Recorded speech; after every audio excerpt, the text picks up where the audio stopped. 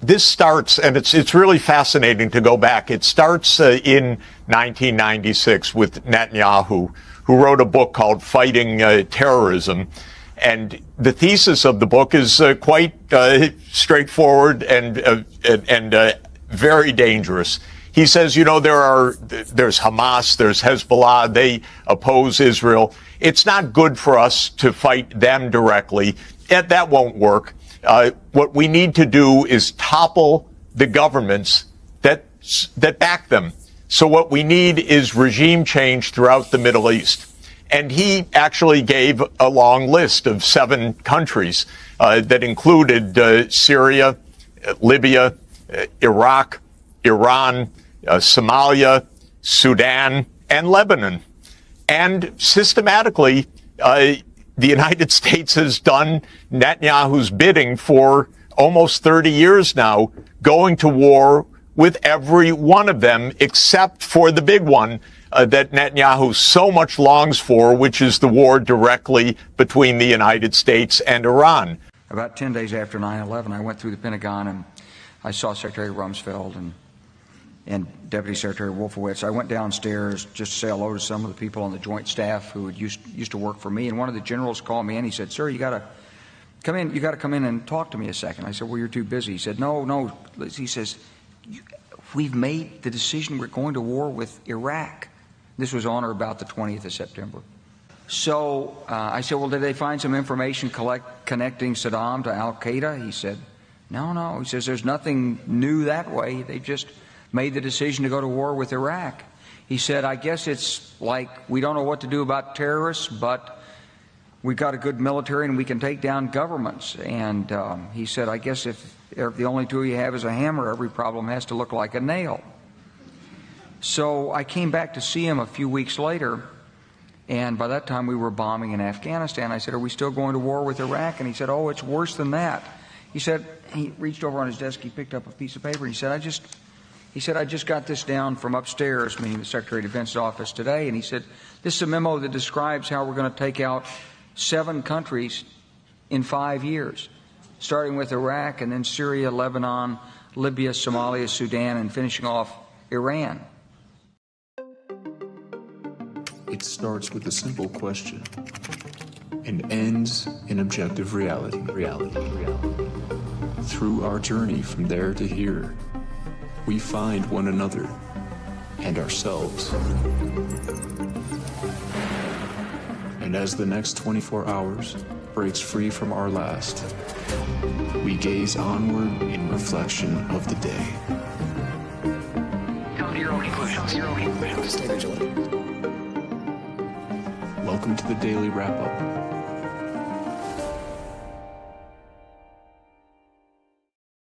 Friday, October 10th, 2025. Thank you for joining me today. I played that clip many times. The clip itself from an interview, the discussion from the book, the reality of that, very widely publicized, despite not being very much immersed within the mainstream conversation. The clip of General Wesley Clark, 7 countries, 5 years. This is not new information. But just thinking about what we're going to go over today and what we've been discussing, it's just really profound to look at that, to think about that. And this is a verifiable fact. Whether or not you think that it explains everything we're dealing with, the point is that I argue, and I think it's very easy to see, that pretty much every major problem we're dealing with can stem back to that relationship. And the provable reality that our governments, the evolving nature of our government, whatever that is, has been coerced, blackmailed, manipulated, bought off, in a kind of rapidly escalating way right up to this very point. These aren't debatable topics, guys. And what's important to see is that through many, many things that have been coerced, wars, the ongoing, destruction of this country in a larger way, not to go into every fine point of how this works out. War, obviously, whether that's blowback, whether that's the sending of Americans to do the bidding of a foreign government, understanding where we are today. And as well, the other part of what we're going to discuss today, and there's many different things, that now, what are they calling Antifa? What are they calling Palestinian supporters? What are they calling leftists in general, apparently? Terrorists. You're all terrorists now because you have a different idea, not because you committed a terrorist act or broke the law even, but because of that flag, which therefore wink, wink means you're going to do all those things. You know, sort of like the left said when they were doing the same thing in reverse, that you guys all decried as absolutely unconstitutional. And I'm only speaking to the partisan conversation, which I don't even think represents the majority today. I think most obvious, average people can see that this violates the Constitution, even if you think it makes sense. And you pick the topic we're aiming at right there. My point, though, is, okay, if they're doing that, what is driving that conversation? What is the effort? Nobody's denying this, that's pushing against Palestine conversations, to protest Israel. I mean, they're high-fiving about it between the U.S. and Israeli government, their policies, the media. It's not even secret. So what I'm trying to highlight right there is that conversation is about how they coerce the U.S. government to go after its enemies, conduct wars for it. Well, guess what's happening now? You are the one they're aiming at. Because what they say, we're going after the people and Netanyahu has set in front of Congress many times and made the case for why we have to, in the case of the book he was referencing there, topple these governments, remove those people from the conversation. Well, the problem is now that's you. You are the biggest block. People like Charlie Kirk, who are beginning to inform their audiences away from the Israeli propaganda, are the block. They are the ones in the way of them. I mean, I guess succeeding in their agenda. I argue it's just completely not collapsing inwardly because of the losing control of the narrative. Like, either way you look at it, the point is, in their minds, that's an absolute. It's necessary. And so what I'm seeing today with that, just taking that mindset, the point that was opening with right there, that if they recognize that, or if that's the narrative they've created, and now they're saying that people who have these ideas or act this way or say that they are the terrorists, as Trump has laid out. There's a mechanism that is being focused on you. As Whitney talked about, the wars, your body's the new battlefield, the domestic terrorism focus from Biden. I don't know how anybody can miss how clear all this is. The rest of it's narrative. And this doesn't mean that there's false everything within every narrative. There's clearly issues around left-wing extremism like there is about right-wing extremism, or rather, just an intelligent way to put it, around extremism, wherever that may be, instead of trying to pigeonhole it into one type of an area with this group, or if they wear that shirt, that's that kind of thing. No, that's just extremism. No matter what the color shirt was, no matter what the group they're with, that's the point. It's sort of like saying it's political violence. No, it's just violence. That's a label you're putting it on to make it a certain way. Or hate speech. No, it's just speech. At a core point, I think most everybody can agree with those things. It's the screaming idiots at the top of the paradigm that are right now high-fiving about stopping people from burning flags. Whatever you think about that, despite that being a constitutional reality, that it's protected. The point is, there are people out there who are undermining things that they act like they're fighting for because I guess they feel involved. It makes them feel like they're part of some higher circle, or that they're just too dumb to realize that they're fighting against the things they claim they're fighting for. Either way, it behooves all of us to point these things out and say, well, that's hypocrisy. That's lacking a principle. There's someone who's actually following through with what they say, even though I disagree with why they're doing it. Just being honest and objective. So what we're going to go through today in general is the larger point around this, and that mindset. How all of this seems to be, not just the ongoing fake ceasefire that we'll talk about. The latter part today we'll be getting into, which I think everybody saw coming, the lies around this conversation, and the fact that, in case you're missing it, as of right now, Israel is still currently bombing Gaza and has been every moment since they claimed this was a ceasefire. Just like literally every single time we pointed this out. Maybe save for a few where they were actually pretending to stop, even though they weren't, and they were bombing in the West Bank or secretly doing things in Gaza they didn't want you to see, but they were pretending to stop. They didn't even feign stopping this time. And yet they all screamed, we won, ceasefire, Nobel Peace Prize. We'll talk about that. We'll talk about the illusion that I see of the James Comey and Letitia James indictments, which are just accusations like we were talking about. I hope they go to jail. They deserve to. I don't think that's what's going to happen. And so if you can think about that original point, my point would be taking something as simple as this. Why would you think that's happening? And why do you think that connects to the conversation of Israel corruption, or rather just foreign government influence? I think it's because this is about dividing this country along partisan lines and feigning to go after people for corruption when the entire thing is corrupt, to get you completely mired in a conversation that will never go anywhere. Like the conversation of debating the as if your vote actually translates to the outcome today, getting you debating about how that was stolen. In no way am I arguing those things don't happen or you shouldn't care about it. The point is that if you recognize how we've been played and how long ago these things were taken. The rest of it seems to be largely theater, but prove it to yourself. Look into it. But the fact that we get mired in these conversations. And so the point is today with the conversation of the indictments and fake accountability, this will drift on for the rest of their administration. And I argue nothing's going to happen. And we'll go over why it seems the evidence is already suggesting that. We'll talk about some foreign policy points I think are also still relevant around that same larger foreign policy point around Afghanistan and bombings from Pakistan and why I think that actually happened. Conversations around Venezuela and Colombia, seeing as how the last ship they attacked, Colombia is claiming were Colombian citizens. Interesting point, since we were just talking about the Colombia overlap, and the U.S. is stressing that we're still allies, we're still on the same page. We'll find out how that goes. We're going to talk about Qatar and the Qatari airbase being built in Idaho. I mean, it's just keep screaming that you're winning, everybody out there pretending like this is not the opposite of everything you thought was going to happen, because that's insane. And even people like Laura Loomer. I mean, a video of Donald Trump talking about how Qatar, the government, are basically terrorists and now doing this. It's Israel, guys. That's what this is. Qatar is, I mean, like a lot of this, UAE, these things are basically facilitation and sidestepping things for Israel. And the point is, even those like Loomer screaming about why this can't happen are still supporting Donald Trump. We'll talk about the Charlie Kirk overlaps to all of this. We're going to get into some Israel influence and largely latter end with the fake ceasefire and the many, many points around that, which are, hard to get into. But the sad reality is, no matter what ultimately happens, I don't care if today, this moment, Donald Trump and Netanyahu genuinely decided to go, yay, ceasefire. We will stop everything. We'll let them build their own state. And everything you ever wanted can happen. They're still not forgetting a year and a half of genocide. That's something we really need to think about. Even if they actually gave you everything today, are we going to forget that they've been funding and arming and like in like a jovial sense, allowing a genocide to continue while telling you you're lying about it, that you're gaslighting, that you're a terrorist? There's just no way around that. There is no praising them for anything that happens around this conversation. Well, let's just make it clear, Trump and Biden at the very least, since both of them have continued to fund and support the genocide. There's no way around that. Maybe if it was months and they were funding it and then suddenly realized, no, we're talking about ongoing, long-term, in-your-face genocide support to this very moment. And they lied about the ceasefire. So keep that in mind as we go through it. I'm going to start today with a shout out to a recent interview. Really, it's Catherine Austin Fitts always just as a way of putting things.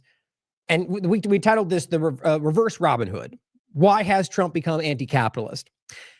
And it's interesting because, that's not the narrative, right? It's supposed to be the capitalist versus the communist. And the reality is, as she'll tell you in her opinion, as the financial expert in the conversation, that we have never had a more anti-capitalist president than Donald Trump. That's her opinion. You can decide for yourself. But look at the policies. Look at TikTok. Look at NVIDIA. Look at Intel. Look at screaming down corporate media outlets to do what they're told or get on, or the FCC or any number of smaller points that show you the exact opposite.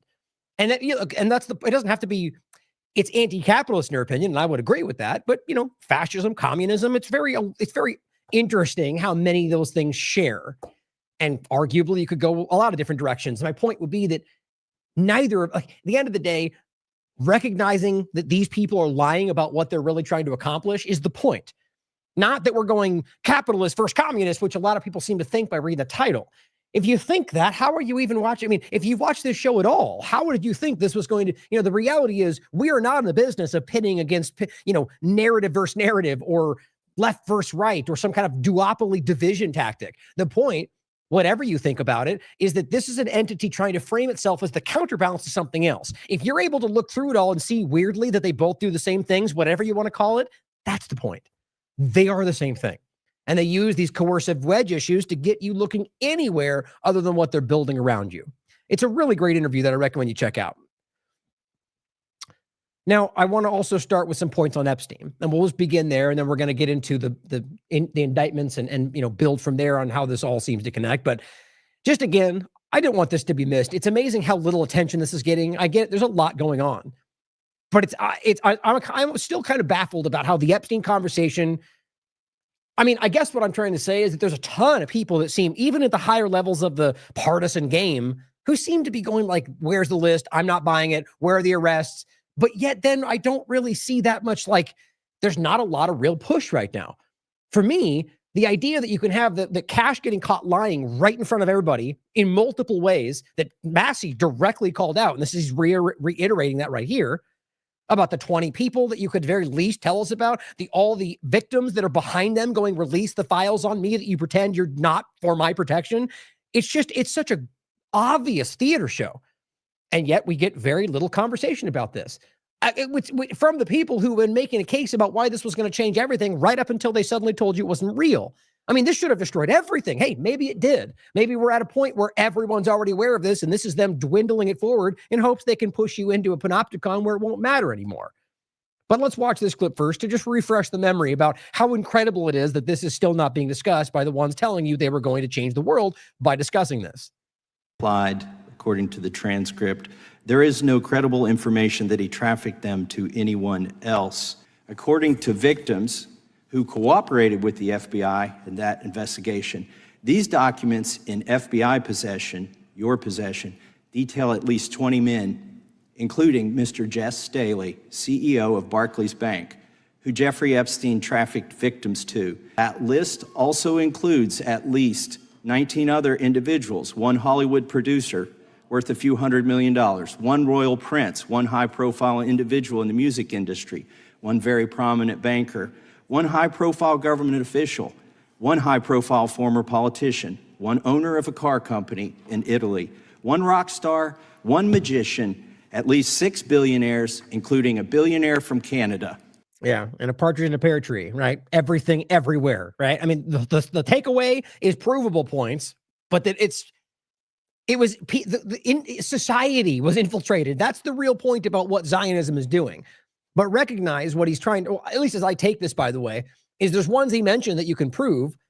People often, ask, why wouldn't he announce them? And that's a fair point if he has it. But the question is, or the point is, it seems as if a lot of that information is within the FBI's awareness, but not known to people who have this information he's reading, that there's a reason those things were held back. And that's the point. Either way, whether it's Massey and Cash, question these things. The point is the government is clearly not allowing that information. And Cash was even lying to you, telling you he wasn't allowed to, when really the block was really only in Florida. It's just blatant misrepresentation while they're out there screaming about accountability and then even get fact checked on Twitter about how they haven't done that. It just, I think I even have that next, but really important to think about this and how this is right in front of you right now. 20 people. We know that Trump had the names, his name personally redacted from all this. We know that they held back personal other information about people that they were associates. This was all very publicly released. They're straight up covering this up in hopes that people like Alex Jones, Nick Sorter, Benny Johnson can come out there and yell at you about something else and cheerlead about whatever they just said 30 seconds ago in hopes that you don't focus on this, on how obvious this is. I don't think it's working, but I think it works for the fake perception of what everyone's talking about. See, they're two different things. They can. My point is, if there's people out there that are kind of just wishy-washy and just going along with what's happening, they get guided into that being what's going on because they're not pushing back. I think the majority of people out here are like, I'm not buying it. I'm not having that. But they don't get represented in what they project to everybody else. And over time, those things can win out. It's a social engineering long game, guys, and we can see it happening every single day. I mean, you tell me what you think. I think it's shockingly obvious because this is insanely clear. Those three people I just listed were the ones screaming about this the most, and now they're looking over there. Seems wild to me. Here's another clip, and this is important because this is Johnson, right? Despite, let's remember at the beginning, it was like, he'll never be the guy. He's a rhino. And then he got in and he was like, he's the guy. He's our favorite. Showing you how completely whatever we're told to say is what we think that day. The whole, I support the current thing of the right. It's the same game. But here's Mike Johnson being called out even by, News Nation for why he hasn't sworn in the 218th vote. The point is they won in a recent election and are withholding to swear them in. And Massey's at least accusing them of doing that in order to withhold this vote. Now, his point is that this is what do they call it? A pro forma session. But the point clearly is that, well, you've done it before, so why not now? Well, you can decide for yourself. At the end of the day, maybe it is just a waiting game. I'm still arguing that the reason they don't do this is because right now they're doing everything they can to whittle that down to 217. They need 218 votes, one of which needs to be sworn in to make the 218th. But if someone like Nancy Mace, for example, can be convinced to not vote, like I think she currently is, to release the list, well, they won't be able to do it. And what do you know? The timing of the whole just lasts just long enough until that 218th vote no longer there anymore. What a coincidence. Sorry, go move on. And now we're back. Like, that's what I predict will happen. I hope not. But listen to this back and forth, and I find this very revealing. It's just showing you that even people on their side are going, I have to call this out. Everybody in my audience is asking for it. The Epstein files. There she is there speaking. Why, that's the politician they're supposed to swear in. Why won't you swear her in? Yeah. I mean, again, they're becoming experts at distraction and red herrings. This has absolutely nothing to do about Oh, so you didn't answer the question. Epstein. This is a scheduling matter. As soon as the Democrats vote to reopen the government, we will get back to the regular order and session of Congress. And see, he just skips right past the Epstein point. Not about Epstein. You're all distractions and red herrings. Well, okay, let's just even say the point is that they're trying to distract. Okay. But in the material sense, that's the point, right? So the Epstein thing's waiting. You're waiting on her, even if it's by coincidence. And now, when this goes away and that is left one way or the other, it will very much tell us the reality of it, won't it? He's clearly trying to avoid even addressing that. Again, I'm telling you, my gut tells me that when this comes to pass, he'll just try to muscle this forward and act like it doesn't matter because the votes will be changed. I hope not. That'll be, I'm sure, among our first orders of business is to administer the oath to the newly elected representative. This is just a matter of the schedule. In a pro forma session, no one's there in the chamber. It's literally sometimes 3-4 people. And remember, that's because of the way that they let this happen. I mean, that was what this was created in the first place, not just because of the continuing resolution. This was all discussed by Massey, right? So he's pointing to something he had a part in kind of allowing to be the way it is in the first place, as if it was organic. It was not. A clerk and whomever is serving as the interim speaker, they bang the gavel in, they say the pledge, and they bang the gavel out. That's it. It's just to keep Congress functioning. It's a tradition of the institution. But we'll do it right and do it in the right way as soon as everybody gets back here. I understand, and that makes perfect sense until we look back and see that there have been Republicans sworn in during pro forma sessions. So, oh, you know what? I think I'm realizing News Nation's. Yeah, right. That's Cuomo and everybody. So I'm guessing that's more Democrat. It's all mainstream alternative media propaganda for me. But either way, that's more a case that was unclear. I think I was kind of framing it as News Nation being more like One America News, which I don't think is even close. Let me know your thoughts in the chat. It's hard. Once that all kind of I see them, Cuomo and what's the other group? It doesn't even matter. My point is I see them all as very mainstream alternative media. But I guess that would explain more so the pushback, to make that clear. Why should it be different for a Democrat? The great question. There was a unique exception made when the 2 Florida representatives were sworn in earlier this year after winning a special election. And the only reason we did that is because it was previously noticed for that date, and they flew all their families and friends in for the ceremony. So, okay. So the bottom line is there's a law or whatever, regulation, guideline, whatever they're calling, and people we like had an issue with it, family. Okay, so we'll just make the exception. Okay, well, that's just all noise. You could make an exception now if you wanted to, is the point. Very clearly, he's just choosing not to. That's obvious. Because they were here and the session got canceled, we just went ahead and did it because their families were here. That's the main purpose of it. But, so if she flies in her family, would you guys do it? All of us, she'll get the full bells and whistles. It hasn't been scheduled because we don't schedule things for pro forma. No, but they're trying to make an issue out of nothing. I've looked forward to welcoming her. She's congratulated for having won her father's seat. He served a long time. She'll have a great career. But, again, these are distractions. We have to get the government open so that we can get all these regular processes working again. That's all this is. Okay, yeah, sure. Why not, buddy? Okay, well, then we'll just wait and see then, won't we, right? So when, hopefully not, but when inevitably that whole thing adds up to, oops, too bad, we lost a vote, can't happen now, then it'll all be obvious. I mean, I think it is now, to be quite frank. I think it's very clear that this is in design. Like, look, I'll point to what Massey said, because I agree with this, and I've been saying this quite a long time. This is always how this tends to be used. Always. It's right here. He goes, remember, the swamp loves the threat of a shutdown. How long have I been saying this? I mean, it's not even like uniquely my opinion. It's very, very obvious if you just recognize how it goes. Like he says, by withholding funding for things Americans want, they can get funding for things nobody wants. And usually it goes both ways too, or I guess more, they go basically. So there's a way that the government can do this to get you to accept things that you didn't want, but also get left versus right, where they have personal agendas. And let's just say Israel lobbyists or whatever, gun lobbying, big pharma lobbying. The point is they can demand that you insert some rider that's added at the last second that nobody even sees that allows Israel to exercise military conduction, things in Alaska. I remember reporting on that way back when that first happened. The point is that those things happen and nobody sees it because we're focusing on the larger conversation, which is about farm funding. I think that's what it was actually about. Back in the day, it was funding. We have to allow the farm to be the funding, and then everyone, justified it because it has to happen because it's time sensitive, and then all these other things were jammed in. And I argue, like he's saying, that's not by accident. They intentionally make these things that we desperately need, or Americans largely claim they want, and then they hold it hostage over a lot of different things, even amongst each other. And it says, we should be passing separate funding bills, not one giant funding bill. Yes, like anybody with a brain has been saying forever, this is how they use the continuing resolution or the NDAA, all these massive things where they time sensitive and then jam all sorts of things in, like, indefinitely holding Americans in prison, or, Smith Modernization Act, all the great things that we get from stuff like that. And he says, reposting this relevant thread from 3 years ago. And he simply says, we first have to abandon the absurd notion that we should pass just one bill. It's an omnibus bill. It's a big manipulation. God forbid this, you have to actually, work more and give more time for the things that historically were never a job, but actually a duty. And they always did other jobs. Now they're millionaires. And then they demand you respect them for doing something that should be a duty in the first place. Either way, I think that's important to think about.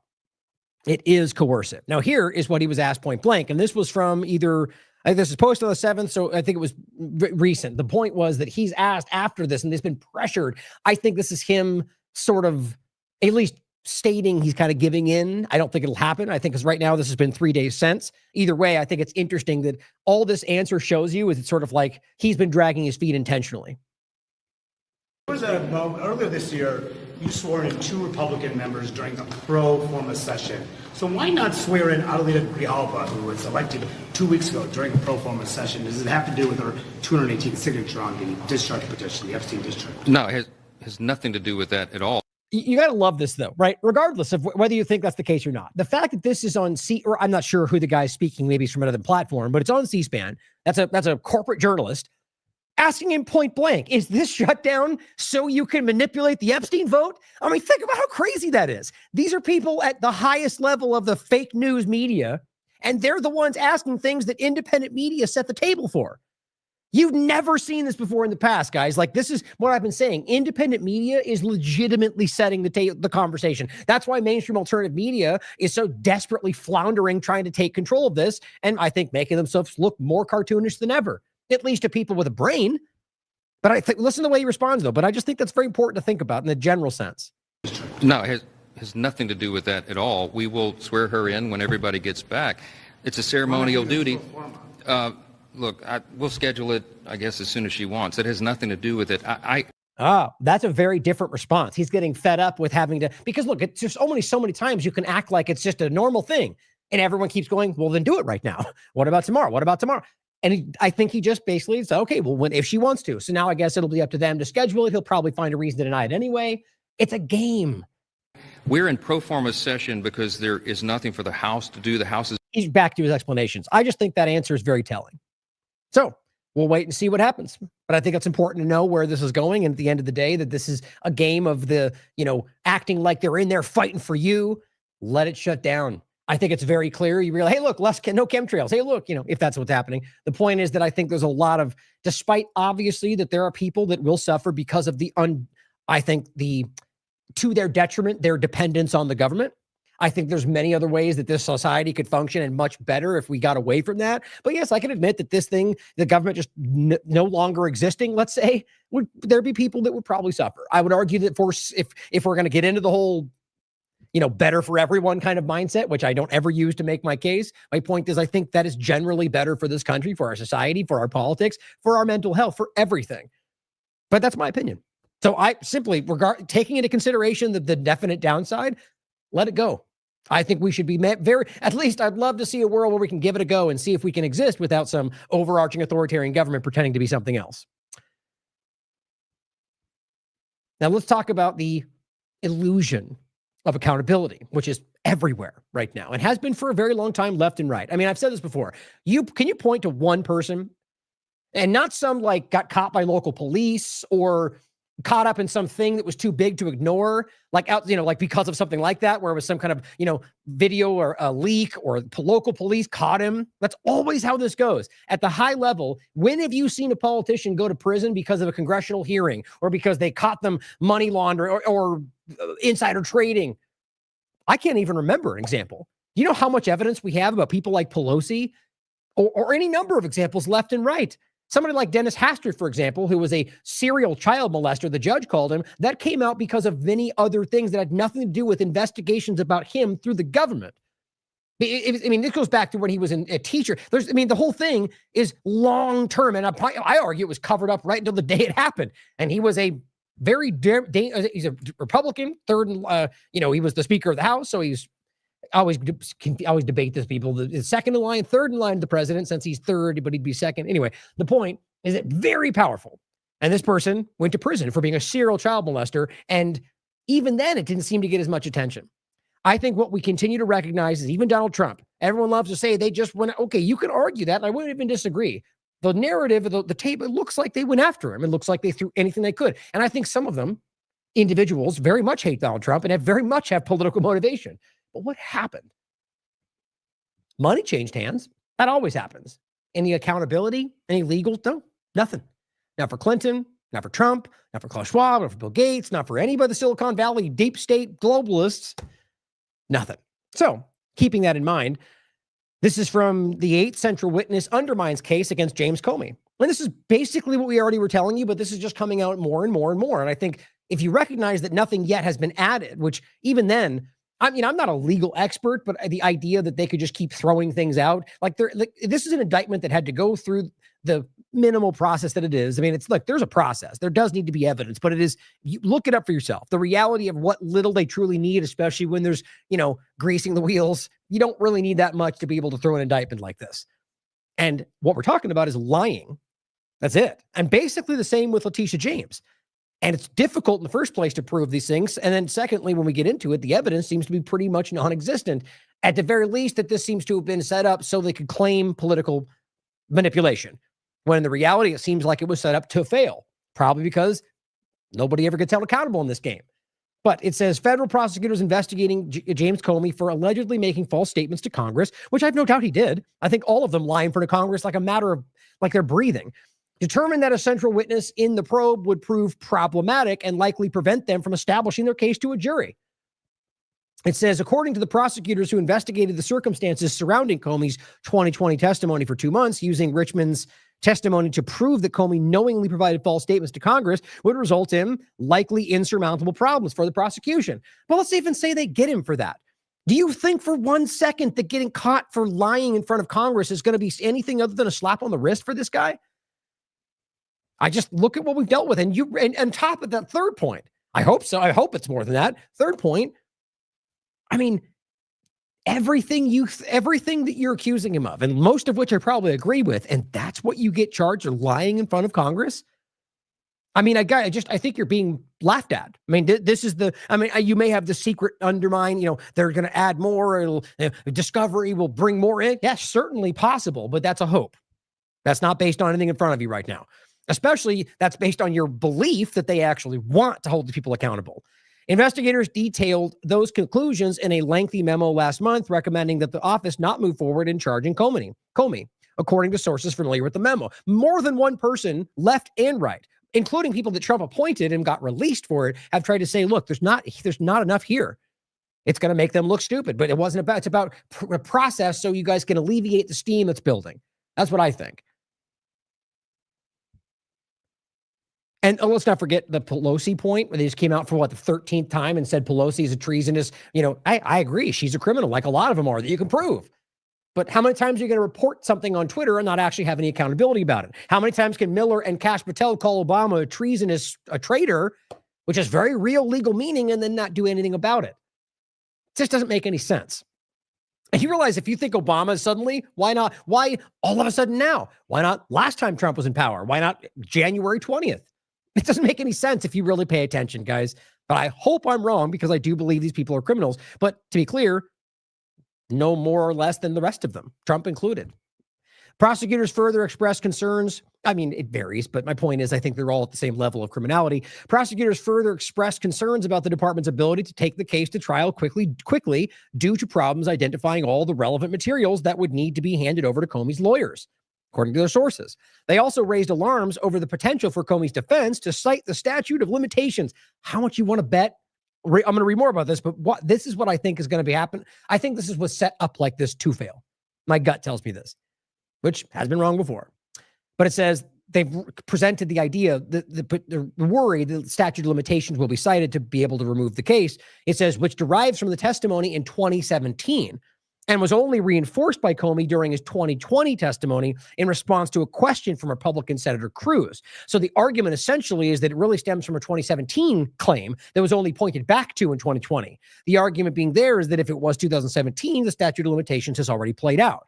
It says prosecutors rushed to secure the indictment days before the statute of limitations expired for 2020. Right. So if his lawyers can successfully argue that that was simply them pointing, and the real issue is what he said in 2017, which is what it seems to be, they're simply going to say, well, okay, well, then all that's on the table is what he said in 2020. And that's only pointing back to something. It's not going to be legally. That's what I think this will be. He goes on to say, although they believe Comey's lawyers can't argue that the statute of limitations expired years earlier, as the underlying relates to 2017 testimony. Quote, nothing is being done. What about, and this is important. This is what Donald Trump posted. And by the way, it appears that it's turned out to be what we all expected. We shouldn't have surprised anybody. This one here.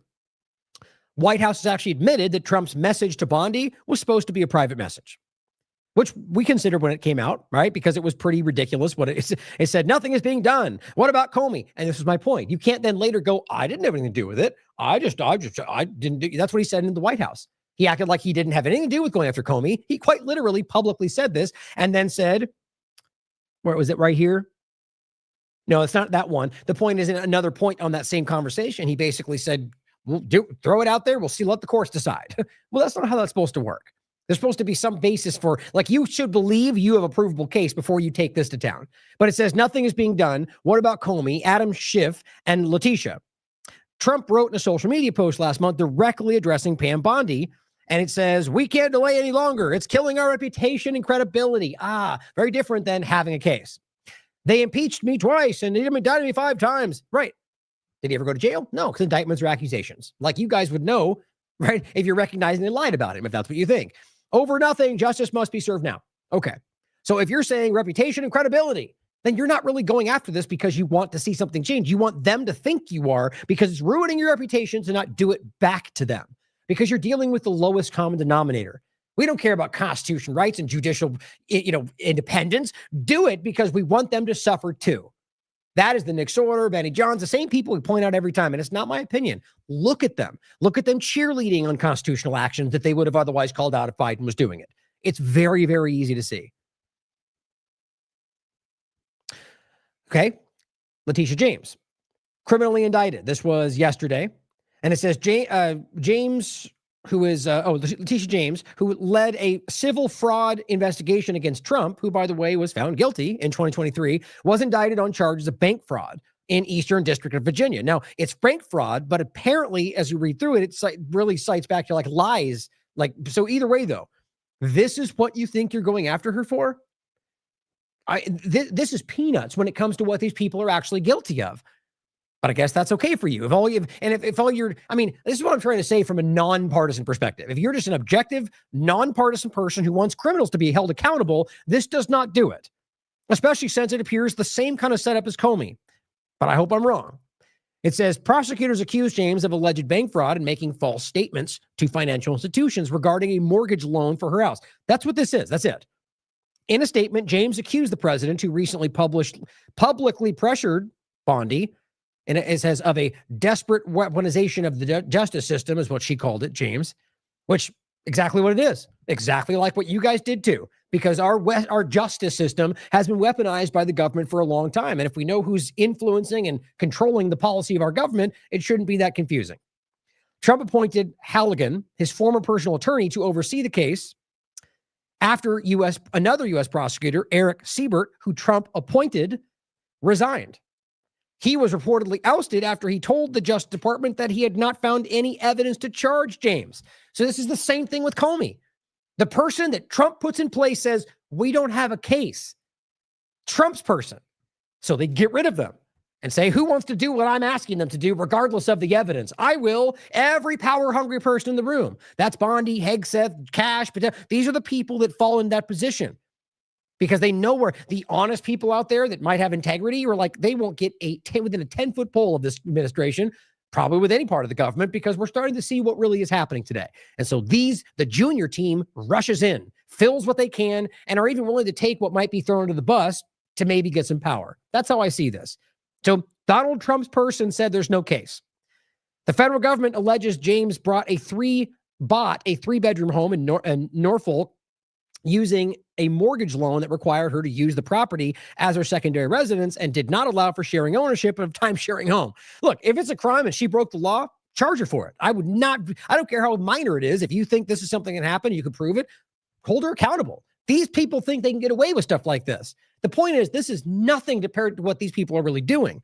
But if you dive into this further, it gets even more kind of menial.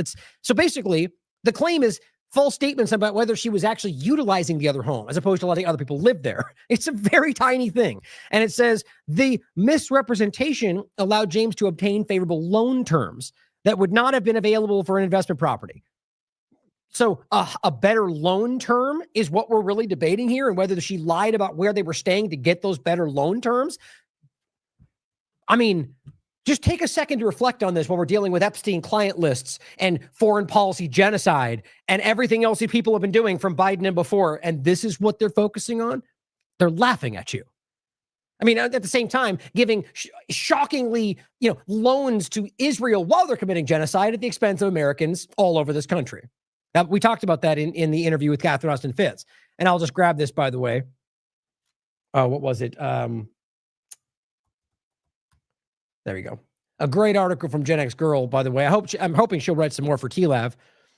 How American tax dollars prop up Israel's zombie economy. And we get into the bonds, which is just, it's incredible to understand that these Israel bonds, since October 8th, over 35 states and local governments have purchased Israel bonds. Of those, 35 specific data is available for 17, and 9 countries which have invested $2.4 billion in these bonds. Now, what's crazy about it is U.S. Americans, there's right here, laws in many states, including Florida, Pennsylvania, prohibit divestment. Now, what they did is they actually created what they call bonds, alternative BDS called bonds donated to schools. So Israel, seeing the success of the BDS movement, claiming that they're all terrorists, go through the legal channel. Then they do, and it's working, so they attack them for it. The point is that they tried to circumvent that. So they want people to divest from the schools funding, right? And most people in these schools want that, including people at the highest levels of the school itself. And what do? Well, they get high-level billionaires connected to the school to donate bonds they can't deny. And then what the legal reality is, they're not allowed to divest for them for a period of time, which is sometimes a year. So basically, they're tricking them or manipulating them into not being able to divest, even if they want to. Then they pass laws that say that people around the situation, pension funds, are not legally allowed to divest from it, as they're losing tons of money, millions of dollars from your pension fund, so Israel can keep bombing children. It's a good summation, but there's a lot more to it, guys. It's amazing how crazy and obvious all this is. So back to the point. So the home and the loan. And it says the Trump last month called on U.S. Attorney General Pam Bondi, who leads the Justice Department, in a social media post to prosecute his political opponents, including James. We can't delay any longer. It's killing our reputation. In the civil fraud case brought by James back when in the last administration, Trump was found liable of falsifying records to secure better loan deals. Isn't that funny? Leading to a $500 million fine. The penalty was thrown out by the appeals court, so he didn't even get a fine, let alone time in jail. It says, which called the fines excessive, though it upheld that Trump was liable for fraud. So you can call it political, the evidence presented, and the court found that he was guilty. But nonetheless, still throw out the fine, no jail time, not even a slap on the wrist, guys. You defrauded the American people for $500 million, no big deal. Of course, you could argue they lied about it. I wouldn't even shock me. What's crazy about it is he could be found guilty, no consequences, for exactly what he's now trying to throw at her, which will probably be thrown out too. You see how obvious this is? None of them are going to be held accountable if you're paying attention. I hope I'm wrong. The evidence speaks for itself. Now, on just an additional point, we just talked about this when she was in front of Congress. Pam Bondi accidentally, which I always wonder, maybe it wasn't accidental. You know what I mean? Like these things they must know, they look. But here's what's interesting. A lot of times you see it and you go, oh, that seems like something they wanted you to see. To me, I honestly think this is just that Bondi being out of her league. And if you read what she says, it's embarrassing for her. Bondi accidentally reveals her burn book for fiery Epstein hearing. What was she saying? Little quips and things he was supposed to say about each of them. Instead of answering the question, you took money from them and you, Reid Hoffman, remember? And what did I tell you? She accidentally got him confused and accused somebody else of something that was meant to be somebody else. And then she was like, Reid Hoffman, or I don't know, maybe I could be wrong. Like, what? This is how bad and out of their depth these people are. She literally wrote a list of little things to say about these people, and even then can't even get her narrative straight. It's embarrassing. These people are out of their depth. Now, on accountability, I want to reiterate this yet again. That Alex Jones saying on the 23rd, or plenty of others, that he had his big actions coming that DOJ told him were coming. Well, guess what? What I'm continuing to see from this, they did tell him that. What they did is use him like they always do. Drip this out to your audience as absolute bombshell, end of the world, changing everything. And it turns out what you wanted was just him to get you all hyped about something that was going to go nowhere as planned. That's my feeling on it. I hope I'm wrong still. I hope they still go to jail, just like I hope these other politicians do, because they're all criminals. But I guess we'll wait and find out. They just all the narrative about how this is all coming down. Well, here, John Kennedy says the fact that then special counsel Jack Smith, remember we just talked about Pelosi in the same way, Kash Patel comes out calling her a big traitor. I don't even see a process beginning. Same thing here. He says special counsel Jack Smith tracked the private communications of 8 sitting U.S. senators. Yeah, that's insane. You can do something about it? We need a hearing as soon as possible. Okay, got it. So you have evidence currently in your possession that proves that he illegally spied on U.S. senators. Okay, what am I missing? Let's all gather together and discuss this in front of people on the TV so we can all grandstand and spend 8 months doing nothing. How about instead you just put the person in jail with the evidence that you can prove he committed a crime? I know it's shocking, right? We live in this PR theater game we call politics, guys. These people are all trying to distract you, or they don't even know they're being played, or they're getting manipulated by a foreign government. I don't know. I said, yeah, guys, let's talk about this a lot more. Then do the media rounds and claim a bunch of things and call a bunch of people names, then do absolutely nothing about it. The Uniparty doing its thing. Again, guys, I'm not saying this just to be repetitive. I genuinely hope that I'm wrong about this. I hope that person goes to jail because it's not a partisan thing. You can see what they did was wrong, and it should be wrong whether they do it to the one side versus the other or all of them. The bottom line is, if they actually go after this thing, it'll truly, I think, would expose what we're saying. It'll expose this is not some one-sided left-wing terrorist attack on the government. That's not what's happening. But let's wait and see. Same thing here, but 5 times August. This is Disclosed TV. He says, we have 82 vaccines that we give simultaneously. And I'm a vaccine believer, by the way. I believe in a lot of vaccines, Trump says. But when you give 82 vaccines to a shot a little baby, that hasn't even formed yet. That's a lot of vaccines. And meanwhile, next day, hey, guess who's still giving 82 vaccines? The U.S. government. Every which way you look. Did they begin? But did Trump just change his mind and begin a process through which they're going to suddenly change that? No. Did they begin a slow process where they're going to try to use evidence? No. They just said these things out loud, went right back to allowing those things to happen. As August points out, yay, let's just keep talking about and hinting at vaccines being dangerous, but continue to leave them all on the market while kids keep getting injured in the meantime. Tylenol, you got to avoid immediately. All those 82 vaccines, hey, well, you'll figure it out. You can take what you want from this, guys. I'm glad he's pointing at it. I think that's a good thing. But when you recognize that they know you all see it and they then make, for my opinion, no, they're not going to do anything about it, the best they can do is make you think it's in the works. Do something. You guys have said things like the RFK Jr. didn't need to be told this. And where are we? I was literally just laughing at Tim Pool talking to Roseanne Barr. I just happened to catch it. I was going live for Rumble. Of course, that's the main video they have playing right in the homepage. and just talking about how RFK is doing the best ever and Stephen Miller seems to be the one really running everything. And we're so happy about that. I'm not even making that up. Stephen Miller, a lunatic Zionist who is outrageously, everything he's proposing is undermining constitutional rights, and you guys are cheering it on? Maybe that beanie's a little too tight. They don't even care, guys. It's about team my side, whatever that means today. This is obvious, and they don't actually change. This just continues. Everything go from the health side, vaccines, fake meat, fake butter. Thanks, Bill Gates. He's right there with them, guys. BlackRock and funding. Israel and funding, Ukraine war and funding. What are we talking about? But yay, hashtag winning, I guess. Well, Paulina Luna, the Nobel Prize Commission's lost all credibility. Oh, now, I guess. Not when they gave Obama the Peace Prize for nothing, right? Now they did. Why? Because Trump didn't get it. Has ended, this is what she writes, ended 8 wars. Can you list those off, Paulina? Right? Can you give me a list of the ones they've ended? I guarantee it includes Ukraine and Israel, even though nobody's arguing those even came close to ending. And what are the wars are we talking about? They're just making things up. 8 wars in 9 months. That's what Trump said the other day. That's a joke. Nobody believes that other than people lying about it. And even then, I think they actually know they're not. I think they know it's not true. Deserves the Nobel Peace Prize for supporting a genocide, for bombing Somalia, for continuing to allow everything, for ethnically cleansing a location and building a what do they call it? Gaza resort? What do they call it? I forget the name they used. I just don't understand how anybody could take that seriously. And this is my point. They know they're simply nodding to the others, like a Sorter, like a John, who will just care. Go look at their platforms. They all went, yay, this thing. I support the thing. We're all angry about the thing that's supposed to happen. That's what's happening. Here is Simon Godek, somebody with principles who actually cares.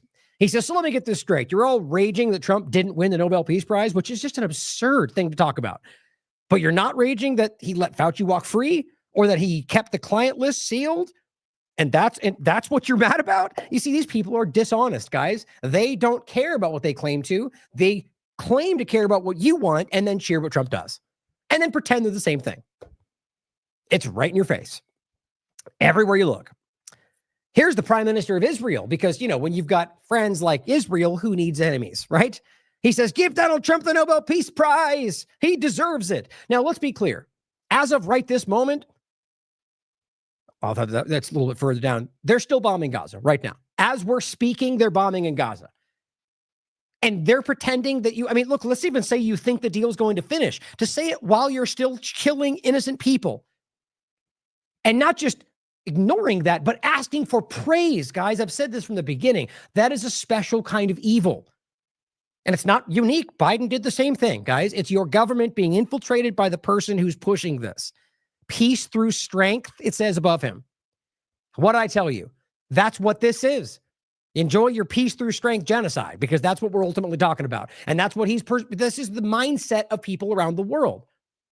I just can't stress how much this is going to destroy everything that we think holds this world together. You're allowing the monsters to not only continue to conduct genocide and be praised for it, but to rationalize, to set precedents for other people who might want to take that. Like if you thought we were in a world where the good outweighed the bad and the evils that do exist aren't, that wouldn't ultimately find purchase with their evil mindset. This is changing that. Every single moment that the world, other bad actors are going, well, gee, I see the model. I see exactly how this is supposed to go. If I deal with them and I allow them to take what they want from me, I can do whatever I want and win a Nobel Peace Prize for it. Well, let's talk about more foreign policy, right? The ending wars is insane to me. That you can even pretend like anything, even close to that, is happening. Well, we talked about the Afghanistan base. This is more of an opinion, but it's interesting to consider. First, the peace president who wants to steal back parts of Afghanistan because we want it, no big deal there.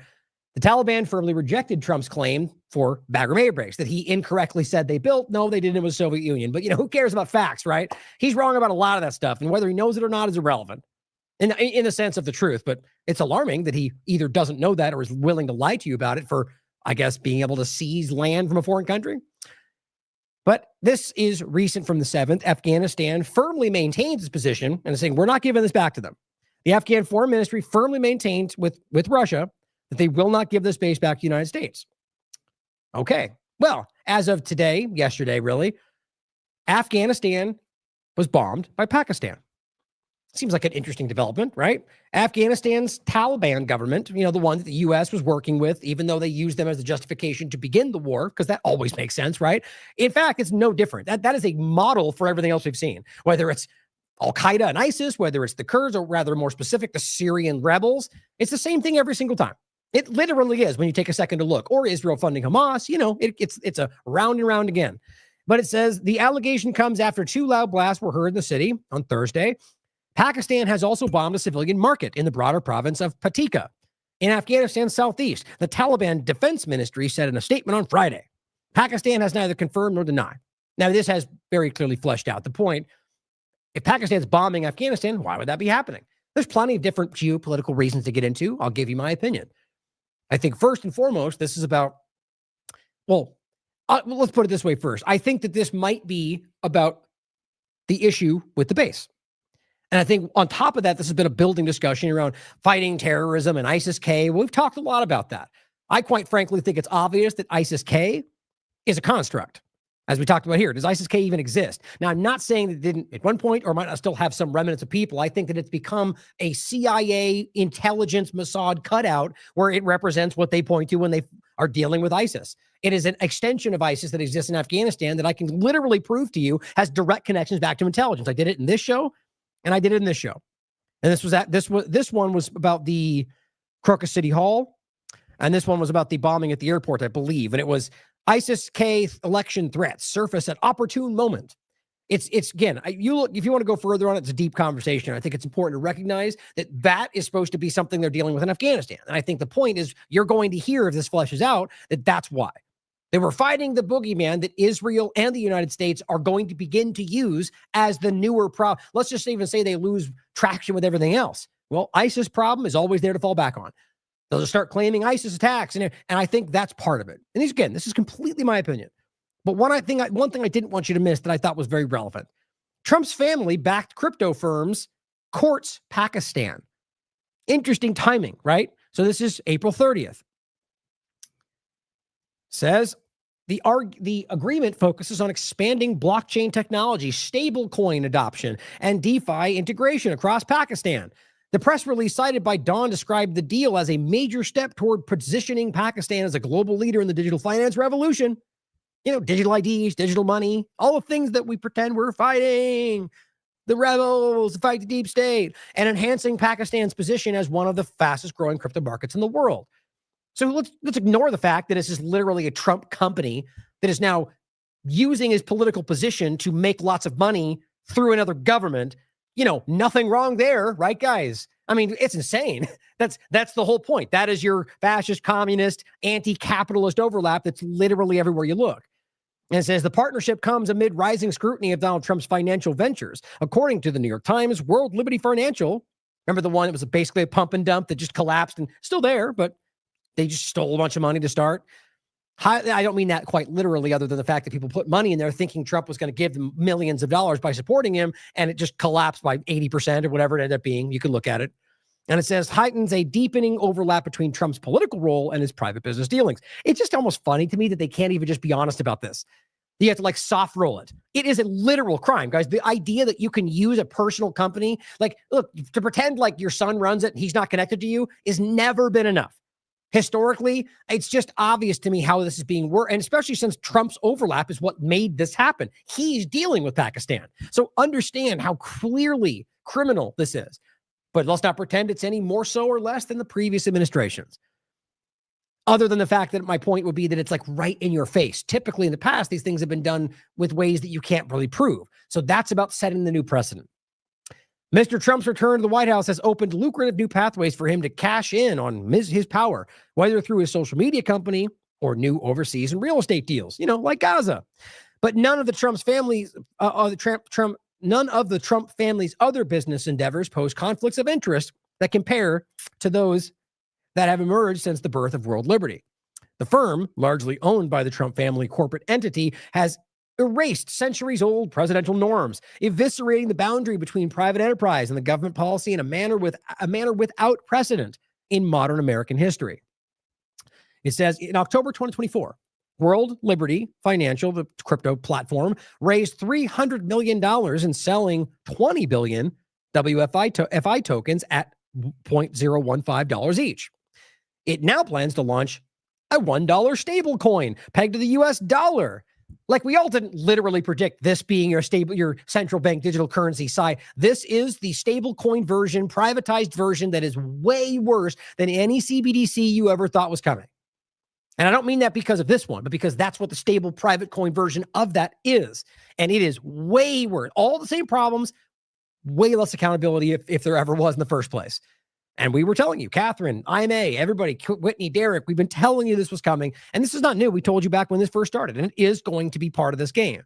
But it says to boost liquidity and support its U.S. expansion, World Liberty secured $25 million investment from DWF Labs, a Dubai-based market dealer. They're literally working with foreign governments through this Trump company. Earlier this month, the company's founders also met with Binance's Zhao in Abu Dhabi. Zhao recently completed a 4-month prison sentence after pleading guilty to crypto fraud. But hey, let's work with Liberty Financial because that's good optics, right? They don't care, is the point. Ondo Finance sold 130,000 coins to World Liberty and later donated $1 million to Trump's organization or his inauguration. See how obvious that overlap is? The company is backed by Peter Thiel. Of course it is, because this is all much bigger than it seems. But guys, this is transparent. Now, look, like I said, you can make arguments like Pelosi and funding and the investments before the pandemic. This is just right in your face. And it's not like they're saying, well, they did it first, so we can do it too. They're pretending that's not what's happening while criticizing what they did. Just people have blinders on about their chosen ideologue. That somehow it's okay when he does it because he's fighting for freedom. It's childish. Now, I'll include these for to talk about ISIS-K. I think it's important to understand where that seems to be going. But we'll keep an eye on this. I think the important thing to think about is whether what's now suddenly happening in Afghanistan has to do with some other coercive movement happening, right? That ultimately Afghanistan bucks the new plan for what they want to do in Afghanistan and possible coercion to get Pakistan to take action against a group they were already talking about, and Israel wanting the same, as well as the rare earth minerals that take place in Afghanistan that China is now pushing back on. I've been saying this for years. So is anybody who's paying attention. The rare earth minerals, I bet you I can even get this to pop up. There it is. Look at that. We put this out 2017. U.S. to extract minerals from Afghanistan to defray the cost of assistance. In other words, we're going to rape your country because we stole everything and destroyed it. And now you owe us. That's what they're saying. Defray the cost of assistance, which destroyed the entire country, left the terrorist group that you told you were fighting in power, but you get assistance. And it's lithium, rare earth minerals, all from the mountains. Very public. The point is that was one major issue. And now that China, which we'll probably get into another show, Trump is just posting about it. He's all worked up about it, and he's very much on the weak position in all this. They're basically doing what he's doing with tariffs, but on rare earth minerals in a more of an abstract way, but it's an easy way to think about it. And he's all upset. And how dare he? They're going to ruin everything. And they're doing the same thing you're doing. The point is clearly this is a huge issue. Suddenly now Afghans being pointed to, I think that may be why. Or Venezuela, rare earth minerals, lithium, and gold and oil. This is not an accident, guys. I think there's an easy point to make here about why this may be happening. You can consider it for yourself. So let's talk about Colombia and Venezuela. And it's the same kind of overlap. I think these are all happening for very clear reasons. This one alone for just possibly the point about being able to, you can talk about the flotillas. You can talk about a lot of stuff Israel's done in international waters or international law. This seems to be changing that in the precedent sense anyway. Colombian President Petro says the latest ship bombed by the U.S. off Venezuela's coast was actually a Colombian vessel, which wouldn't surprise me. These people don't even seem to be verifying anything. There's no evidence. And to this very moment, excuse me, right before I started, not a single piece of evidence, not one.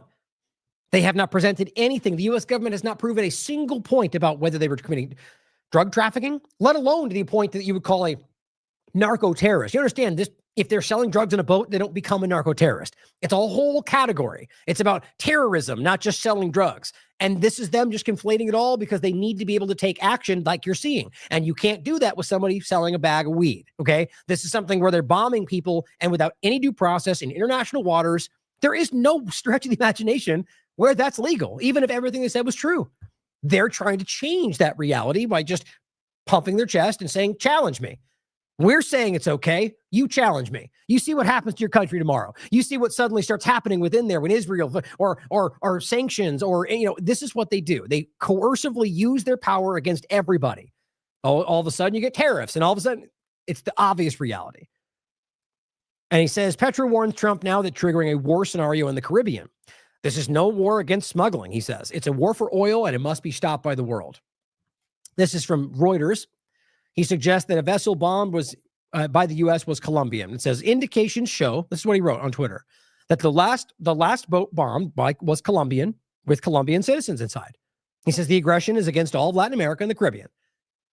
So you could say he's lying, I guess, but it's a very, very basic, straightforward statement. Colombians were on it. It's a Colombian ship. That's an attack. Simple, right? Here's how they responded. Just showing again, it's not the point to understand is these people are out of their depth. They don't know the way they respond is emotional, reactive, and usually gives you more insight. And he says, the United States looks forward to President Petro publicly retracting his baseless and reprehensible statement so that we can return to a productive dialogue on building a strong, prosperous future for the people of the United States and Colombia. No, couldn't you just say incorrect? It was not a Colombian boat. Sorry, here's our evidence to prove so what's reprehensible about him saying you bombed a Colombian ship? This is just the way that they're all acting. You claim righteous indignation and outrage and push back, lie, deny, never say you're sorry. It's what they're doing everywhere. It's not new, but we've seen this hard slant by this kind of Curtis Yarvin philosophy of the insider globalist technocrats. Overall, you're simply trying to act like it's insulting when you haven't proven it in one way or the other. And so he goes on to say, the official said Colombia is an essential strategic partner, despite their differences. And the two share priorities, regional security. See, there's an important overlap here. I think he knows this, Petro, especially since my point in the general sense about going after Venezuela for trafficking, even though you can clearly prove that Colombia is the largest exporter and through another ally of the United States, it's peanuts compared to what you can prove from Colombia. And they don't care. They're just lying to you. They're using this for other purposes. But here's what he said. Let the White House give us the information. Oh, how crazy is that idea? How about you prove what you're saying? Give us the information about the people who died due to U.S. missiles so we can see if my information is unfounded. Now, does anybody think for 1 second they're going to do that? Honestly, ask yourself, are you right now going, maybe? No, you know better. You know because they're lying. That's my opinion. I can't prove that. Very well could be that they do have evidence and it'll come out tomorrow. That's being objective. The truth is, historically, just like we clearly expected the Israeli government to not abide by the ceasefire because they've done it every single time before this. So it's really not that hard to see it. He said, prove it. I'm saying you killed a Colombian boat, Colombians on a Colombian boat. You're calling it reprehensible and acting offended. And that's it, I guess. So saying you're offended is enough to ignore any kind of accountability or legal process. I mean, where is this supposed international community, guys? Well, clearly they're showing themselves to be quite inept when it comes to the most obvious genocide we've ever seen. So this seems to be quite a bit smaller than that in a larger sense. So I doubt anything will happen. I think what we're recognizing, if you're paying attention, is that they're just killing whoever they want for whatever the reason is. We'll find out, I'm sure, at some point. And it has nothing to do with, it seems like whether it's even Venezuela or drug trafficking, it seems like they're trying to create a precedent for something much larger, which I'm sure we'll piece together soon enough. Either way, this is terrorism, guys. Remember when they were calling the Yemenis pirates? What in the world do you call this? Even if you can prove these are trafficking drugs, there's international waters. There's a legal reality here that are they the world police? I know they love to see themselves that way. Trump swore famously before he would never allow that. Here we are. There is just no, and again, remember the argument is that they're coming after Americans? They already proved the first one was turning around, let alone how they could ever prove these things were eventually going to the United States. And then if that's the case, that somehow that is an immediate threat of killing Americans with selling something you can't prove they even have. This is so flimsy, it's insane. And they're doing it anyway. But here's DC Drano, with this typically unintelligent mainstream alternative take. He says, I'm confused. Yeah, we know, bud. We know. And he says, Rand Paul doesn't think Trump can drone strike narco terrorists coming to the American. Well, he can't. Funny, there's not like an if and or, but you can't. It's illegal. There's no legal reality there. These people who pretend they're at the highest level of the media right now are some of the dumbest people in the room, or they don't care if they look stupid to sell the agenda. He says, but he did think Obama could drone strike terrorists attacking other countries. Okay. Well, is this not what we always talk about? So what's your point, Drano? That because Rand Paul said it was okay then, even though it's illegal then too, that it's okay you do it now and it's illegal? Or that if Rand Paul thinks it's okay, then it must be legal, right? I mean, this is the most childish take. It is an uninformed, subjective, kind of manipulative take to be like, see, they're hypocrites. Okay, so then it's not illegal because he's a hypocrite, or it is? I mean, I don't even know what he thinks he's trying to make the point here, but overall, you can read the article for yourself, seeing as how they never do that. What's funny is he gives you a screenshot of two different headlines because that's circulating on Twitter, and these people never even looked at these things, I would argue. And it says, Rand Paul defends Obama's drone mistake. This one says, Rand Paul stands by Obama over drone attack. So it's the same article. Here's one of them. Rand Paul defends Obama's drone mistake. Now you can read it for yourself. To argue that this is somehow the reality is clearly he has been very aggressively against the idea of these drone strikes, but weirdly enough makes the case in this one that because hostages were involved, 2015, that therefore this was a different circumstance and that it was a mistake. But if you read the article, in no way is Rand Paul saying this is an okay circumstance for them to drone people without evidence. It's my point. DC Drano probably doesn't even know that. He doesn't even care. He's making a subjective Twitter files type point to try to manipulate you into accepting a terrorist attack. And Daniel McAdams says, why are you so ignorant? Rand spent hours arguing against Obama droning people, you idiot. You're referring to a completely different instance. Now, overall, I don't even think he's confusing these with today. What I think is the point is he's trying to suggest that because he did before, now he's not. And I guess what? He's a partisan? Again, let's just even say that's true. What does that have to do with whether this is an illegal act, you complete clown? But that's all he's trying to do. It's like Netanyahu coming out and going, well, you didn't complain when Iraq was being killed. Well, yeah, we all did. So your genocide's okay because they did one first? Yeah, you're really intelligent. It kills me, guys. These people, look at the following these people have. And I think it's artificial, quite frankly, but I just don't believe Americans are that dumb. I really don't. 2.3 million. I think that's because of the Twitter files, Elon Musk weirdness around this, where these people went from 5 followers to 1 million in a matter of a couple of weeks. More, there's probably more in between there.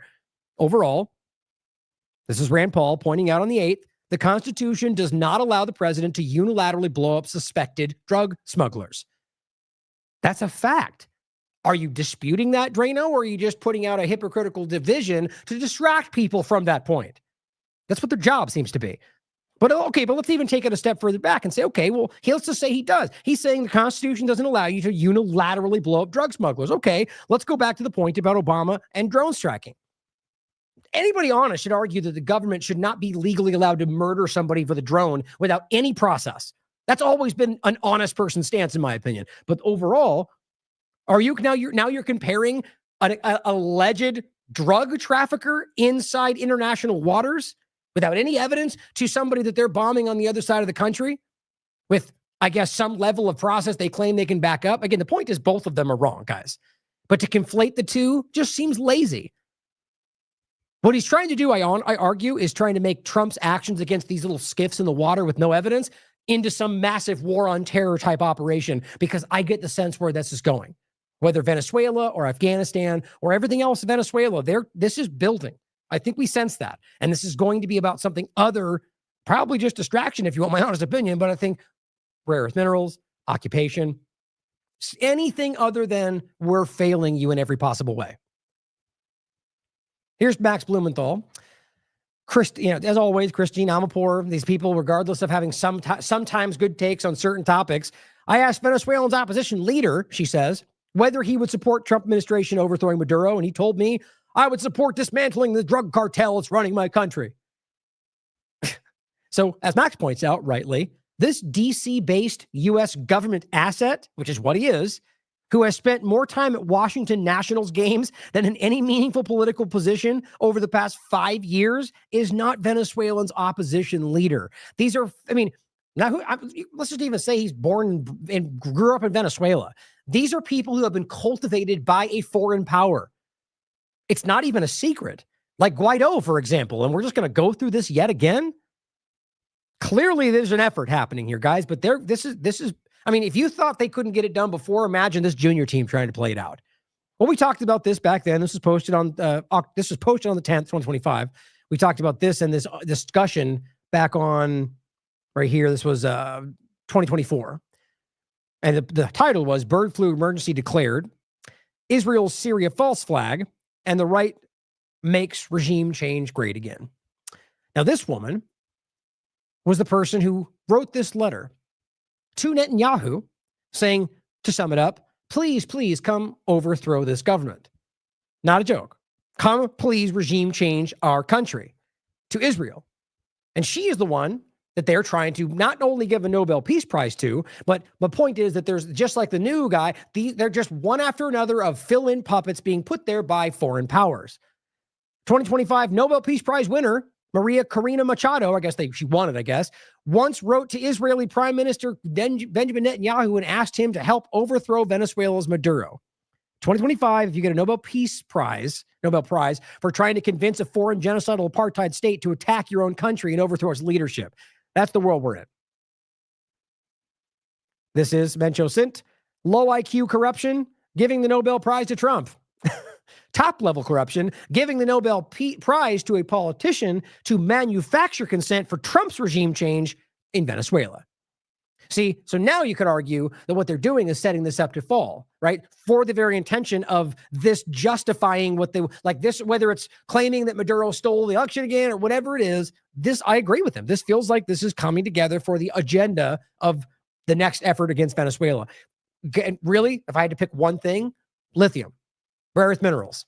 I think that's a central point for where the world is going right now. And Venezuela has one of them, I think, one of the largest unrealized lithium deposits in the world. Going underground, says Venezuela's President Maduro, says Israel's massacres in Gaza are the most horrific genocide since Hitler. Maria Corina Machado, Venezuela's struggle is Israel's struggle. Right. The Venezuelan politician that supported Israel in carrying out a Holocaust just won the Nobel Peace Prize. That's the world we live in today. Now, we talked about this with Jimmy Dore back in 2024, another U.S.-led Venezuelan coup attempt. And this was before. This was Musk, beginning of Trump's administration, Elon Musk, and manipulation of the right. The point is that this has been going on a long time. Remember this? We'll coup whoever we want. Deal with it. Asking about lithium. That's what it was about. Now, we've talked about this many times. It's important to understand how long this has been coming. Now, this is what Hegseth just put out. At the president's direction, the Department of War is establishing a new counter-narcotics joint task force. Yeah, because that's what we need. More bureaucratic groups. Do you need a joint task force to enforce the law? No, you don't. No. Do you need for a PSYOP your command? No, you don't. But this is about more and more and more. This is what it looks like to shrink the government. Keep telling yourself that. And it says, in the area of responsibility to crush the cartels, the cartels that you can prove they're otherwise working with, or that the DEA was just caught working with and funding and allowing it. Actually, see if I can grab that real quick. No, dang it. I should have grabbed that before. That's not the one. That we just talked about the last show. It was, I forget the amount of money. The point is that the major article, I think it was Forbes. Let me see if I can get it real quick with that. Nope. Let's see. There it is. Nice. This is crazy to me because of how obvious this all is. This was on August 19th of this year. The DEA laundered $19 million of cartel drug money into cash and crypto, and then did its best to gaslight so they didn't actually get caught, held accountable for the cartels, guys. Has anybody go to jail? No, of course not. That's not how this game is played. And what he's saying is we're going to do it to crush the cartels that we're working with in other contexts, or the gangs that we work with in other contexts, or all the games are playing. They're not doing that. And it says stop the poison and keep America safe. Not the vaccines, mind you, but the drugs that they tell you you're not allowed to have, even though it's your choice and your body, you can make your own decisions. I mean, it's the idea that they think we're going to restrict something like recreational drugs, despite how obviously dangerous any of these things can be. Which that's your choice with your adult body, right? But then tell you in other cases that all these other shots are completely, well, no big deal. You're able to take all those, and it might as well be cyanide. See, you see the contradiction there? Neither are really about freedom when it comes to the end of the day. One's restricting it, and the other's pretending it's freedom. And what they're doing is allowing people to take something they know that your money to make that they designed to kill people with. Overall, the message is clear. He says, if you traffic drugs towards our shores, we'll stop you cold. On this logic, you realize this means they can do anything anywhere in the world. This is the war on drugs, war on terror mashed together. They're saying that we can bomb a ship anywhere in the world if we simply argue it was about to bring drugs to our shores. I don't know how anybody with a brain can make sense of that. This is over the top. But this is what we're seeing across every conversation right now. They are building a situation where they rationalize and justify whatever they want. And the very people who claim you're fighting for the rule of law and no one's above the law are the ones destroying it more than I've ever seen in my life. And to be clear, this is not about one left versus right. It's been an ongoing escalation that's now coming to a head for whoever they have in power. Now, with Qatar, it just becomes comically ridiculous to me. As Glenn rightly points out, I don't think I grabbed that video either. Yeah, so as Glenn rightly points out, this is just them announcing this ridiculous thing. The gap between how pro-Israel, well, first, it just says, I'm also proud that today we're signing a letter of acceptance to build a Qatari Air Force facility in Idaho. Yeah, it's not a joke. Not the Babylon Bee. A foreign military Air Force base in Idaho. Which might as well be Israel, by the way, which I argue probably already exists, or that they're allowed to use these things as they see fit, sort of like the legislation that's already on the books, I think 2024, that says that the IDF in a material sense is treated the same as the U.S. military in this country. I don't know how that's not the clearest thing in the world. The gap between how the pro-Israel MAGA faction talks about Qatar and Trump's treatment of Qatar could not be wider. That faction constantly depicts Qatar as an evil terror regime infiltrating U.S. institutions. Meanwhile, Trump loves Qatar, heaps praise on it, and now lets them build a military base in our country. I mean, it's comical. It's sort of like every other thing, and Epstein and all these, and people like Laura Loomer seem to be freaking out about this, but then simultaneously being like, we support Trump no matter what, which is exactly what I expect. But the pushback, it could be because that's meant to appear like she's pushing back while she'll never really challenge the people why they working for, or that Israel asked her to make that push because it's something Trump did that doesn't make Israel happy. I can't tell. Overall, the idea that you can make the case that, like any of them for that matter. I mean, first realizing that Qatar has been used through Israel to fund Hamas. It's like a lot of these things, it's an extension of the same agenda. And over a long period of time, they have, forced their way in, like with Egypt, like with the UAE, like with Qatar. They've created a situation where the leadership is more amenable to Israel than it is to their own people, just like what we're dealing with in this country and the UK for that matter. And so now they're telling you we're going to build a foreign military base for that Muslim country, which the fact that it's Muslim is irrelevant to me. It's about the idea that we're talking about a foreign power being able to do so that is actively working with Israel while it commits a genocide. Does that matter to anybody? As Dominic writes, U.S. Qatari air facility deal in U.S. soil in Idaho was reportedly agreed to with the understanding, as he reports anyway, that the United States plans to heavily utilize its airbase in Qatar for a future attack on Iran. Has anyone considered focusing on America for a little while? This person writes. And he goes, seriously, though, we need to focus on our own country, our own people. Well, here's what Loomer put out. Very interesting to me. This was today, I think. Yep. She says, what the hell is going on? Now, realize they've been playing this really late, clumsy game of trying to make it about Qatari influence in the United States, which sure it exists, but to pretend like you can even compare the two things to Israel, it's quite embarrassing. And people laugh at them for it, but they do it clearly because that's the agenda. It's supposed to be like, or even Luna comes out and goes, China and Charlie Kirk. I mean, they get laughed at, guys, and that's what Luna pushed too. If you can't see the connected point, I think you're trying not to. What the hell's going on, she says. Why are we trying to train more Muslims how to fly planes on U.S. soil? God, she's just such an idiot. Like, I mean, so this reduces down to you to Muslims and 9/11? Like, she is just she is back to square one. She pushes the Israel narrative everywhere she goes. That's not what happened on 9/11. And the point is overall that you're talking about a base in this country for the military from a foreign country. That should matter in and of itself. The idea that you make it about Muslims is the way that this game is played by people like her. And she goes, why are we encouraging more Islamic infiltration? Of course, because literally everybody in Qatar is Muslim and Islamic, right? No, not true. She is just, as always, making it about the one thing but this is Israel's agenda. And also realize that the group she's pointing to is a very clear ally of Israel and the United States. And she goes, infiltration of our country by the funders of Hamas. Like, again, it's possible she's too dumb to know that she's wrong. That wouldn't surprise me. But we must realize by now how clear this has been on the record. This was after this October 9th from Haaretz. This is from Netanyahu in 2019. Anyone who wants to thwart the establishment of a Palestinian state has to support bolstering Hamas and transferring money to Hamas. Very simple. You've seen this many times. And so to claim that they're funding, well, that's Israel through Qatar. It's on the record. And she actively hides that. Sort of like when she tried to capture, hijack the conversation of the Azov movement. And what was the one thing she left out of the conversation? Israel funding the Azov movement. What a coincidence. That's what her job seems to be. And she goes, this is very bad for our national security. That is, yes, I agree, but not for the reasons you're trying to make it into. Qatar is one of the largest funders of Islamic terror. Okay, let's even say that's true.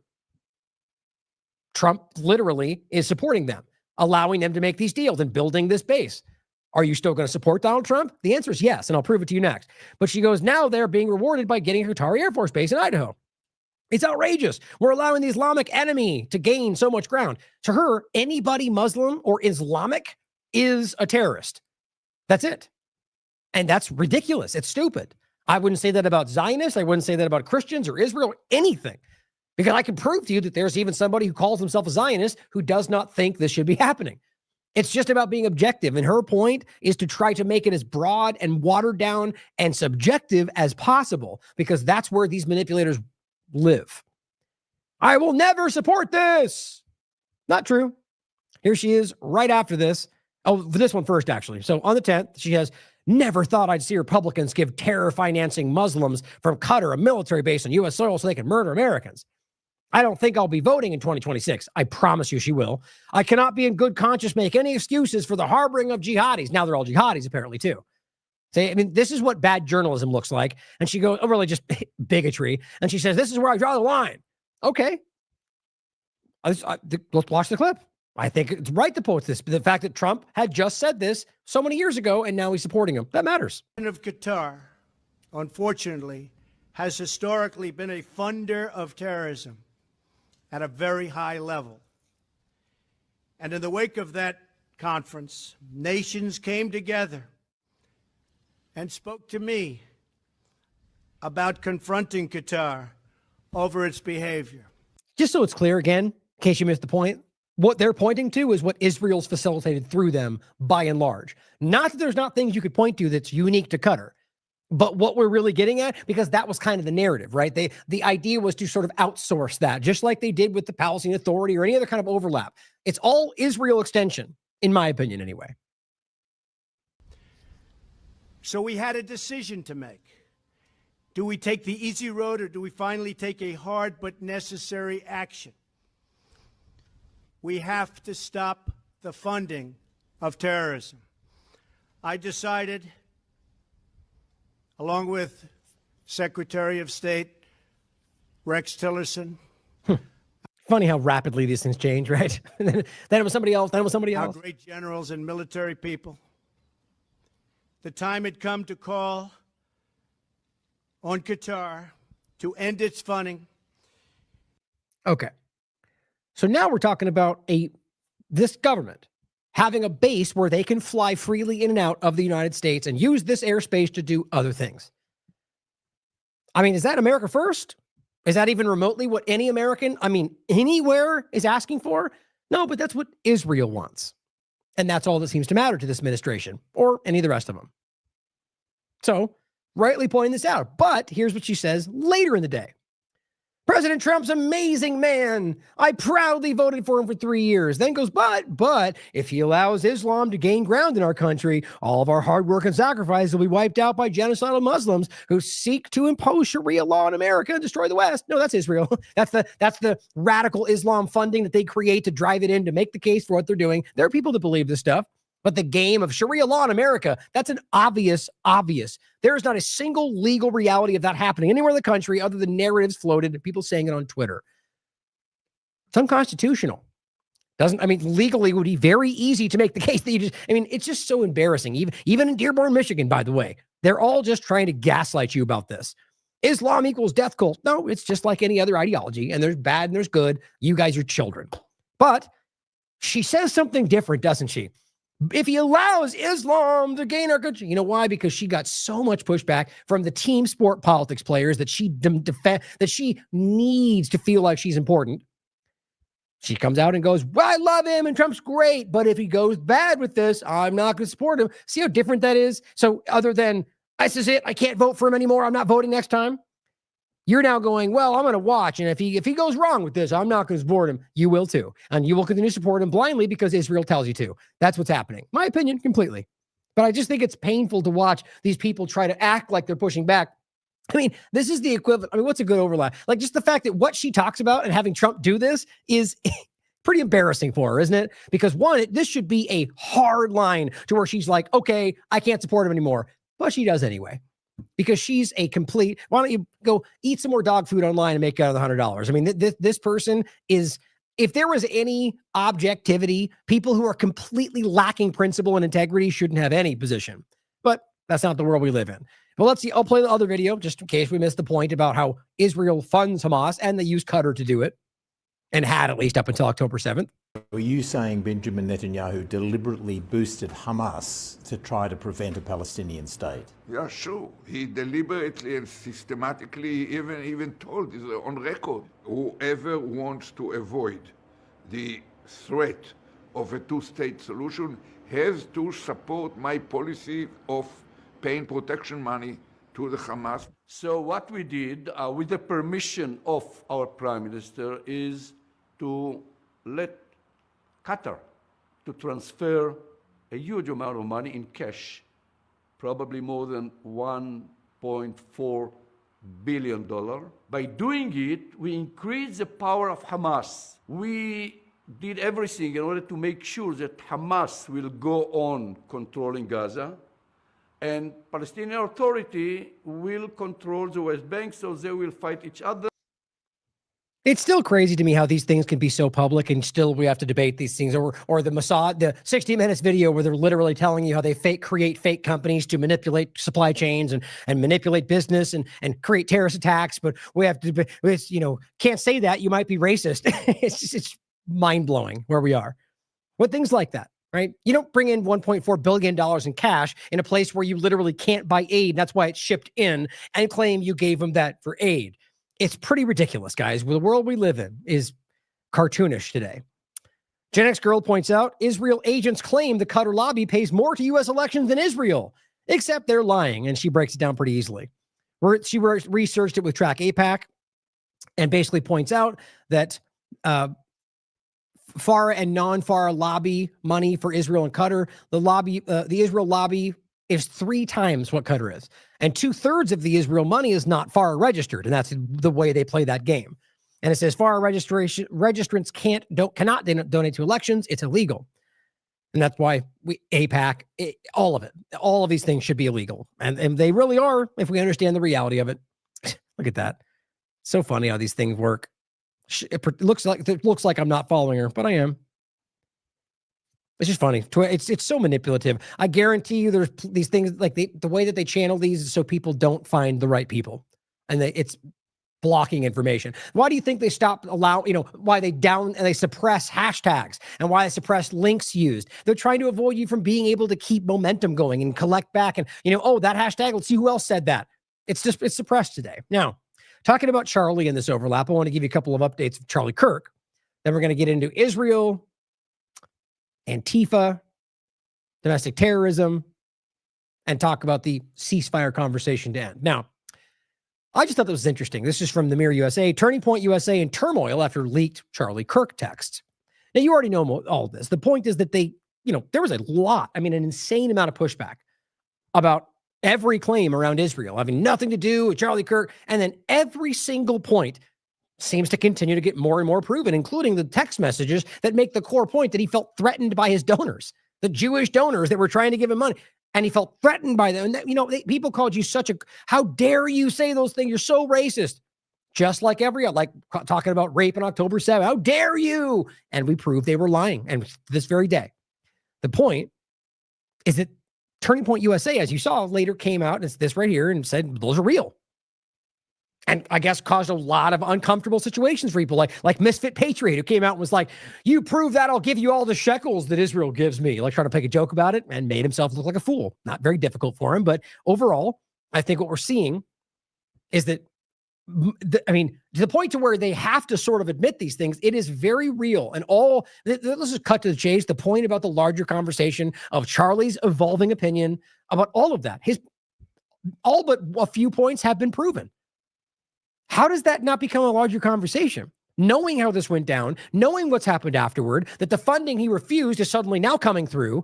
You got Ben Shapiro and these hardcore Zionists who he was pulling away from, now basically leading the show.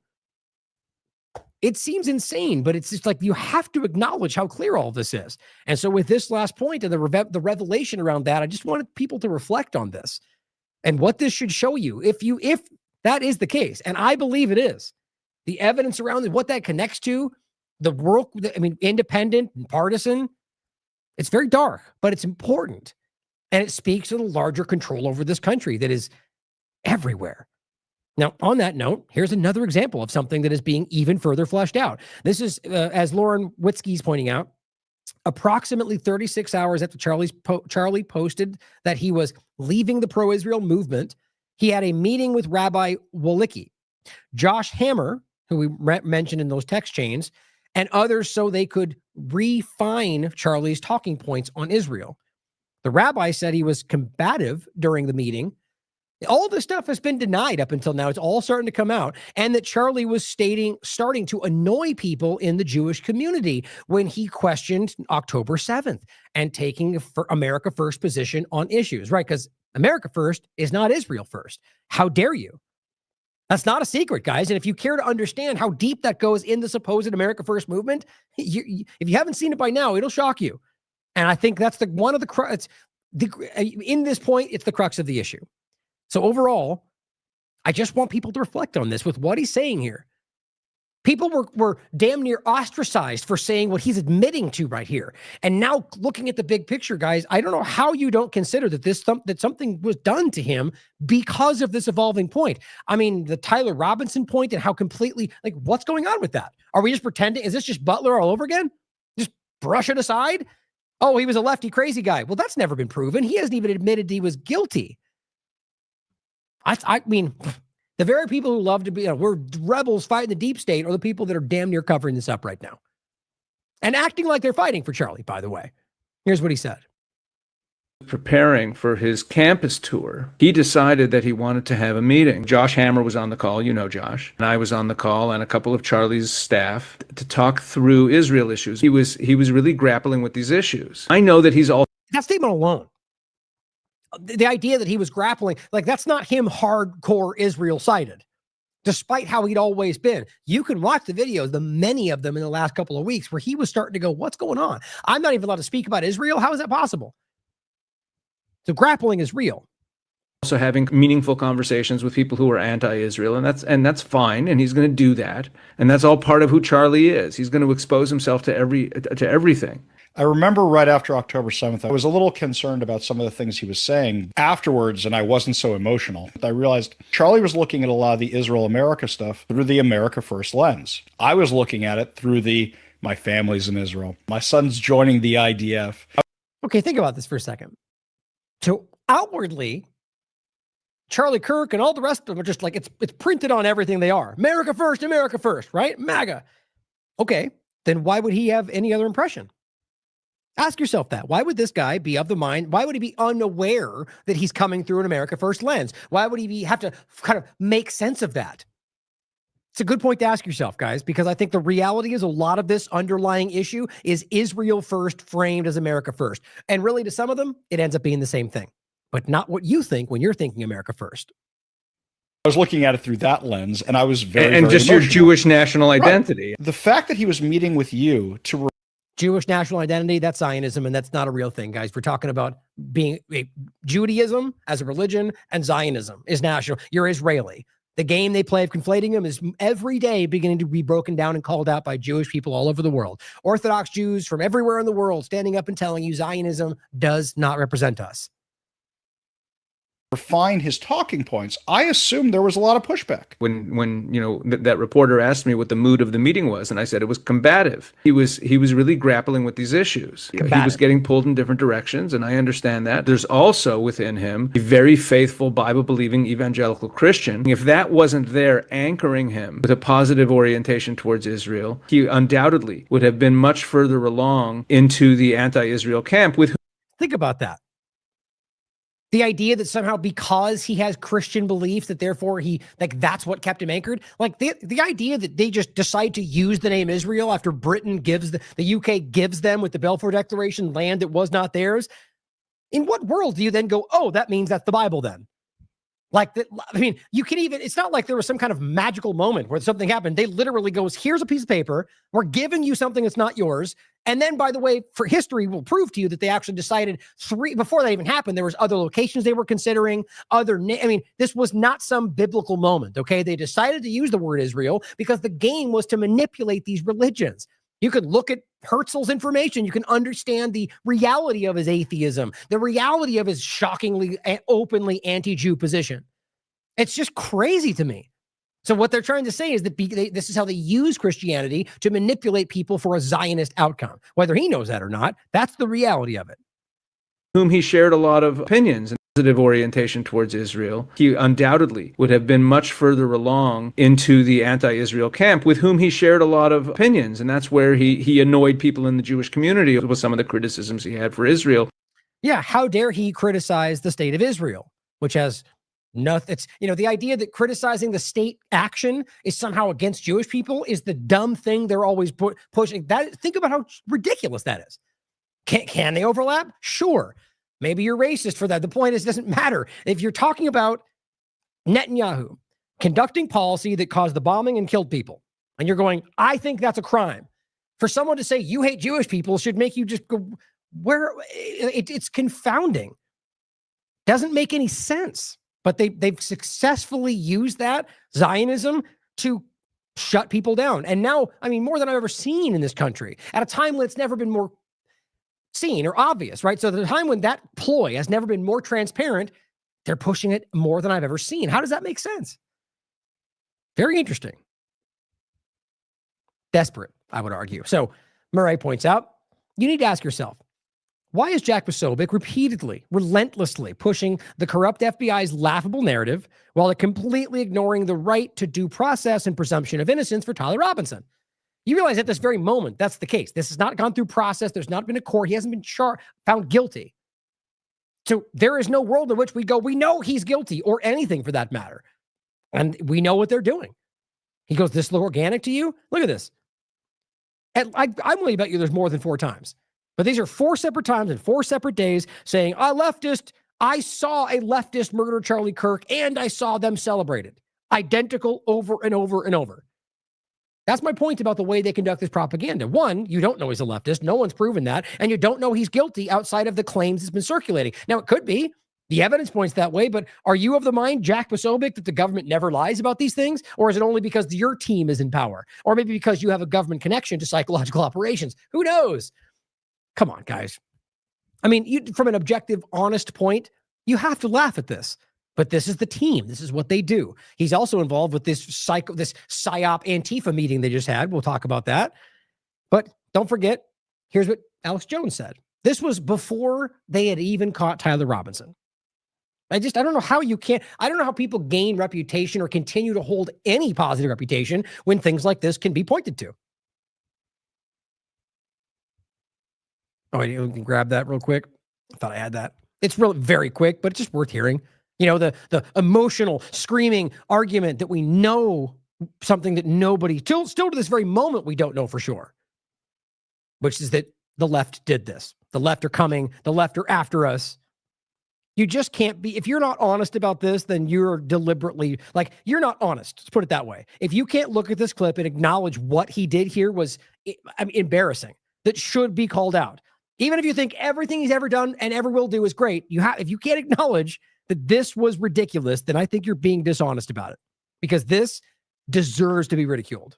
Democrats just killed Charlie Kirk today. They're desperate. They're losing. They want to intimidate you and me and everybody else. The Democrats just killed Charlie Kirk today. They're desperate. They're losing. They want to intimidate you and me and everybody else. Right, because that's not incitement at all. And I would never argue that his statements, regardless of whether he was telling you to murder people, are the that people doing those things are his legal responsibility. I don't think that. You could argue he's responsible, but legally responsible? Never. In no world is somebody else's actions your responsibility. That's the game they're all playing. Just like the left, they are the right side of the same game, guys. They're creating a situation where they can go after whoever they want, bomb whatever ship they want, wherever they want, because you're an evil lefty terrorist. Or whatever narrative it is tomorrow, or it was yesterday, right? It's just so transparent. He pretended to call these things out for quite a long time, or maybe he did and he changed his mind. I don't know. It's wild to me. This is at a time when they didn't know. They hadn't, there was the guy in the blue shirt, and they were, we know it, boomer, lefty, we know. Even then, you didn't know that guy was a lefty. This is what they were told to say, or this is what they knew would benefit them, and they all rushed out to be the first one to yell breaking with 17 red lights to go, we do it, even though we still don't. How do you maintain a reputation after something like that? Because we live in a gaslit artificial reality. Here's Tim Pool, who came out on the 7th, by the way, and says, this is Candace Owens, who's been saying this, I mean, since the moment this happened, saying, what the F is going on? This is crazy. Candace says Charlie expressed fear that he was going to be killed just before he was murdered. I said, where the F have you been? Oh, that's right. Gaslighting. Right. So I just want you to think about the fact that people will come out, you know, okay, the Tim Pools of the world and people in this position, in my opinion, are not honest about this, have a very clear agenda, whether it's just profiteering, and will come out about something like this, which they've been avoiding when it becomes too big to ignore, and do something like that, and then never talk about it again. But that way they go, oh, we brought it up back then and we cared about it. Are you going to pretend that you don't know that he doesn't know about this conversation that's been swirling around everything for the last? Of course he does. He's been ignoring it. He's been lying. He's been gaslighting people about it. Just pointing these things out. Here is Tucker Carlson coming at the other direction. Question them all. Regardless, I think a lot of these people are in many ways building clout for the next lie, but nonetheless, what he says here, I agree with. I think it deserves to be pointed at. He just turned the gun around, is what this person writes. You can listen to it. You hope that Charlie Kirk's death won't be used by a group we now call bad actors to create a society that was the opposite of the one he worked to build. You hope that. You hope that a year from now, the turmoil we're seeing in the aftermath of his murder won't be leveraged to bring hate speech laws to this country. And trust me, if that does happen, there is never a more justified moment for civil disobedience than that, ever, and there never will be. Because if they can tell you what to say, they're telling you what to think. There is nothing they can't do to you because they don't consider you human. They don't believe you have a soul. A human being with a soul, a free man, has a right to say what he believes, not to hurt other people, but to express his views. Exactly. I agree with every word he said. Now, the problem, though, is that that's what's already happening. Now, I would take it a little more seriously if he was suddenly going, that's what this administration's already doing and we have to fight it. But he doesn't. Right? So, you know, I mean, I'll take what I can get. I'll still point to it. I don't trust him. I don't trust the intent, but I'm glad he's pointing at it because a lot of people who would otherwise not even consider it are going, yeah, good point. And then look at what Bondi's doing and going, okay, isn't that exactly yes, that's exactly what she's doing. Free speech, and then there's hate speech. And there is no place, especially now, especially after what happened to Charlie, in our society. My position is that even hate speech should be completely and totally allowed in our country. The most disgusting speech should absolutely be protected. And it's not a viewpoint that is held by the left. The ACLU used to hold this viewpoint. The American Civil Liberties Union, they sued so that legitimate Nazis could march through downtown Skokie. You remember this? Yeah, and you guys, I've told you many times, that was the ADL. Like, that you could easily prove Skokie, and specifically it was Mordecai Levy, I believe was his name, was an agent for Israel who got caught marching as a Nazi. Nothing new, same stuff we're dealing with today. But just remember this, guys. Remember that this is exactly what they're already doing. From now, the turmoil we're seeing in the aftermath of his murder won't be leveraged to bring hate speech laws to this country. Now, especially after what happened to Charlie, in our society. My position is that there's free speech and then there's hate speech. It's pretty simple. So I'm glad he's pointing out it, though. Overall, we can see this happening. And it's being used in a lot of ways to drive in the agenda. You know, it's funny because it's from the right. It's honest ones anyway. You made the same case for the government, largely the left, I guess, for the way you're looking at it. But you can see the construct. You can see the way that this works. Never let a good crisis go to waste. Now suddenly can't be, because I guess you don't want to challenge the feeling that this may be all leading to some conclusion that will win the day. That's hope, guys. I want to hope too, but I don't let hope cloud the obvious in front of me. Now, just to point that again, here's Laura Loomer out here making cases about all this stuff and free speech. This is what she said. It's the same thing Tucker was just pointing to. She says, this is not freedom of speech. This is glorification of violence, and it should be illegal. It's incitement. Well, what the guy is saying, we showed you last time, all he's saying with a megaphone in the middle of the street, we got Charlie in the neck, and laughing about it.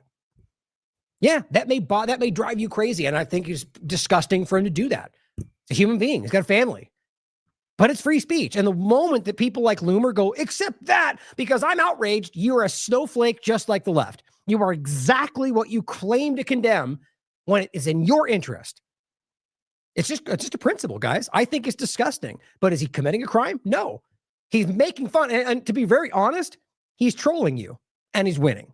The whole game at the left can't meme and they can't troll. Well, you guys are currently the vulnerable ones and showing every day that the left is trolling the hell out of you. And, but in many cases, now you've got a power structure willing to go after them for making a joke. And then you're proving the point in reverse, like many honest people have been calling out the entire time. Well, let's not forget, though, hate speech is exactly what Trump told you he would be fighting for, to allow that to be used against you. Here are clips from Trump's campaign trail 2024. With Israel flags behind it, which makes no sense. Trump openly states that Israel used to control the U.S. Congress and said that it will again when he's president. It's right there in the last video. Or the many times where he says that you can't say these things or we're going to get rid of the Jew haters from the country, many of which just wave a Palestinian flag and have no hatred toward Jewish people. But they say that, and so he's telling you that you can't say these words. You can't do this or say that about Israel, or we'll go after you. And he's proving it, as well as the point about the flag, or hate speech and the internet, 1,000 different examples of Trump being a hypocrite. It's not unique to just him. It's not a partisan thing alone. Truth is, they've been doing this for a long time, and I wish people like Tucker would truly call it out because it might actually make a difference right now. Now, in regard to the media overlap, before we get into this weird panel they just had, Dropsite News reports that CNN's Van Jones is among 16 mainstream journalists. This is on top of the 50 states one Israel thing with the 250 members of Congress, or the $7,000 proposed almost $1 million budget for funding independent media.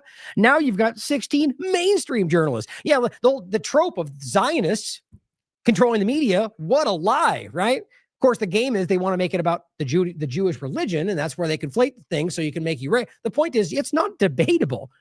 The Zionist power structure, governments, which is not just Israel, by the way, very clearly have influence over policy, over media. It's not a secret.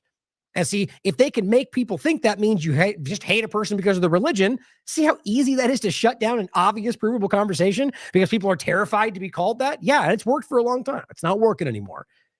16 journalists, if you want to call them that, including 2 New York Times reporters serving as mentors in a new journalism fellowship explicitly created to help Israel win its information war. They are literally co-opting this stuff everywhere, from Barry Weiss and her new fake platform to Larry Ellison or the Ellison family and TikTok or CBS News, or, I mean, you name it. Every single one across the board, you can consolidate into a corner of a very few people in one hand that all blindly support Israel.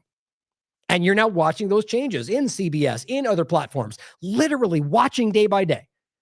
Drop sites, how do you say that? Kudawis reports that Jackie Karsh, who launched the fellowship after October 7th, said it was her way to shift the narrative for Israel's favor. It's not even hiding, guys. It's very clear, citing a call to fight on the battlegrounds of academia, law, business, media, not true, false, but just what Israel needs us to say. To them, it means the same thing, I argue. Anyway, the simple point is to recognize that it's everywhere. Independent, mainstream alternative, mainstream media, government, academia, corporations, Peter Thiel, Alex Karp. I mean, guys, it's just everywhere you look. Now, this is an interesting one. It's a little bit out of disjointed, but I wanted to show this. I thought this was really interesting. So the point to me is the infiltration really in Israel and this very, very, very, very obvious Zionist Matt Miller. This is fascinating to me for 2 reasons. One, he says the quiet part out loud, and he always is. He's a very clear fascist. He's very much of that mindset, and I think he's proudly, if it comes down to it. And he says plenary authority, which is important to understand the name. We'll get to in a second. But it's more to me about the way CNN not only allows this moment, edits it out. So 2 things on that point is that really, if CNN and left media were out to get him every single day, which in some levels that's the case, but overall, I think media, government are in one direction. So the point is that CNN, if we're told the narrative they're hating against Trump, had an opportunity to play a video where Matt Miller kind of just spaced out for a minute, but also play the term that people would then go, oh my God, he's a fascist. And instead, they cut both those things out. How do you make sense of that? Wouldn't this be a low-hanging fruit opportunity to go after the guy they claim to hate? It should be. Turns out they're willing to censor, or rather to cultivate these things for the benefit of the Trump administration. CNN. Make sense of that. Insurrection. Does the administration still plan to abide by that ruling? Well, the administration filed an appeal this morning with the Ninth Circuit. I would note the administration won an identical case in the Ninth Circuit just a few months ago with respect to the federalizing of the California National Guard. Under Title 10 of the U.S. Code, the president has plenary authority. Stephen? So for the podcast, he's blinking. Stephen Miller's blinking. He's still there. He stopped in his own mid-sentence. So I don't know really how you could argue that he lost connection. So he's there. He didn't lose. He's blinking. Somebody's in his ear. I agree. That's the only logical point here. Somebody, that, pause, don't say that. Let's start it just a little bit back and you'll see. Under Title 10 of the U.S. Code, the president has plenary authority. Stephen? Stephen? Hey, Stephen, can you hear me? White House Deputy Chief of Staff for Policy, Stephen Miller. My question was whether the administration still plans to abide by that judge's order restricting any National Guard troops from being sent to Oregon. Well, the administration will abide by the ruling insofar as it affects the covered parties. But there are also many other options the president has to deploy federal resources and assets out of the U.S. military to Portland. But I was making the point that under federal law, Section Title 10 of the U.S. Code, the president has the authority anytime he believes federal resources are insufficient to federalize the National Guard to carry out a mission necessary for public safety. So it's important to understand that in Portland, ICE officers have been subjected to over 100 nights of terrorist assault, doxing, murder threats, violent attack, and every other means imaginable. So the obvious point is that he did not say that. Right. So interesting nonetheless. It's nothing provable, but I do think it's interesting to consider why, one, that wouldn't be used by CNN or criticized. It was cut out. Here's what it says in the Seattle Times article, and this is the title is, and the conspiracy theory started flying. Well, the simple point is that if you read it for yourself, he paused. There was no real point of why he did that. They just went back and started again, and he removed that term. That's what happened. And it says plenary authority is a legal term that effectively means limitless power. It's not hard to see what happened here, guys. That is saying the quiet part out loud. It says the Trump administration has invoked the term at least once before in a legal argument as to why the president should be allowed to rapidly deport Venezuelan migrants under the Alien Enemies Act. A federal appeals court ruled against the administration in that case last month. I just find that fascinating. Another point is the regard to Israel and the influence. FARA filings reveal how Israel quietly embeds itself in the U.S. media ecosystem through layers of contractors, DDG Geopolitics. One little known firm, Targeted Communications Global LLC, plays a crucial role in the subcontractors shaping American news coverage and ad campaigns on behalf of Israel's foreign ministry and tourism ministry. It says in March 2025, Targeted Communications registered under FARA as working under direction and control of the Israeli Ministry of Foreign Affairs, but receiving a paycheck via SKDK, which is, what's that? SKDK Knickerbocker, a powerhouse U.S. PR firm. Their task? Coordinated outreach to Fox, CNN, NBC, ABC, Newsmax, and dozens of journalists to amplify Israel's message. So when they pointed a U.S. firm, and I would argue anyway, as opposed to this being direct extension of Israel's foreign ministry, the surface is pointed to a PR element. And so that's why it becomes having a foreign registered agent influence media directly onto platforms is obviously not what we pretend is happening. I argue what CNN and ABC and that they pretend isn't happening either. This is by August 2025, they added a new contract with Israel's Ministry of Tourism. This time, subcontracted through Havas Media Group, USA. Remember all these names, by the way. Their role? Communications and media relations for a multi-million-dollar Israel ad campaign targeting Americans. It's just not even, you point these things out and in and of themselves prove the point we're making. And yet people want to call you racist for having an issue with it. It's not because they're even the overlap to Judaism, whether or not that's even the point, Israeli, but it's not even about Israel. It's about any foreign entity having this ability. And this is why they're losing control of this narrative, because people like us and the way we're framing this is clearly breaking over the conversation. And it says, but with no direct contract with Israel. Instead, this is what I was saying, is money and instructions flow through this company, giving Israel plausible distance. So they can pretend it's totally not a literal foreign agent. This structure, Israel, Havas, SKDK, Targeted Communications, U.S. Media, lets Israeli ministries flood American media and digital platforms with coordinated messaging without appearing to directly control it. It's a subcontracting shell game designed for influence, not transparency. These filings matter. They show how small PR firms function as operational nodes in a much larger Israeli influence architecture. And that wouldn't be allowed if the U.S. government didn't see it and ignore it. Overall, this is just like the lobbying game. They pretend like it's totally not just direct bribing of politicians, and then that Israel can do that through U.S. companies like AIPAC. Guys, this is a cartoon. Everyone can see what's happening. Your governments know that you see it. They don't care. It's right on the surface of the conversation. Here, Gen X Girl points out, and this is going into the next point as well, this is insanity, she says. The United States president is considering using the Insurrection Act based on stories by Israel-paid influencers, literally one of the primary ones like Cam Higbee.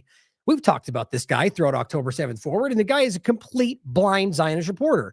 And he says he went to Israel 365, paid trips to Israel, Netanyahu influencer meetings. He's a diehard supporter of this game. FARA registration shows Israel paid $900,000 for U.S. influencers from July to December. Who is inviting these foreign agents to the White House? Why is U.S. domestic policy being directed by Israel influencers? You already know the answer to that, guys. But Higbee is just one of them. Let's go through some of this, and it's kind of embarrassing for a lot of reasons. But as Just a Thought points out, this is Cam Higbee again. The future of journalism in the country is bright. Oh, how embarrassing. Some of these people are absolute children. And she says, these are not journalists. These are social media influencers who are paid by special interest groups to push specific narratives. This is not a real meeting about a real issue. This is a PR stunt about manufactured issue that is being used to label dissidents as terrorists. 100%. So let's talk about that. Here's what Pam Bondi and the White House put out on the 9th. Make no mistake, I'll play the video for you. Antifa is a radical terrorist organization that explicitly calls for the overthrow of the U.S. government, law enforcement authorities, and our system of law. Under the Trump administration, Antifa's days are over. Okay? Well, first, I guess they don't know the Constitution, especially since it's literally enshrined in the Constitution that Americans can have the legal right and even the bill and really think and believe what you want to call for the destruction of this government. To quite literally say, it says to alter or abolish it, should it not be acting for the interest of this country to make it clear, or the people rather. So it literally says that, you understand. So for someone to say, I want to alter or abolish this government is literally the Constitution. And they're saying, so what they're trying to say is the overthrow of the U.S. government. So when I'm saying I want to live in a world without government, they frame that as overthrow the government. And in essence, you could argue that that would be something that would have to happen for there to be no government or to be removed. But I'm not making the case about how and why. I'm saying I want a world without government to exist. Or let's just say as an American, you go, I want to abolish the government entirely and put something different in its place. These are things that are rooted in the origin of the Constitution. And they want you to be called a terrorist. That's not new. Believing too much in the Constitution has been something the U.S. government has used to label people as dissidents for 2 decades. It's very easy to prove. These people are the ones challenging the Constitution. These people are the ones challenging historical U.S. I mean, everything we believe represents this country. So is Biden. So is Bush. So is Obama. It's not secret. The point is that right now, this is becoming more real than it ever has been. And aimed at you, I think, was always the plan. But so, overthrow of the government, law enforcement authorities, or our system of law. So if you try to change any of these things, you're now a terrorist. I guarantee that's where this is framing, because as this gets more and more unconstitutional and you start going, well, the government is authoritarian, the government is literally unconstitutional, you're now a terrorist. You want to overthrow the government. Well, if the government becomes unconstitutional, if the U.S. government's proven to be working for a foreign agent, what does that change? Suddenly when we go, well, aren't they the criminal? You're a terrorist. Well, that tends to be the claim of many authoritarian governments against people calling out their crimes. Never am I calling for violence. In fact, I argue there's plenty of mechanisms through which this country, the people of this country, at least at the current moment, can find momentum to actually push these people out of power, because there's plenty of other people, of course, sadly enough, when we have to live in a world where government exists, that would be willing to step into these positions if it was not a clown show. Hopefully we can maybe do like a, John McAfee, who I interviewed back before he passed away. His major stance was elect me so I can dismantle the government. I love that. But anyway, so she says this isn't activism, it's anarchy. Well, again, how about we first understand what these definitions mean? Here's the definition of anarchism. Anarchism stands for the liberation of the human mind from the dominion of religion and the liberation of the human mind from the coercion of property. Liberation from the shackles of restraint and government. It stands for a social order based on the free grouping of individuals. That's what anarchy is. Not chaos. The only ideology that has no place for leaders and rulers. I shouldn't say leaders, rulers. Because leaders are naturally arising in a freestanding of individuals in a social order. The point is that they want you to think that, because there's no world for them in a world where we don't need government to live our lives. But Antifa is a radical terrorist organization. There's lots of points to get into about how they're using this, and they can deem anybody Antifa because there's no real definable points to all of this right now. And anybody wearing a mask and protesting ICE is now Antifa. They've made that clear. And activism, protesting, that's your legal right. And so all they're trying to say is now if you come out and protest what we're saying is important, you are now anarchy. Activism is anarchy. Freedom is, war is peace. Ignorance is strength. That's what this is. Here's what she says. Antifa beats journalists. Antifa attacks our police stations.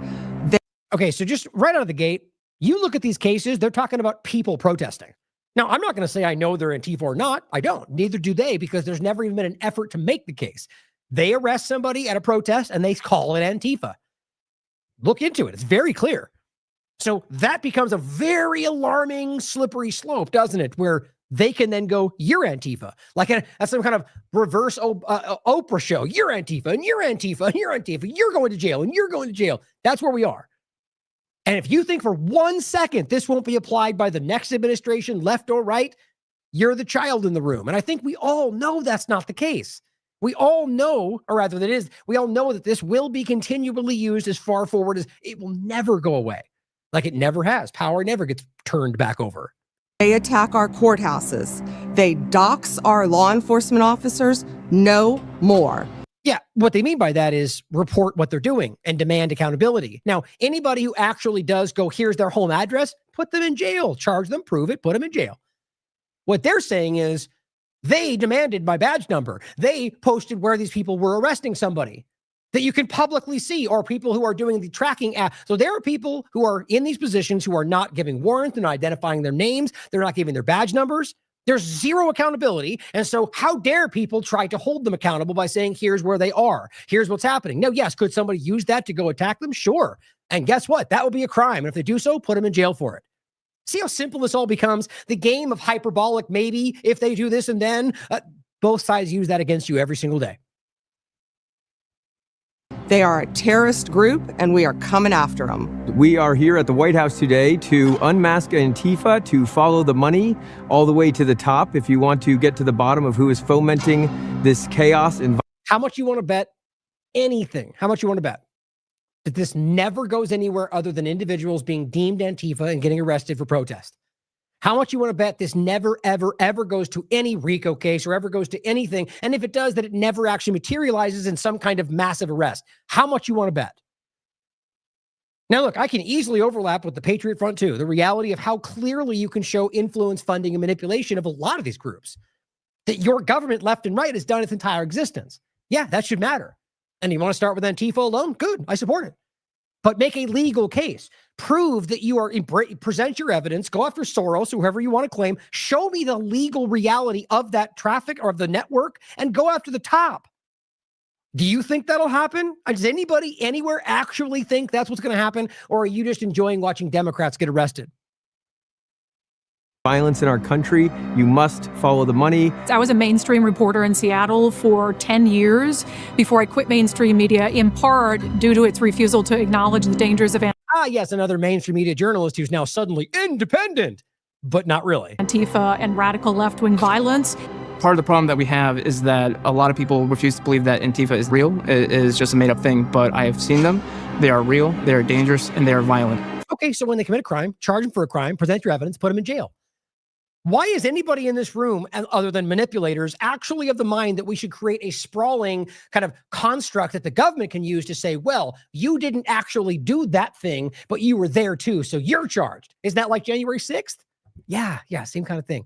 But the overarching point is that if you think they broke the law, then you can easily present your case and charge them with a crime. All you're doing is trying to create a larger game that can be used against anybody they want, which is what they always do. They are an organized, systemic, international criminal enterprise. And what the FBI is going to do is trace the money, follow the funds, and find every single person that was involved in funding the riots and the violent acts of criminality that they're perpetrating on our street. Yeah. Clearly he wasn't reading that at all. Guys, do you think that'll happen? I would bet, and I don't know for sure, I could definitely be wrong. I would love to bet somebody on this. Genuinely, that nobody will ever get to some network of international funding. Really? I would love to see that come down. Watched Antifa brutally beat, harass, and threaten Americans in the street, but all of that... What they mean is people did. So good, charge them with a crime. What does that mean? That literally anybody anywhere that is part of this protest is now a terrorist organization? Why does this make sense to anybody? What is this game where you can broaden it out? These people did here at this one event. Therefore, everybody wearing a black mask is a terrorist. How tired this becomes. It's always the same game. Ends with the Trump administration. I was brutally attacked and almost killed by Antifa in the streets of Seattle. All of my colleagues have been attacked. I can't think of a single one who hasn't. Violence against journalists and police officers in our streets can't stand. You're right. So arrest them then. Put them in jail. Charge them with a crime, put them in jail. Everything else is nonsense. Everything else is bluster and building for an agenda. Israel funded journalist. This is the special element of this. This guy with his really cool jacket is just part of the clown show more than anything else in this conversation. Just days ago, I was in the Portland jailhouse, and now I'm in the White House. Oh my God, he's even carrying the flag right there. He's just carrying this, dragging this thing around the entire This time. administration is built different, and Antifa's days are numbered. God, I'm telling you, these people are just like the weakest thing in the room. What these people are, even the way they talk, the lack of intelligence in everything they're doing, these people are being propped up by a broken thing. It's just wild to me. I don't believe we're in a world where people like this are, they're objectively stupid. What they do, the way they talk, what they present, the lacking of evidence, the subjective cheerleading about everything they point to. It's just sad to me. And I think this shows people that they are like, can't they not find people who are better presenting to push these things? Probably not. I think this is an ongoing collapsing of the narrative, of the influence, of the government, of the empire. I want to thank President Donald Trump for designating Antifa a terrorist organization, and I'm looking forward to the FBI and the DOJ hunting down these people like the terrorists that they are. What is this, real world Antifa version? I mean, guys, this is the PR presidency we're talking about. I'm John. I'm looking forward to Antifa going down. Thanks, John. Numbered. And I want to thank President Donald Trump for designating Antifa a terrorist organization, and I'm looking forward to the FBI and the DOJ hunting down these people like the terrorists that they are. All I gotta say, it's a bad day to be Antifa. And Antifa's day. I mean, seriously? This is wildly overproduced.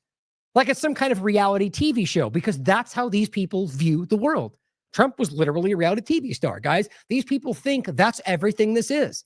Days of using violence and intimidation against their political opposition are over. Yeah, because that's only on the left, huh? And I've continued to report on them over the years, despite the threats of violence and actual violence that's happened, because I owe a thank you to this country, the United States, for settling my parents who were victims of communism in Vietnam.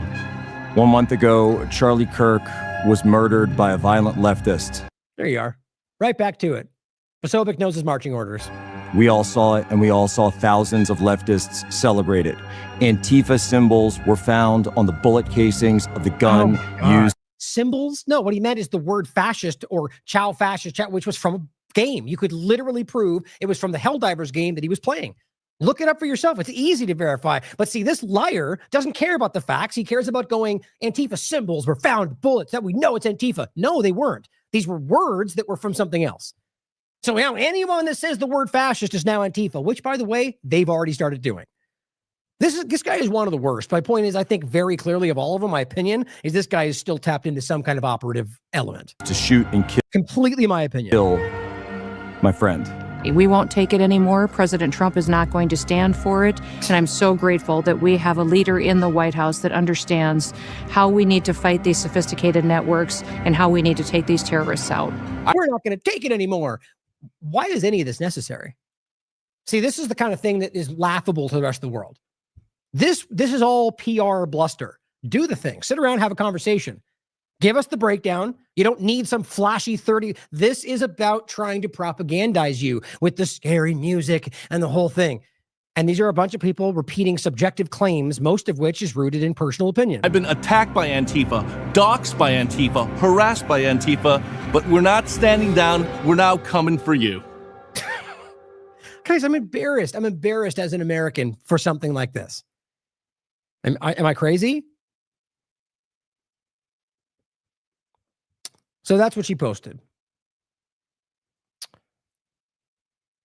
Let me see. I had a little point here. Let's see. I think it was the same thing. Oh, yeah. No, I'm glad. So this is important, actually. So I think what she's saying there is activism, right? It's anarchy. It's not activism. Or just in general, organized political effort. This is what they're framing this as. And I think it's really important to see, especially since we already made it clear this is subjective, that you're Antifa if they decide so. Just like you were a Nazi red hat wearing whatever if they decided so, like they were doing the same way before. Coordinated political action, right? Because that's what Trump is saying. They all have the same signs. Okay, could it mean something? Sure could. It also could just mean that they use the same signs or that somebody funded them because people have political, this is what you have to think about. Somebody who believes in what they're protesting, who may be a rich person who wants to dump a bunch of money in their organization, is not the same thing as an organized terrorist funding network. It certainly could be. And the idea that you have a billionaire like Soros funding to make these things happen, as much as that still may be organized, it's not a crime. And it happens on both sides. As long as we're adult enough to go, I think billionaires are funding. Elon Musk does it all the time. So do people. I mean, the Soros-Musk kind of balance is really a larger way to look at it. Overall, if a crime is committed, then do something about it. What they're pointing to is high-level political organization, which I have a general issue with the way that this political system is hijacked by all of that. But to make it illegal, then all you're really saying is that people can't do what they want with their own money. Like, this is where principles matter. I completely agree these people are abusing these situations. The government allows that. The government facilitates that. But the point is the same, is that people can fund their money how they want. The point is the whole super PAC, and like, this is something that should be visible. If they're going to be doing these things, this should be things that people could look at, prove to themselves. And generally it can be. But anyway, we're getting off track. The point is that before even a Soros comes into play, they're not proving that just yet, is that people have the same signs. They're protesting ICE. Okay. Let's just say they decided to go out and get nice signs. Does that make them terrorists? No. Let's just say they coordinate with every other group around the country. Let's say there's a group around the world that supports people fighting against authoritarianism. And they say, here's a grant. Like, you understand how many different ways this could amount to what they're framing as an absolute? So now, coordinated political violence, which is, by the way, what we all argue is the way this should go, right? Not necessarily with billionaire funding. But if we're out here and we believe we want to fight against something that's happening, that we believe the government, listen, we're fighting against the Vietnam War or the Gaza genocide. And the only way to really get momentum is to scatter a bunch of people around and yell different messages? No, it's to coordinate. It's to discuss. It's to have political action where you frame protest. Now, I'm not really, I've always, this is what I do. But I get the merit of doing that. So the point is, now anybody doing that and actually trying to coordinate to have some kind of message that can maybe break through is now terrorism. If you're saying and doing things that Trump or just the power at the time disagrees with. Now, whether or not you think they're taking honest action now, you know as well as I that is where this will go. And if not, already is, which is what I think. That anybody standing up and going, I don't agree with this, is now going to be deemed a terrorist. Biden did the same thing as we posted with Whitney's article. Who is a terrorist in Biden's America might as well be the exact same article for Trump, because they're both doing the exact same thing. So here, Pam Bondi laying out, well, as this person frames it, acting like they're going to put them to death like they did cartel members. That's more of the opinion of the way they frame it. Just listen to what she says in and of itself. And I think it's enough to point out this is, as saying they're claiming she suggests that they'll execute people they catch. Just like we did with the cartels, we're going to take the same approach with Antifa. Now, that's, I think, is more of a nod to what people that support them want to think, which is RICO, and it's going to be some larger international, I doubt it. Overall, this broadens out how they can aim it, and they're going to use this wherever they want. That's what I think is happening. We're not going to stop at just arresting the violent criminals we can see in the streets. Fighting crime is more than just getting the bad guy off the streets.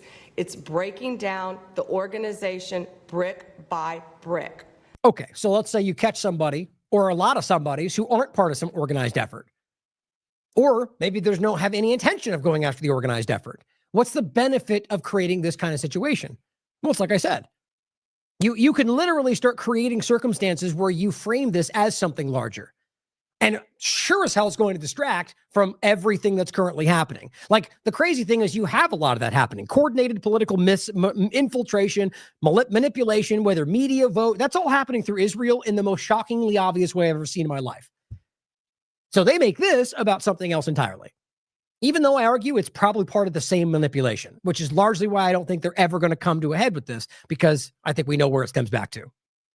Just like we did with cartels, we're going to take the same approach, President Trump, with Antifa. Destroy the entire organization from top to bottom.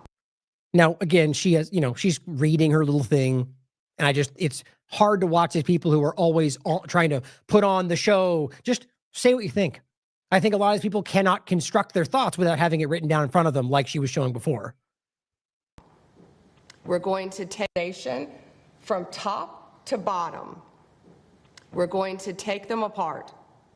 Thanks to your bold leadership and the designation of Antifa as a terrorist organization, which is exactly what they are, Americans will no longer tolerate their unhinged violence. Thank you. Thank you very much. There's another one, by the way, which is the one I was thinking of, but you'll see what I mean. Just same kind of thing, though. Just, reading from a thing that you prepared, which is, whatever. That's what a lot of them do. But overall, the point is creating the idea that this is a organized again, despite working with the cartels, right?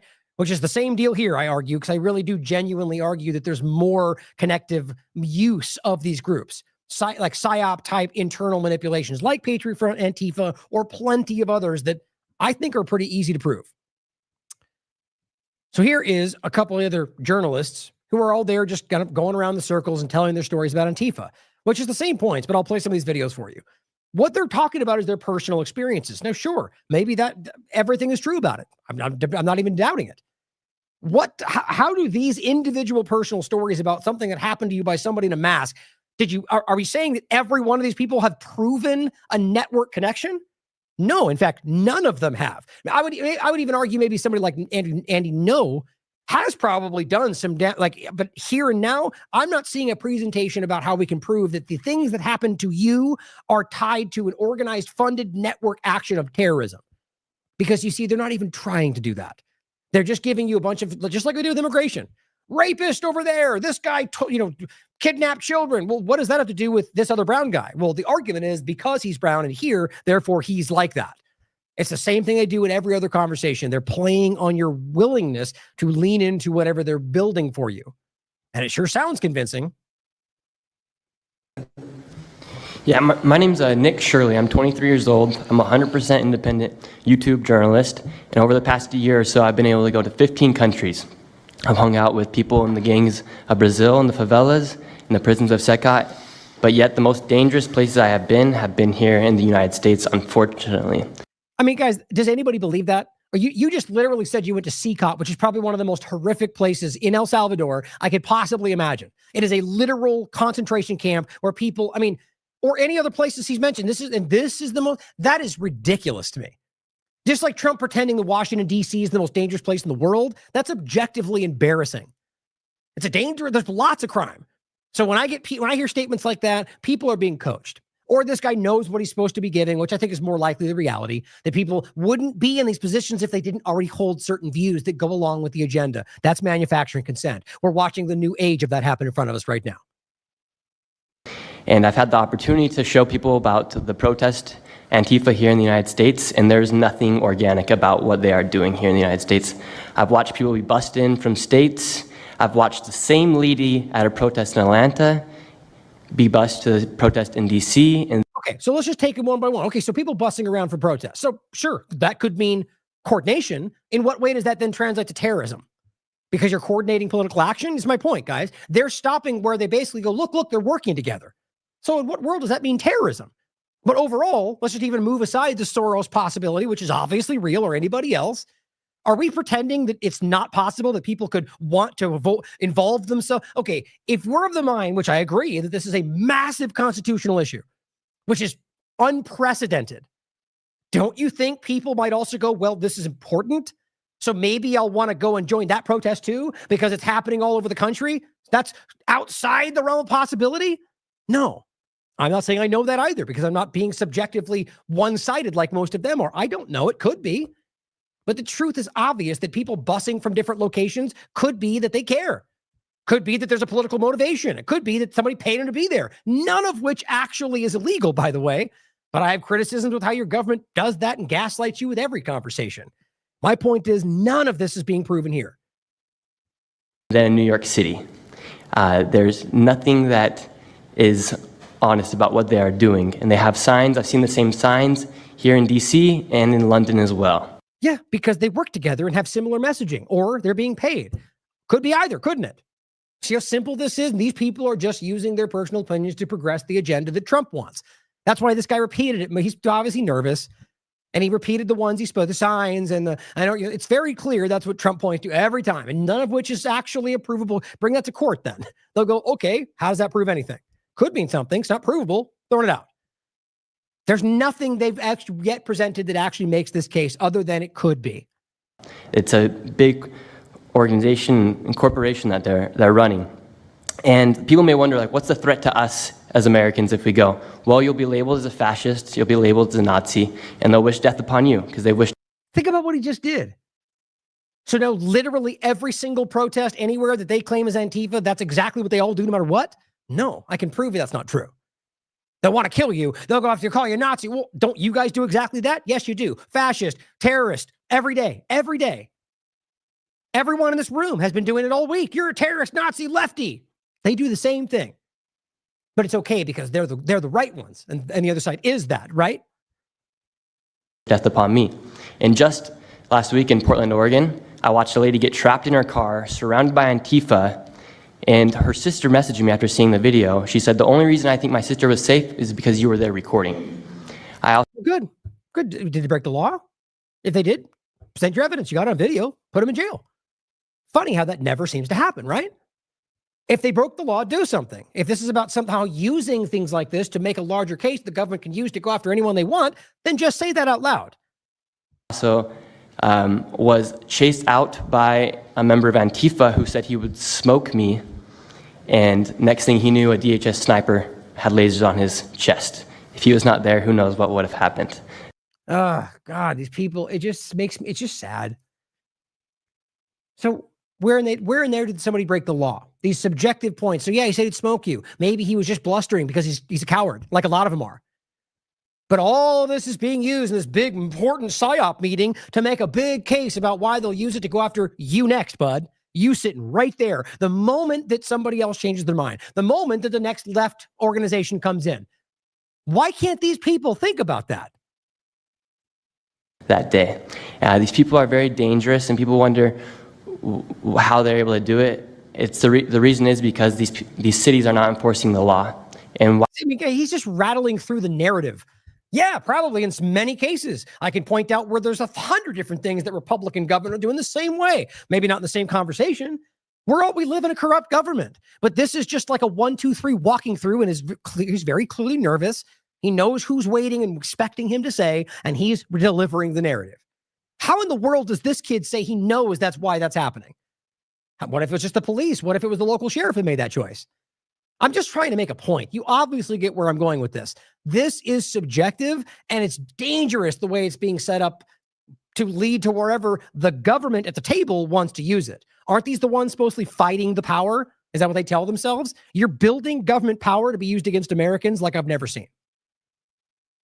Why should these people be worried if the law is not being enforced? And we are not far right, nor are we far wrong. We're just right. And the truth about what's happening. Yeah, well done. We're just right and you're wrong. Very objective standpoint from a journalist. I mean, guys, there is right and wrong, okay? There are people who are correct and those who are incorrect. My point is that you're framing it as like that the right is right. Like that's the way he did it. We're not alt-right or whatever, but we're just right and you're wrong. It was just it probably thought it was really pithy when he wrote it down. That's what it comes down to. At the end of the day, that all of this, nothing has any real, but please watch the video, which is linked in the other tweet of the entire thing if you want to sit through 2 hours of nonsense. And no way am I saying there's not a real issue with this. What I'm saying is what they're doing with it is not actually stopping whatever you think you're trying to fight here. Here in America with these groups is very dangerous. And I thank you, Mr. President, and your administration as well for acknowledging that. Thank you very much. It's too bad you have to go through it. I know, it's a little crazy, right, Mr. President? Well, you're going to get to the bottom of it, so it's a very... Yeah, rare. I know, right, Trump, right? It's just weird. You know what's also very obvious to me? And this is not even my opinion, guys. Every single one of them are just so desperate to ingratiate themselves with Trump. We're like, you're the guy, Trump, and you're the best. And we're I'm in your circle now, right? Because we're all on the same team. Like, that's what Nick is all about in this. And it's really sad to watch. Like I mean, if you're trying to pretend to be a journalist, then what you're doing and the way you're conducting yourself in this conversation, all of you is sad. You're pandering to the most powerful person in this country. That's not what a journalist is supposed to do. And overall, they don't even seem to care. Or rather, I think that's the way they've convinced themselves is what journalists do these days. I guess why not? That's what every other journalist seems to do in the mainstream media, what they pretend to be fighting.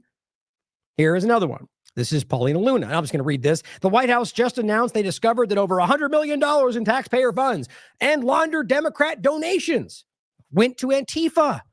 Oh my gosh, to linked organizations and protest networks. Okay, George Soros, Arbel Advisors, Tide Networks. Oh my God, bombshell. Let's just even say, for sake of conversation, everything in this is real. Despite how often they lie and say things that don't matter. Okay, when will they be arrested, Luna? I mean, you just said $100 million in taxpayer funds that were laundered by Democrat donations. So are you telling me you figured all that out without discovering a single person who's accountable? That seems kind of unlikely, but okay, then go after them. Who is going to get arrested for this massive crime? Or how much you want to bet it gets floated in the middle of a room of people that don't challenge anything and nobody ever comes back to it? I mean, if we're really pretending they just discovered, whatever that means, $100 million of this network funding, wouldn't there be something going on? Now, look, I'm obviously laying it on heavy, guys. I hope these people get charged with, if there's crimes to be charged. It may well end up tomorrow that I'm proven wrong and some massive RICO case comes.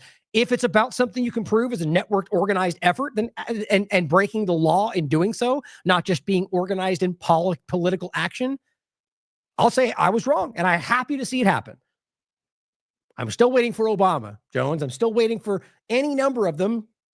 Bill Gates, Klaus Schwab, all the deep state Silicon Valley oligarchs, except now they're on our side, or any of them. I'm waiting on the mRNA shots to be stopped. I'm waiting on the war in Ukraine to end, the war in Israel to end. I'm waiting on the Fed to be closed. I'm waiting on the arrest to be stopped. I'm waiting on, can we keep going? Or, when can we insert some of these wins that we're hearing of about every single day?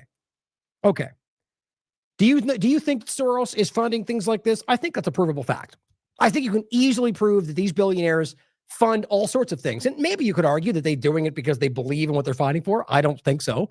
I think it's about their, stock prices and political motive, who we want in power. I very much believe that. And then maybe even through people that are using them, like Israel or other overlaps, by the way. But overall, if nothing happens, then this is all just bluster to get you to think there's something there while they go after that random Democrat with pink hair and go, we got him, Democrat network. And I really want to stress again, the network of organized politics is not the same as terrorism. So if they end up making some sprawling network of even a billionaire giving money to protesters who go out and buy signs and protest throughout the country, there's no crime in that. That is a manipulation of the way that the system works, but there's not a crime being committed. They're not even close to the word terrorism as they actively work with the largest terrorists in the world. Surprise, surprise. Now here's Kash Patel. Of course, this major big-time journalist writes, holy shizzles, and says, did you hear what Kash Patel said? Oh my God, they just said a thing. Shocking bombshell. I always laugh at this. They say something out loud, and it's like, breaking news, they just said something. And a lot of times never happens, doesn't even end up being real.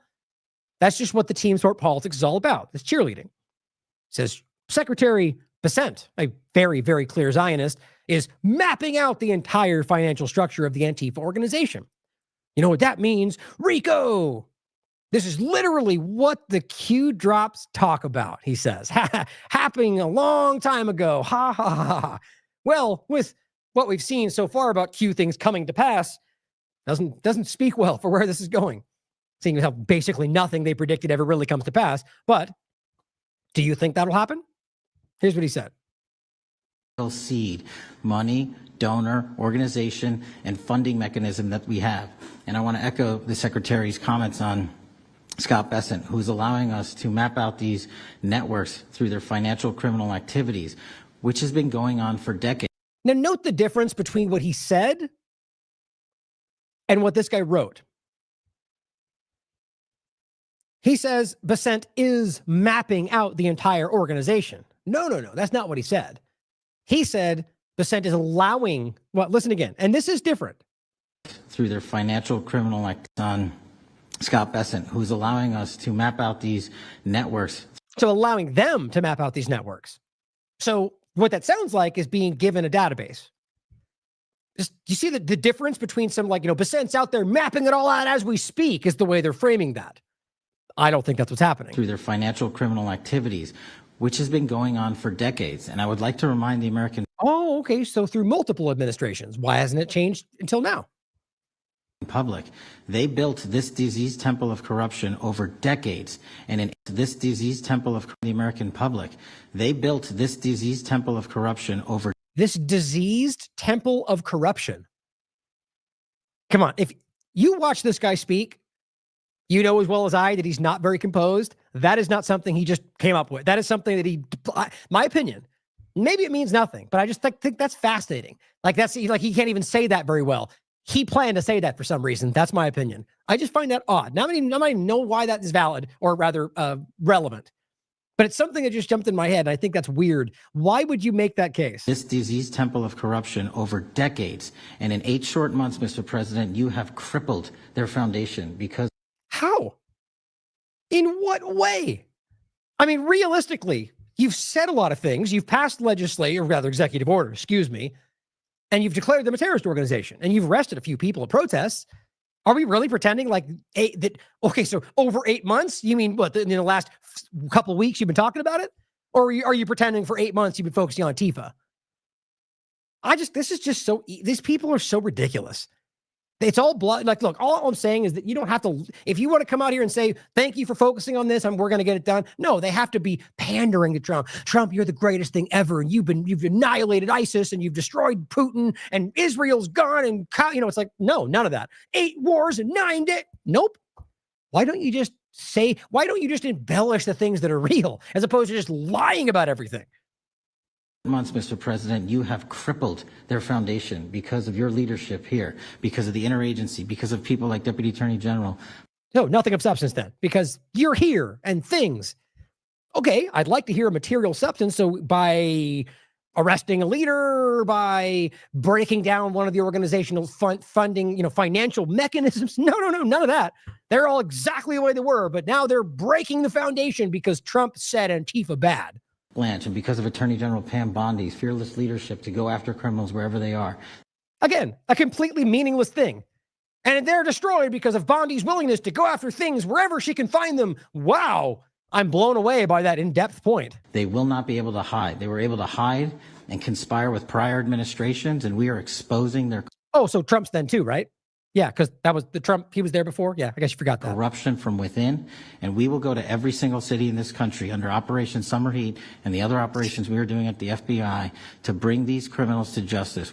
Right, so they're going to hunt down this country to go after anybody that they want to under the guise they're fighting Antifa. We'll arrest every single one of them from whatever perch you sit in, private or public, no matter how your goal or your ambition is. I mean, am I the only one that picks up, like, just, he's grandstanding. He's trying to make himself sound so important off the perch and whatever, international or not. So you're going to get somebody who committed a crime. I'd like to see that. Let's just leave it there and I just get somebody, one person. Your entire team is saying, good, just arrest somebody. Fine, good. Say that again. Just arrest somebody finally, please. It will be crushed by the Constitution because the American people deserve law and order, and that's what we're going to give you. Yeah, except that you don't care about the Constitution, seeing as how what you're doing right now is a violation. Everything you're doing across this conversation is a violation of the Constitution. So they don't care about that, but they love to yell it out loud. So here is Jack Posobiec. And this one, again, is just, this guy strikes me as very, organized, if you will. In a funny way, by the way, you could make the case that the very thing they're pointing to in regard to the organization of Antifa is literally the people sitting in this room. The organized manipulation of the funding through foreign governments or the power of funding these people. I mean, there's an organized element in all of it. But is it a crime? Well, that'd be the case, wouldn't it? Present it. If you have the evidence, make the case. Here's what he had to say, but it's all about another subjective, we're all in risk and danger, which maybe. But until we present even a shred of evidence, I guess we'll have to assume or take your word for it, Posobiec. Guys on campus, we are getting more and more people coming out in the face of this threat, knowing what happened to Charlie. But Mr. President. Oh, we know, do we? We know, even though nothing has actually been verified, it's still up in the air. There's no court case. It hasn't been, nothing has happened. We know it's a lefty, and we know this is sitting in a room full of people who are all nodding their heads.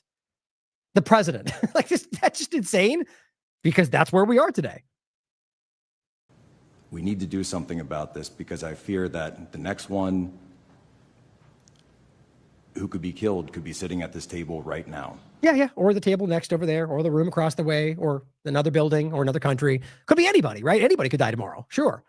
But the idea that we're making it into we are all an extra threat more than anybody, I highly doubt that. In fact, I actually argue the exact opposite. I argue that people in that room are safer than anybody else in this field.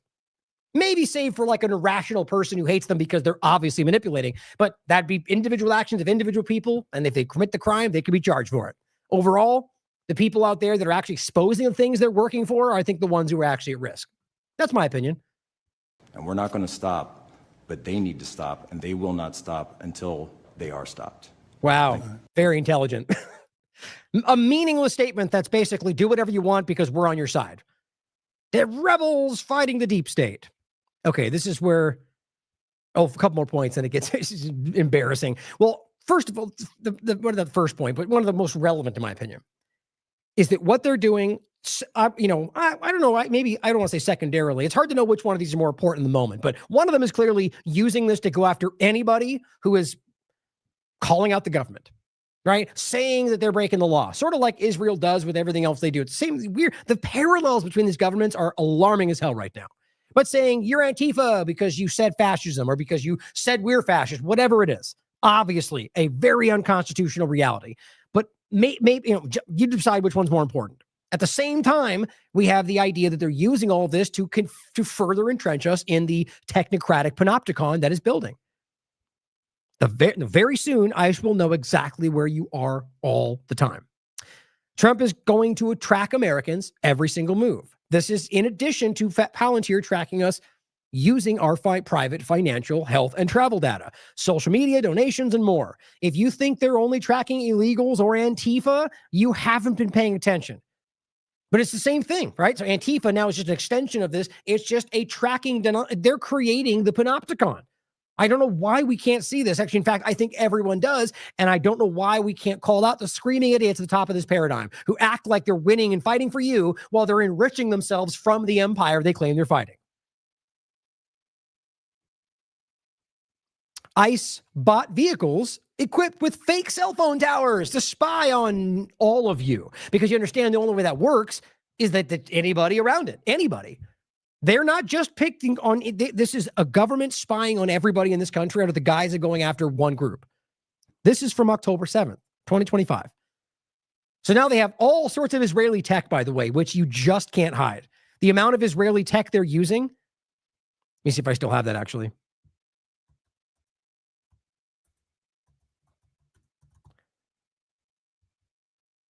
Maybe not. Yeah, there it is. Good. So it's very important, maybe just the beginning of this, to understand how much of this is sort of a funnel. It's been going on a long time, but right now more than ever. Israel is training things on murdering Palestinians, and ICE is quite literally bringing them home. Don't forget the way we started. Israel currently sees Americans as the biggest threat to its narrative control.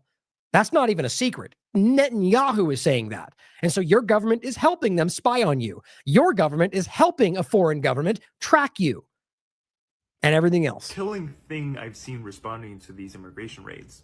I'm an immigrant rights attorney, and usually I'm a pretty optimistic guy. I don't get scared easily. I love watching horror movies. Over the past 6 months, I've seen some really disturbing stuff. At one location, people hid when I showed up, and I still found them using a thermal drone that detects body heat. Where was this technology first tested?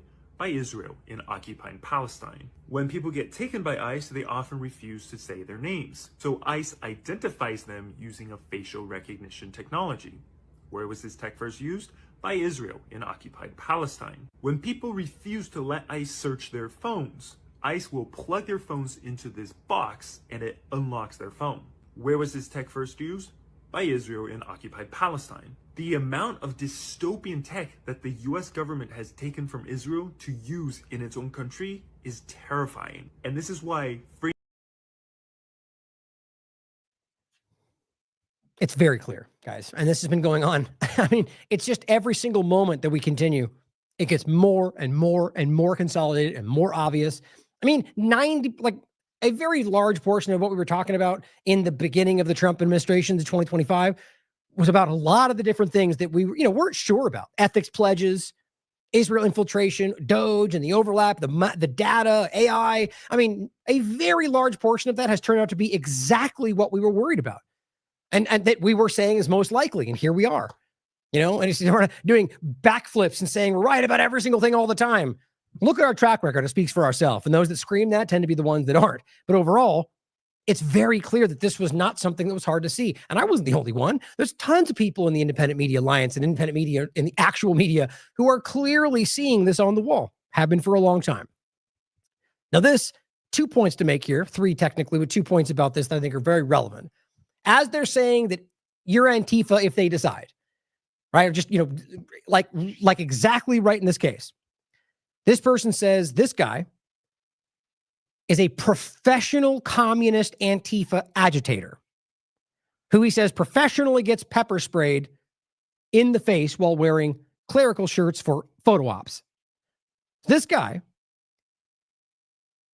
150,000 followers, is literally saying that this guy, who is a real pastor, by the way, I'll very clearly break this down, is a professional Antifa agitator. Why? Because he's there protesting. You can look into this for yourself. This is a person who supports this ideology, maybe even to a dangerous degree, but he's not breaking the law by being there and protesting, even if it's constantly at every protest he can find. The point is, he is a pastor. And this is literally what they just did to him while he was legally protesting out front of ICE. That's so frustrating. I do want to play it for you. So let me grab it real quick. So this is just a quick video of him being shot in the head with a pepper spray ball. But it's pepper spray, right? This is no joke, guys. Honestly, pepper, like people don't know this, but pepper spray, mace, enough of that stuff can actually kill you. It takes a lot, but it can. It can clog up your air passage and so on. And especially some people can get hit with these things and they can be allergic or can have a reaction to it. And it can be very serious.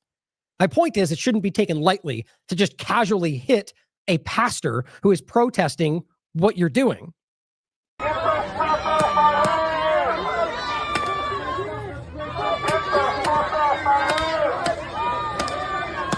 hit him right in the head. So these guys are on the public sidewalk protesting.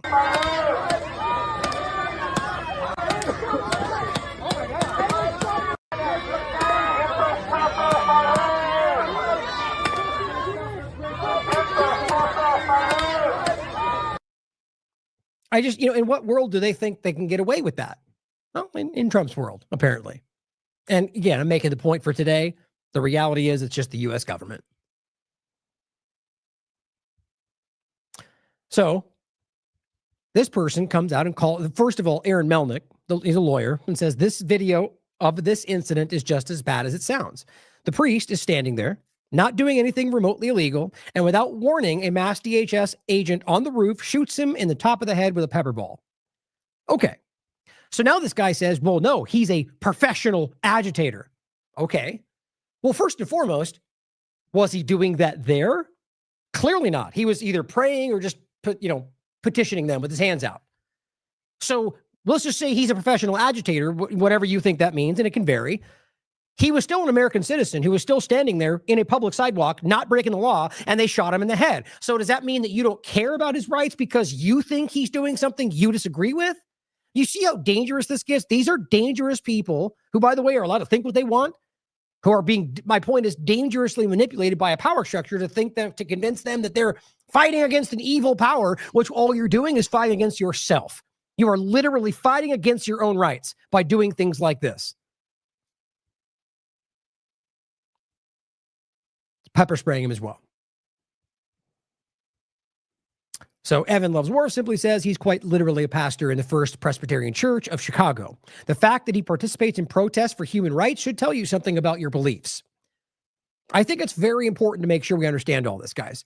To understand that what we're watching are people who are being labeled as a terrorist because they are protesting, which is their legal right in any context. It's simply because, in this case, something that they don't agree with. I mean, how do these people not stand back and go, I am exactly the left thing that I thought that I was making fun of 10 seconds ago? This guy literally is the editor of the Babylon Bee. Like, you have become your own joke, man. You have become the very hyperbolic cartoon that you make about everything else. I think it's wild how clear all this is. And again, let's be very, very clear. Even if this guy was literally Soros-paid agitator, whatever you think that means, he was not breaking the law by standing there protesting, and they shot him in the head anyway with a pepper ball. But if that's okay to you, then you need to reflect on you being the problem in this conversation.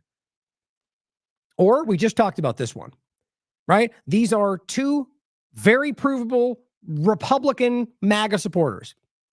The one's guys, Joey Gibson of the Patriot Prayer Group and his girlfriend. And they literally take their masks off and admit this in the video. So we talked about this recently. They get caught by the police, dressed up like Antifa, and all they said was they were there trying to document the Antifa, or they were there pretending to be Antifa and causing violence. Either one is possible, right? All I'm trying to show you is how easy this is. Well, how about in the case that they're there at the protest dressed like that? Aren't they not? Don't they already meet the definition of Antifa? Or is it just because you believe they have different intent? This is being flavored very clearly by their own personal beliefs. Trump and everybody else. This is obviously a part of this. And anybody or just aware, smart enough to see that partisan games are not everything, are easily able to go, yes, and we know this happens. We know that the FBI, Patriot Front, Antifa infiltrate groups, Oath Keepers, and they manipulate these things. And so we can't think of that. The right, who just got done telling us how much the FBI lies about these things, and now they're taking it at face value, but anybody that is Antifa, I know you guys aren't this stupid. Call out the screaming idiots at the top who are trying to convince everybody you shouldn't look harder at this. And then Ron DeSantis puts this out today. Says, breaking, pro-Palestinian Islamists take over the street of Montreal, Canada. Or they're protesting, right? You can make it all about terrorism when you want it to be. What about the trucker convoy? Is that the same? How is it different? Because they believe in something different? Yes, exactly. The point is, I always said the trucker convoy dynamic should have been circling the Congress and their political buildings. But, they did their own thing and they blocked traffic. I think that affected more average people more than anything, but it still had a good point. It still got the message out. But how is that any different than Pete leftists sitting down in front of traffic? It's only different because we're right and they're wrong. It's partisan, childish nature, guys. I disagree with anybody stopping everybody else's free movement. The point is that many of them believe they're doing it for a good reason. Overall, what you have is people marching down the street with their flags. And to anybody who is a blind Israel supporter, that means they're terrorists. Think about how crazy that is. Just like with Antifa. You are on the left and you're protesting, you're Antifa, put them in prison forever. Ron DeSantis comes out and says, free Palestine is just a proxy for political Islamism. Political Islamism? Can we say political Judaism? No, that's Zionism, and it's not even Judaism. The point is they're trying to create something. They're trying to say that if you believe Palestine should be free, therefore you're a terrorist. But wait a minute, I'm a Christian and I'm not a terrorist. Free Palestine. Oh, I guess he's lying. Because clearly I'm not, and clearly clearly there is a world in which somebody can go free Palestine and maybe just mean free Palestine. They want to defeat the West via mass migration. You mean Israel publicly telling us that we have to migrate, that people need to migrate into the West to be able to destroy the West? Publicly? Rabbis, government, the whole thing? No, not that, Ryan. Not the provable one. The one where we claim it's being done over here. And even though that I can prove to you is being driven by Israel and their manufacturing. But no, it's all fake news. The point at the end of the day is subjective on everything. Free Palestine means free Palestine. If they break the law, then charge them with a crime. For him telling you that saying free Palestine or anything therefore means you're a terrorist is the bigger picture. And here, Ron DeSantis and Trump are on the same team. Yes, they are. They're all doing the same thing for the same outcome when it really comes down to it, in my opinion. This is not free speech. This is political manipulation. They're creating a world in which you're not allowed to have certain ideas. And if you do, they'll call you whatever they want. How do we not see this? Now, this is embarrassing. Trump, so let's start with the clip, I think, most importantly, about the flag burning. And hopefully we know by now that is something that's not only protected, in your inherent rights, God-given rights, but has been roundly upheld by the Supreme Court. And people that they pretended for about a second that were wanted to be on the team, Massey, Ron Paul, all of them, because they're not ridiculous, excuse me, do you mean to say that? Ridiculous, I actually, what's funny is it wasn't like I tried not to. It's just something I never actually say. I'm not even sure why that slipped out. But the point is that they're all very clearly aware that that's a constitutional reality. And so all of these people pushing this idea are just trying to do it because of their political side.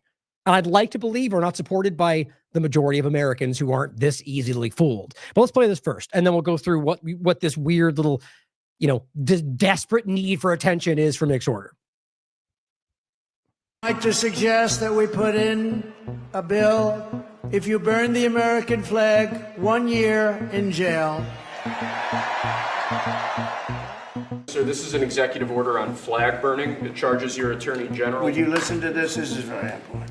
If you burn a flag, you get 1 year in jail, no early exits, no nothing.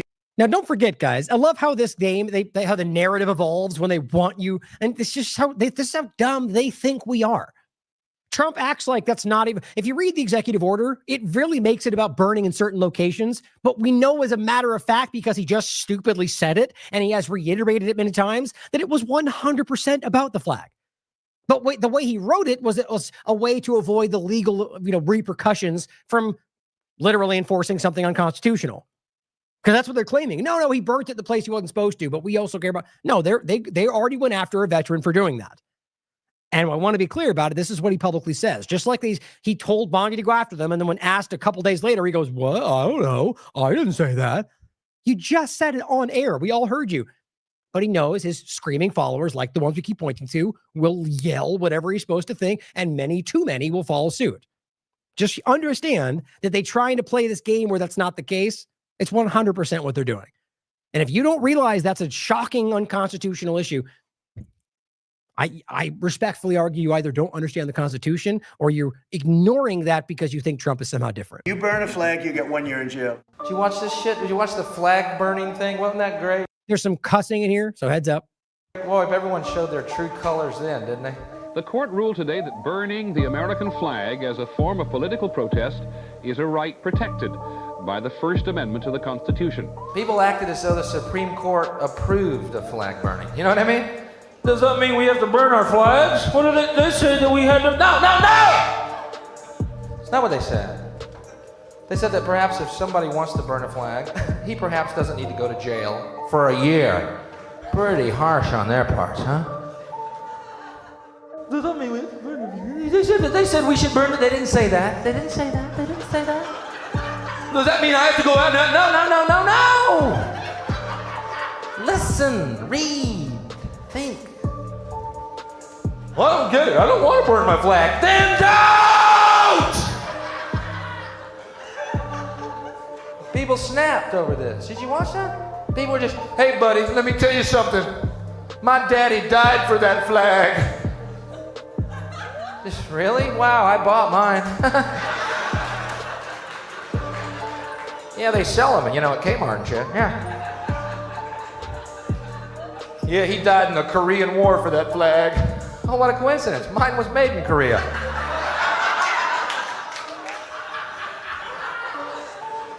No one, and I repeat, no one has ever died for a flag. A flag is a piece of cloth. They might have died for freedom, which, by the way, is the freedom also to burn the fucking flag. Say, burning the flag doesn't make freedom goes away. It's kind of like freedom. Today, the U.S. Supreme Court said that the state may not criminally punish a person for burning a flag as a means of political protest. In an unusual coalition, liberals William Brennan, Thurgood Marshall, and Harry Blackmun joined with conservatives Antonin Scalia and Anthony Kennedy. And I don't approve of flag burning. I don't want to burn a flag, but if somebody wants to burn a flag, what business is it of mine? Is it my business if someone wants to burn a flag? Is it? See, that's real freedom. That's actual liberty. And the awareness that whatever you think about it, what they're doing with their things in their home and wherever is their decision. What they want to put in their body is their decision. If it ends up having to do with children, well, there's an entire line in regard to protecting the innocent. The point is that it's a personal choice with your personal body. It's important to understand this. The reality today is that you've got far too many people out here acting like they believe deeply in this and cheering the exact opposite of what they should fight for. Like, assuming they actually hold that opinion. So either, again, they're too stupid to realize that what they're doing is directly the opposite of what they claim they want, or they're dishonest. It's not very difficult today. This is the point they're making about free speech, any of these constitutional realities, guys, that it is an absolute principle. Everything else is political manipulation. No, it's not. Is it my business what other people read or watch on TV? No, it's not. Justice William Brennan for the majority. The government may not prohibit the expression of an idea simply because society finds it offensive or disagreeable. That would dilute the freedom that this cherished emblem represents.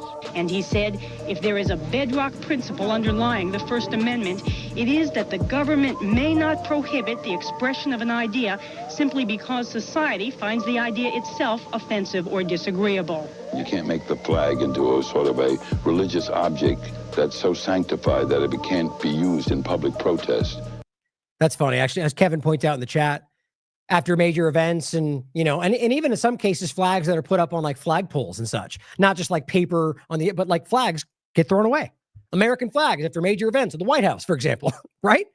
It's just so subjectively stupid all this is. And he says, well, should we throw away or should we send all the workers who took part in the waste management in jail?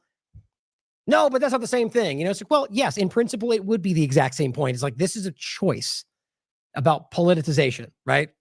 And there's a very clear line. Liberty, or, ideas, what the real thing is rather anarchy than tyranny. Because people may not realize what anarchy really means, but even if you think it means chaos, I'd rather have that than tyranny. Two Reagan appointees, Antonin Scalia and Anthony Kennedy, both conservatives, provided crucial votes for the 5-judge majority. And I would like to suggest that we put in a bill, if you burn the American flag, 1 year in jail. We do not need more legislation like this. The real attack are on our liberties. The real attack in this institution is the attack on the Constitution. And this does nothing to address it. All we need to do is pass a flag amendment, and it's going to solve the problem of the attack on the Constitution, which is continuous and endless. Isn't that an incredible point to think about? Right? The idea that the argument is that there's attacks on the Constitution, largely from, foreign communists and, whatever the point would be, whatever they're framing at in this moment, there's always something new.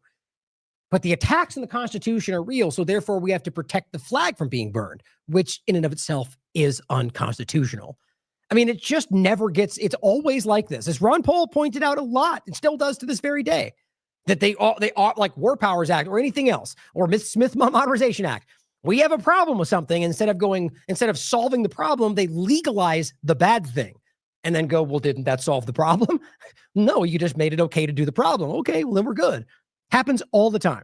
In this case, the argument is protecting the constitutional rights by doing something that removes your right. It's just a perfect analogy for government. I would like to point out that the word desecrate is a very important word, and we've talked about it all day, but we haven't yet defined it. It means to deconsecrate. What I'd like to know is when we had consecrated the flag, we're holding the flag in the highest of esteem. Right. And yet liberty is really what should be on the pinnacle. Liberty in the Constitution. But to deconsecrate something means that the flag was consecrated. I'd like to just read what that means. It says to make, declare, or set apart as sacred, or such as a church, to set apart for the worship of a deity. Who and when did we raise this flag to this level? Have we deified the state to this extent? When we undermine the Constitution and the Bill of Rights, we undermine liberty, and then we diminish the value of the flag. Decensored News, great video. So think about it. Listen to Ron Paul talk, right? Listen to the principle. Listen to the passion in his words, the belief in what he's fighting for. That's what I take from it anyway. That's my opinion. But listen to that, right?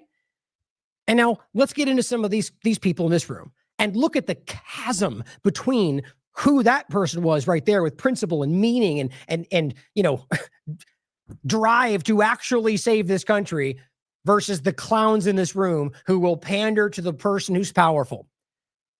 We're talking about the flag right here. So President Trump tells Nick Sorter to give Pam Bondi the information on the person that burned that flag that he had. Oh, you know what? I just realized I forgot. It's not that important. There is a video of him.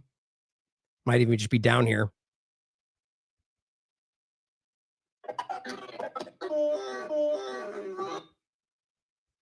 Oh, they didn't even see this, but there's one. Basically, there's one where he runs up right here. Perfect. There it is. Okay, so somebody's burning a flag, which, by the way, is their constitutional right. As I said the other day, if Nick Sorter and his team were burning a Palestinian flag and Antifa ran up and tried to stop him, I'm pretty sure they would frame that as terrorism or somehow violating his rights. I guarantee that's my opinion anyway. So reverse. And so he runs up and grabs this flag, which in a weird way seems very controlled. There's nobody tries to stop him. I just get a sense that a lot of this might be a little more coordinated than we realize. Like, that's the kind of gaslighting we're dealing with. But just so you can see, he grabs the flag, he runs and he puts it out. Oh, you're so brave, Nick. You're so brave. And he walks away. No one tries to stop him. Are you kidding me? There's a whole group of people there and you steal my flag and run away with it. He doesn't run, he just walks away. No one does anything. No one even barely says anything. I call BS, by the way. But either way, the point is, he sets this up to be this big thing he's doing. And so he literally brings this burnt flag into the room and it's like, look, I've got it for you, Trump. It's right here. I just am embarrassed for this guy. It's just, he's so far. Anyway, my personal opinion is irrelevant. Clearly, this is setting this idea up. First of just the idea that I think I've got the video where Trump is saying, give me it. We'll investigate. Investigate what? Investigate that the person did something which is completely protected within which you are, his constitutional rights. I guess that's the right way to say it. My point is to make sure we understand that it's not something they can take away or that they even have to agree with. It is inherent, God-given. They choose to respect it or not. In this case, he's literally telling you that we won't respect your rights because we made this a sacred thing. Here's the clip. To that flag. So remember, you put out a truth right after That's right. I saw that. Took this flag from that man that was burning it in the street. Do you know who he is? I mean, you don't realize how much that is just like, please praise me. Please praise me for the thing. Isn't that what you wanted, Trump? I did it for you. It just feels gross to me. Here's what he says. Oh, yeah, I know exactly who it is. So why don't you give it to... From that man that was burning it in the street. Do you know who he is? Oh, yeah, I know exactly who it is. So why don't you give it to Pam? Give it to the Attorney General and let's start... Unconstitutional actions. Yeah. This is pathetic. The Attorney General and let's start prosecutions. Yeah. I actually have a second flag that he tried to burn as well. So I have two of them from the same guy. You also saw what happened. How embarrassing. When that flag started burning, everyone went crazy. Oh, did they? Well, let's go back and look. Did they go crazy? I don't remember that. Let's see. Okay, well, let's watch. Let's see if it goes crazy. No, looks pretty calm to me. Everyone's standing. There's not no music. No one's even talking. And Nick is just calmly standing there watching it. Okay, nothing crazy yet. Oh. He's putting it on the ground and he's making it. So someone says he put the flag on the ground, making fun of him, right? Okay, well, I don't see people going crazy. Do you? Yeah, he walked away. Oh, that's weird. Almost like they're making that up. Why not, though? Why not just lie a little bit more? They lie about everything else. That's when it started. Everyone went crazy. Well, you also saw what happened. And don't you love you hear Bondi or no? That's right. What Trump said's correct. That's right. These people, it's just like a bunch of yes people. It's so embarrassing. When that flag started burning, everyone went crazy. And that's when it started, when they started burning the flag. So thank you. If you could give the information. That's when what started? His story about a flag? It would be great. Absolutely. And at least that horrible night made you famous. I got a text from the President of the United States, so I appreciate that. And President Trump, yuck. Look, let's be this is whether I have a very, very, very low opinion of this very small, childish, manipulative person. An objective perspective. This is weird. Like this, if you are anything but a pandering sycophant, this is a very, very weird, and it's not just him. Watch the whole thing. It's just a circle, about going around going, we did this for you, Trump, and you're the best all the time. It's just very, very, very uncomfortable. Here is where Trump previously said that he already thought this. We already played this one. This is a great clip from Decentered News. Well, here is just Trump before that, already stressing. By the way, you know that he was told by his people that this was constitutional. That's why he said this in this clip. This is before he was put in position. Took the American flag down. They were writing Hamas on the bell outside of Union Station. As I've said many times, they don't have any evidence of that. It was something somebody caught afterward that said Hamas. For all we know, it was a Zionist written there. But he's conflating the person who burned that flag with the person who wrote that because it was at the same event. Therefore, they're all Antifa. And you see how subjective this always gets. Certainly could be. I would never deny that. But the idea that we know as a matter of fact is the same partisan game both sides play all the time. What does a Donald Trump do if he takes office to these people on the street? Rarely have we seen anything like this, and I think you should get a 1-year jail sentence if you do anything to desecrate the American flag. Now, people will say, oh, it's unconstitutional.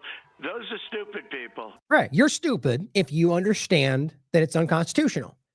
You must understand that, right? He said that because he knows he's been told that. He just goes, I don't care. That's not correct. I know better than everybody else about the Constitution, or rather just what it should be. So those are dumb. Those are stupid people for arguing the truth. And you're only smart if you believe what I'm saying, even though it's false. And Nick Sorter jumped up and said, I believe you. Everything you just said is correct, Donald Trump. You know, I know. We're on the same team. It's just sad. There's so many examples of this. This is him about the internet. Same point. So here's Nick Sorter driving around afterward, for whatever reason, saying, after we saved the flag from Antifa, we drove around with the flag blasting God Bless America. We win. We win. This guy's so childish. I'm sorry. I mean, it's not even, this isn't important. It's just, these people with 1.2 million followers, things like that. It's insane to me that this kind of person who should be, this the kind of, if this was in a group of people in any other city, like not in like a controlled, like a, I'm trying to think of an example, like where you just have a group of people and this guy started doing these kind of things, he would be collectively laughed at. But he's in a room full of other sycophants who pat him on the head for saying the things they all agree with. Just like Barry Weiss went on Joe Rogan and called him a sod toady, and she didn't know the definition because she's so used to being in a room full of other pandering people to go, oh, Barry, you said the thing we all agree with. You're correct. Don't even worry about defining what it means. They're so trapped in those echo chambers, they don't even realize that I think that's what we're staring at. But this person rightly said, no one is giving you the attention you seek, not even ICE. This reflects a significant issue in our society today. Influencers desperately chasing visibility for clicks to maintain their lifestyle. It's money over morality, and it's frankly disgraceful. Now, that very well alone could be the reason people get trapped in stuff like this. They get trapped in a cycle of trying to be constantly, and they will lean into anything, whether or not they have principles or integrity. Posted this. Hey, Antifa, your reign of terror is almost over. President Trump will make sure of it. It was really about this. I made it. I'm in the room. Like, so we're the dividing the power, but we're now pandering to it. Woohoo. But she says, the patriotic blonde, unless they're on the Epstein list, right. Mic drop. Same people that were screaming about how we can't stop until we get it, and we can't stop until it's released. And then Trump goes, ignore it. They go, oh, what are you even talking about anymore? Who's Epstein? It's pretty sad. And making that point, this person says, shut up, no one cares. Choose liberty, says that.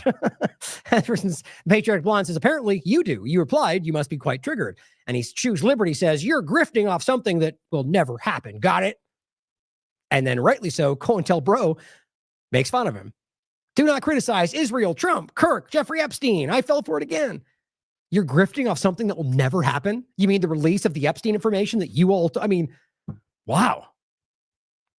Well, here's Nick making his point even further, pointing out, here's a protest. So you have to understand, this is the 10th, right? So they have their whole little thing about Antifa, terrorist organization, and this is already the embodiment of this. So now, because they're there, now is this Antifa?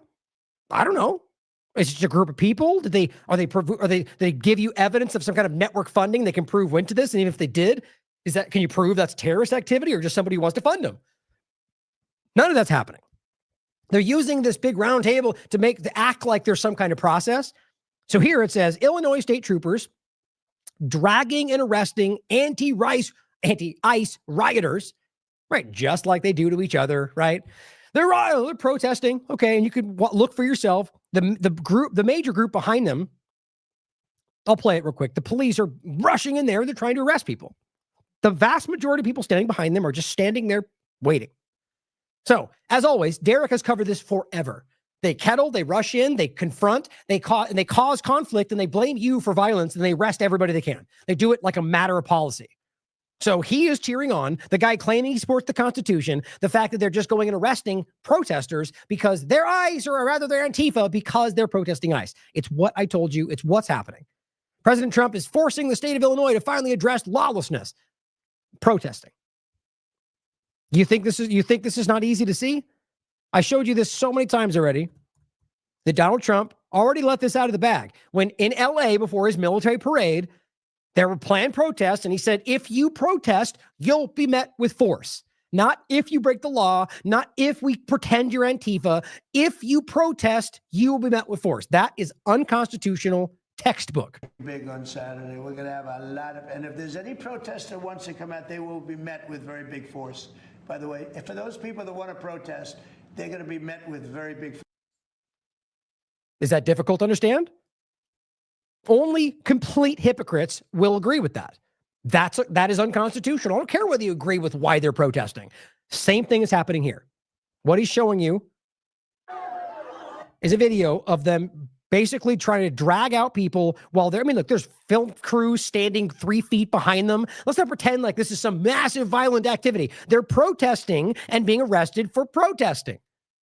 And it's a circular logic. Well, they're Antifa terrorists and they're anti-ICE rioters because they're Antifa, so we have to arrest them because they're rioting. Well, were they, or were they just present and you said that because they're Antifa, even though we can't prove they're Antifa because they're probably just lefties protesting?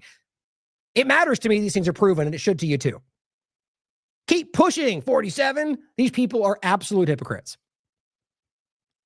Oh, and just in case you were uncertain, he says President Trump is scheduling to make an announcement on Friday. Oh, yeah, that's it. That's it, by the way. Breaking news. I'm now a stenographer for what Trump wants me to say. Typical. But David Icke rightly points out, as Nick Sorter's breaking out his flag display, morons using morons to advance a moronic fascistic agenda. Couldn't have said it better myself. Now, last couple points. I found this interesting, and it speaks to the Antifa point in the same way.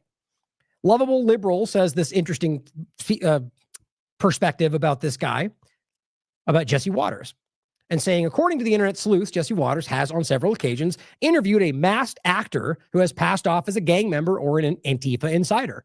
The internet has tracked down the name of the actor. Now, regardless of what your thoughts on this, this is interesting to me for many reasons to look in further. But we know they do this. We've caught CNN in the past doing exactly that. Way back with Saudi Arabia and plenty of times after that. But look at this guy. Look at this guy we're pretending is in Gaza with blue eyes and white. It's just insane that we ever let these people get away with this kind of stuff. But so apparently that's a guy that's Antifa founder. This guy's an ex, which one was this? Anyway, just like different, this was Gaza, this popping, different situations, right? And this is accrediting to Decoding Fox News. It simply says, last week, Waters spoke to a man named Eric who claimed he was a former member of Antifa. 2 years ago, he interviewed Ramon Mundo, who is a Mexican mafia member. Some folks thought he looked exactly the same. Why? Because it appears that it seems to be the same person. And by the way, I'm pretty sure that it's weird to have even Antifa, where, let's just Mexican cartel member, a Gaza terrorist. Weird that they're all these white guys with blue eyes. It just seems like they could think that one through a little further. Or just to end this segment and finish with Gaza and Israel. So we have this whole thing going on, right? Where they're sitting around this table with this whole weird display. And I think this was about many other different topics, not to get into it all. Rubio comes up, whispers something in his ear. Right. So Johnny MAGA says Trump is forced to end the roundtable discussion after receiving news that Marco Rubio, that a peace deal in Gaza is at our fingertips, even though literally they were bombing up until then and they bombed every moment after this. So that's a lie, basically. And they need him to close the deal. Are we really pretending that? Let's be clear about how stupid this is. They had already had a general agreement at this point. And the point we were being told was that we're waiting for Hamas, right? Okay, so then what would he have to get up and do? If the point was waiting for something else to happen. Overall, we know as a matter of fact today that they didn't even stop bombing, guys. So this is, I think personally, him trying to make himself look important. But this is Rubio coming up to him. Conspiracy. Okay. And so to me, I think it's just, probably nonsense. Probably something else entirely. Criminal conspiracy. Okay. I'm just given. Yeah, I was just given a note by the Secretary of State saying that we're very close to a deal in the Middle East, and they're going to need me pretty quickly. So I will take a couple of more questions. Criminal conspiracy. Just my opinion. That's why I put the image on that in the beginning. But the point is, I have to rush off to deal with the ceasefire that didn't ultimately happen. So you don't really need to piece this together too much. So let's point this out. Okay, so on the 9th, Israel had bombed this many, many, many other places and ongoing starvation, rape, and torture, and everything else that doesn't seem to stop, not even for one day. But on the 9th, one specific location, they bombed the Al-Tufa neighborhood and Al-Nafaq street in eastern Gaza City, while Israeli forces opened fire on civilians along the Al-Rashid street. Another day in the ongoing genocide. Now, this, by the way, was already after Trump had said they should stop bombing, or said he told them to stop. They didn't stop. We already proved that to you, but wanted to reiterate that. This is not just as of today. This is the ongoing reality that they never stop. They never have, not in Lebanon, Syria, anywhere else. An Israeli tank advance. By the way, just really quickly, even the other ones where there was some semblance of a pause, they were bombing and torturing and burning houses down in West Bank. They had to deal with the Palestinians, not just in Gaza. That was the point, and they didn't care. They just started killing as many Palestinians in the West Bank as they could, which is right now also what's happening. But it says an Israeli tank advanced in the Rashid Street in Gaza City's southwestern entrance, blocking displaced Palestinians from returning north as news of the ceasefire spread. So they were already trying to stop them from being able to do what they wanted. This is torture. Elizabeth says the reality of the ceasefire, Gaza is being bombed, civilians are targeted, tanks block displaced families from trying to return home. In minutes, hope turned into violence. Now, even a pause means nothing. They were already going, yay, praise us, we Nobel Peace Prize. That's what they were doing. Netanyahu comes out and says, everyone in Israel's happy, we did it, we said, forcing, aggressively trying to get everyone to just jump far into it. We did it, it's over, everybody look forward. Like they thought that would actually happen. But as of today, this is what Reuters is reporting. Gazans trek to ruined homes as Israeli forces pull back under ceasefire. It kills me. Just, they see everything like we do, guys. This is all over social media. Even Sky News was publicly streaming this exact location. I shouldn't say that, this exact, general location. You'll see what I mean.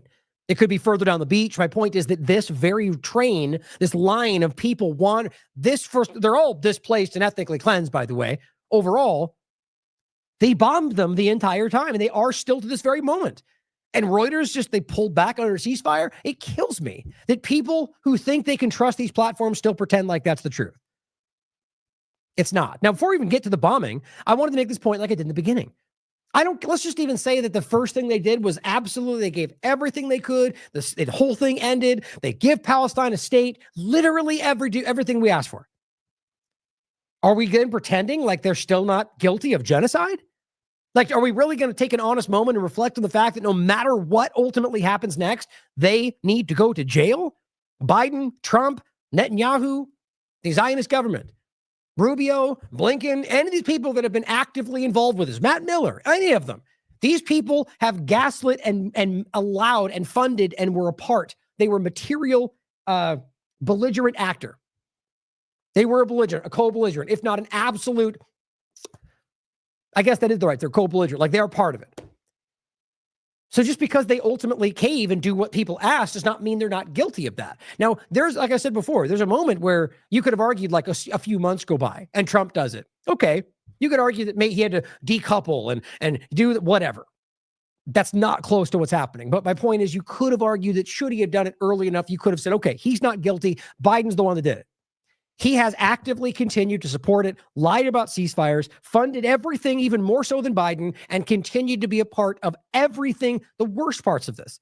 Trump is guilty of genocide, just like Biden is guilty of genocide. That's an easily provable fact. So now, even if they give you everything, the fact that they want you to jump out of your chair and go, yay, Netanyahu and Trump, is insane. But it shows you how desperate they are. So that's not what happened, by the way. But even if it did, this person says it's an incomplete joy because we've lost a lot. It's at a time when he thought there was a deal in place. He says, I don't have a spoon or a fork in my house, just rocks, stones. Other lost families, some lost everything they own. Others lost legs and limbs. Some lost everything. Some went missing as well. So you see the point? Like, even if you give us this ceasefire, it doesn't make up for everything you've done to them. Just really reflect on that for a second, because that's something sure as hell they're going to try. I think last-ditch effort.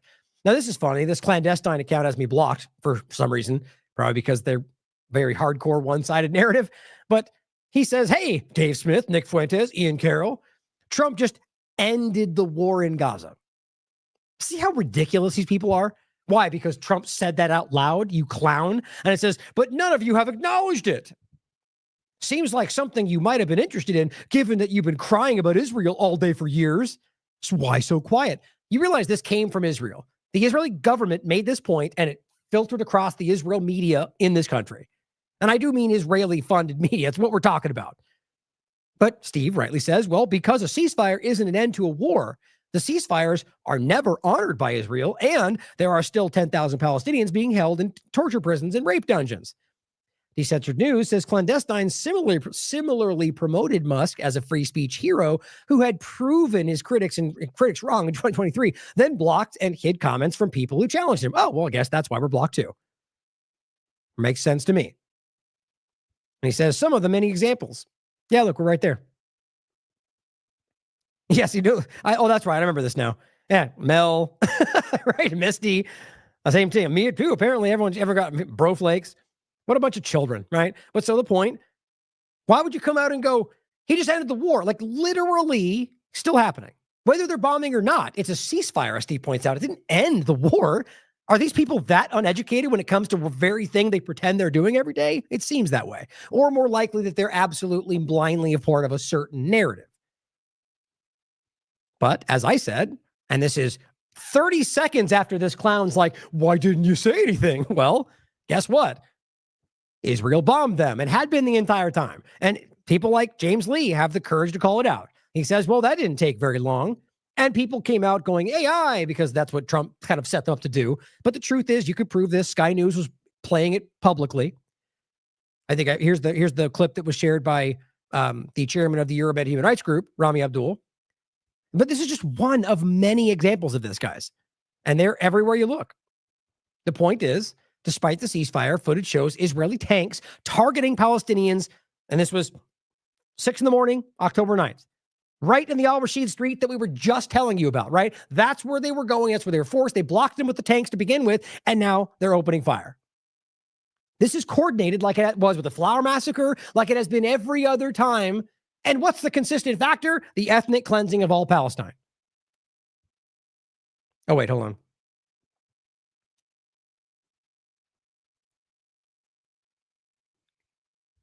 I said, and simply the same point, really, but just, this is why one of the many reasons that very few people cheered when these sociopaths once again announced a false ceasefire and wanted mountains of praise for pretending to seek an end to this. They lie, right? It's pretty simple. My father told me when I was a child, people in authority lie. Correct.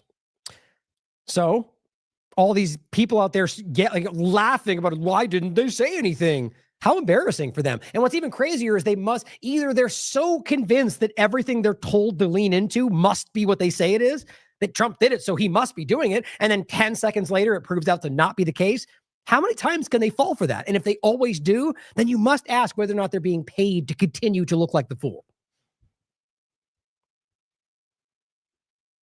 Here's what Eric Doherty, speaking of fools and blind supporters and sycophants, he says tens of thousands of Palestinians are flooding towards northern Gaza. Okay, get how insane this is.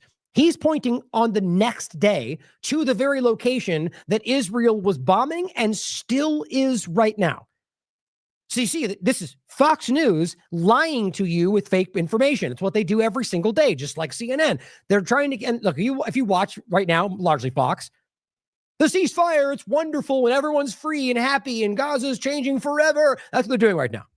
While Israel is quite literally still bombing innocent people as we speak. And people like Eric come out and get 1 million views for saying, oh my God, look at it. It's so great. They're all returning. Tens of thousands are flooding toward northern Gaza. President Trump's ceasefire took effect and peace broke out in the region. That's what he wrote. Many of them are seeking to return to their homes or check to see if they've been stored. Oh, and guess what? Israel killed them every time they did that and are doing so right now. It's unbelievable, historic. Trump is saving thousands of lives. These people are so uninformed, it pains me. Or they don't care. Well, here's another one. This Paul guy says, woman asks a good question. Now that President Trump has made peace in Gaza. That's on the 9th, by the way. Where are all these pro-Palestinian people? Shouldn't they be celebrating this or whatever? The thing that isn't the narrative about something that hasn't even happened yet. And I said, this is one of the largest problems with those lost in the falseness of the mainstream partisan divide. They seem to blindly take and run with whatever their chosen politicians and podcasters report without zero due diligence. Or I should have said with zero due diligence. That's frustrating. Or follow-up. At the moment, Israel's bombing Gaza. So another one, this guy, Leo Curse, ever heard of him? 95,000 followers, comedian, says, is it just me?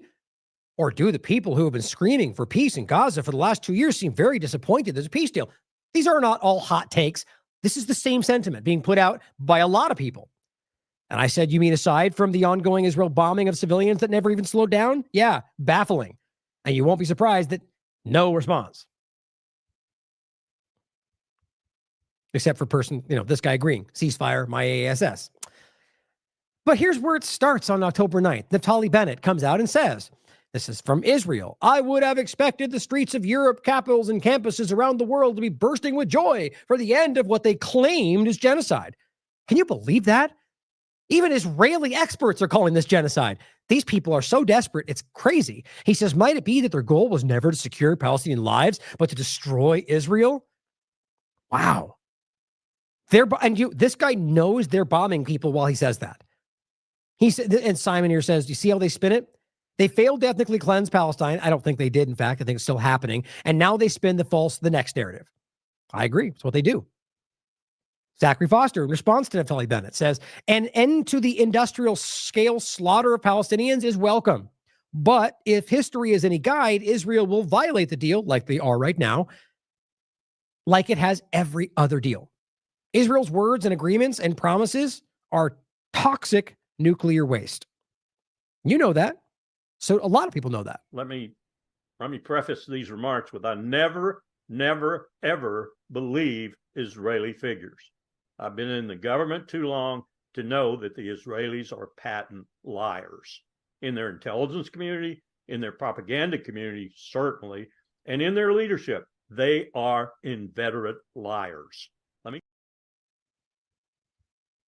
So he puts up an article, which you've probably seen. We've talked about it in the past. Israel and Hamas signed at least 6 deals in 2008, 2012, 2014, 2019, and 2021, and 2025. Deal number 7 was apparently agreed upon yesterday. And there's more than that if you understand like the whole Blinken. I mean, even with Trump, same thing. Like these kind of false setup and false, like they are lying to you about all of them. We've proven it every single point. The history of ceasefire talks between Israel and Hamas, 2008 to present. Spoiler alert, they have sabotaged every single one. And it's easy to, even Oslo Accords. Guys, you could look this up in UN documentation. They lied. They completely sabotaged it. Sort of like, let's use Hamas and Palestinian Islamic Jihad, or rather Palestinian Authority, and make them fight each other. That's what they're doing. They're literally creating the balance. They fund one side, or the U.S. and Israel at large have funded the most radical elements of Islam as far back as you want to look. If you can't by the way, it's a provable, easily looked up fact. If you can't accept that and acknowledge what that means while otherwise saying they're fighting terrorism, I mean, it's a willful choice to be uninformed. Here is Grok. For those that want to pretend, I was just thinking about this the other day. It's funny. So Grok was started by Elon Musk after he took over Twitter, right? Okay. Even though we know it's a DARPA program. So he takes over Twitter, all the holdovers and woke and stuff. And okay, we're changing everything. And so he rolls out Grok. Okay. Somehow still we get the woke grok, and the grok is still okay. In what way? How is that possible? So if you were going to pretend it was like a hangover Democrat or whatever, maybe the fourth time they change over grok, probably gone by that point, right? So the last time, oh, look, grok is saying Israel's committing genocide. Come on, you got to fix your woke grok, Elon. I'm thinking about the logic. I'm going, why would it be woke? Are you implying that Elon is woke, or people he worked with after this fourth iteration are still woke? Or that somehow, like, my point is, it doesn't obviously make sense. What they're saying is, we don't like what it says, therefore woke. So change it. We want to hear what we want to hear. It's not about woke or anything else. It's about narrative control. It's everywhere you look. And so my point is, here's grok, despite their 17 upgrades, constantly being trained to look, it's still telling you what's going on. Now, that's not like you should trust it. Grok gets caught lying all the time. The point in this is to recognize that their platform that they actively tweak to lie to you is still showing you that, yes, Israel appears to be conducting airstrikes and many other military operations at this moment, even as the U.S. brokered ceasefire agreement was announced earlier today. Literally bombing on the record in front of everybody, and they're all lying about it. And then Trump even says this. This was yesterday, by the way. So they were bombing yesterday, I can prove it. They're bombing today, I can prove it. Here's what Trump said. And what guarantees Hamas disarms and that Israel doesn't resume bombing once the hostages are released? The first thing we're doing is getting our hostages back, okay? And that's what people wanted more than anything else. Not Israel, though, and you could prove that because they've said that 17 times. That hostages were secondary every time. But see, Trump is just repeating the narrative. That's what he does. Maybe he doesn't even know. They wanted these hostages back that have lived in hell. Nope. Most of them are treated far, far better than even people in Gaza. All of them, in fact. All of them are treated better than any single person held in Israel prison. Almost every single one of them have come back and said they were kind. They took us shopping. They shielded our body. Look it up. But here he is, just lying to you, just casual lies. Like nobody has ever even dreamt possible. Nope, completely false. Exact opposite, in fact.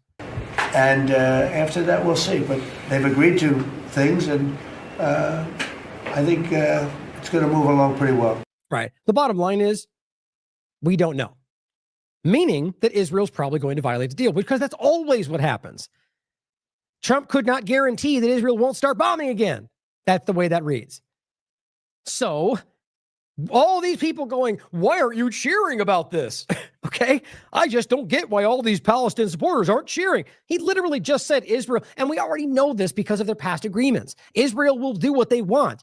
In fact, let's get to that because Netanyahu's already said that. David Icke simply points out, it is a head shaker to see the mainstream and much of the alternative media accepting the Trump-Netanyahu Gaza peace deal on face value. Israel has an agenda for greater Israel and the destruction and relocation of Palestinians. It's not secret. The peace deal is just another step on the road to that, as we will see. Once the hostages are out, the last Hamas negotiation weapon is gone. No way that Netanyahu has inflicted this staggering death and destruction on Gaza just to get peace. He wouldn't spell the word. I mean, guys, how do you not see how logical that is? I've been saying it from the very beginning. The moment that he goes, yes, fine, exchange, and the hostages are done, well, the argument is that you have no leverage right now. Then ultimately, you're just ethnically cleansing, which is what they're already doing. They're creating the circumstance where they keep this hostage exchange open so they can keep having the justification to do what they're doing. Even though everything they do every day puts them at risk, which everyone in Israel is saying. Really, everyone everywhere is saying, other than blind politicians and blind Zionist supporters. Now, Ward of the Peace points out to our beloved Palestinians in Gaza. Now, this was on the 9th. Please stay safe and do not cross into areas where there is military presence, and do not attempt to go to your homes in the north. The Israeli media, Army radio, and channels across the Israeli media landscape had announced that at midday local time, the ceasefire took effect just like the Egyptian media did. Then there was a clarification disseminated by the office of the Israeli prime minister that only went to the people that need to see it, right? The media goes, ceasefire, cheer Israel in the U.S. And then they go, except for you guys, for the no, saying that this ceasefire would only take effect once the government convenes and approves the deal. See, is it even hard to recognize why that part wasn't said out loud? Because they're saying we're not doing it yet. But we want to take all the praise from claiming that and let Trump bumble into it, saying it's all happening and take the fall. He'll be the one that looks stupid when it doesn't happen. And it says, so, no ceasefire, according to the Israeli Prime Minister's office. Yet, as they said, it is almost inevitable that they will vote to accept the ceasefire. They're arguing, I disagree, since they've already scheduled a cabinet meeting 1 hour after to discuss the release of the footage. So first it started with, whoa, hold on. We have to agree ourselves. Wait a minute. Isn't that what you already said? Didn't Trump already say they've all agreed and Hamas has to accept? Now they accept. They go, wait, we have to go for it. It's an insult. It's insulting to your intelligence. It's a game. Owen Jones points out, and this was the first one, same kind of thing. It says, what we should know is that this deal could have been done a long time ago. Yes, we all know this. This is the Israeli hostage negotiator. It says, what we should know is that this deal could have been done a long time ago. Hamas agreed to all of the same terms in September 2024. You see, honesty. From the Israeli, by the way. But you'll still get called racist for pointing it out and still get called an anti-Semite for acknowledging that they have been actively hurting their own people the entire time. It says, but at this point, the response of the Israeli negotiators was that, quote, the prime minister did not agree to end the war. That's where we are right now. So they're going, ceasefire, how dare you not praise it all? While Netanyahu is behind going, well, we haven't started. We can't do it because Netanyahu said we're not allowed to end the war. That's what they keep saying. Yep, because it's like every other time. It's exhausting to act like we're even surprised about this. Mohammed Shihada, this is today, says, I've received new information that shattered any bit of optimism I had about the Gaza-Trump deal. It's neither a plan nor a framework. It's a political performance that aims to legitimize further violence. It's not meant to last beyond the hostage release. If even that, by the way, I argue it won't even happen to that. These aren't my words. It's an assessment of the very mediators brokering the deal. Glenn Greenwald says, when Trump and Witkoff engineered their first multi-stage ceasefire agreement in January, Netanyahu told Israelis in Hebrew, as we showed you then, he had no intention of complying with subsequent steps once it got hostages back. See, and they'll point to that and say, look at how easy it is to play the U.S. government. Yeah, when you leave out how you're blackmailing them all or whatever else is happening, either way, that's what happens. And Glenn can point to it and go, look what he just said. And it doesn't go even break through Fox and CNN. And all the politicians secretly know anyway, don't care. Some hyperbole there. I'm just trying to make a point. But it says, of course, no one hopes this one. Of course, one hopes this one endures, but skepticism is very rational. That's where we are right now, by the way. So Trump gives a vague answer about Palestinian statehood and says they may do something that would be a little bit different. Oh, great. You mean that the deal you agreed on that they supposedly accepted might change after the deal was made? Shocking. I know. Who could have thought that might possibly happen? They'll do whatever they want and they'll act like it's their fault. They did it in Yemen. They do it in Syria. They do it everywhere they go, guys, left and right. That's what your government does. They're dishonest actors.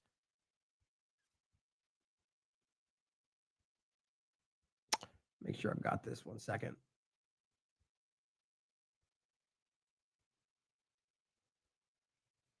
Shoot, hold on.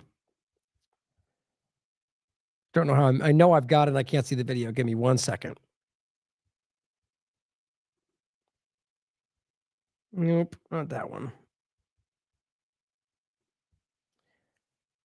How strange is that? So, not that you need to hear this, but while I'm looking for it, my computer still holds some of these older videos and changes the image on it, so I can't see. It looks like a video from like some COVID thing. It's weird.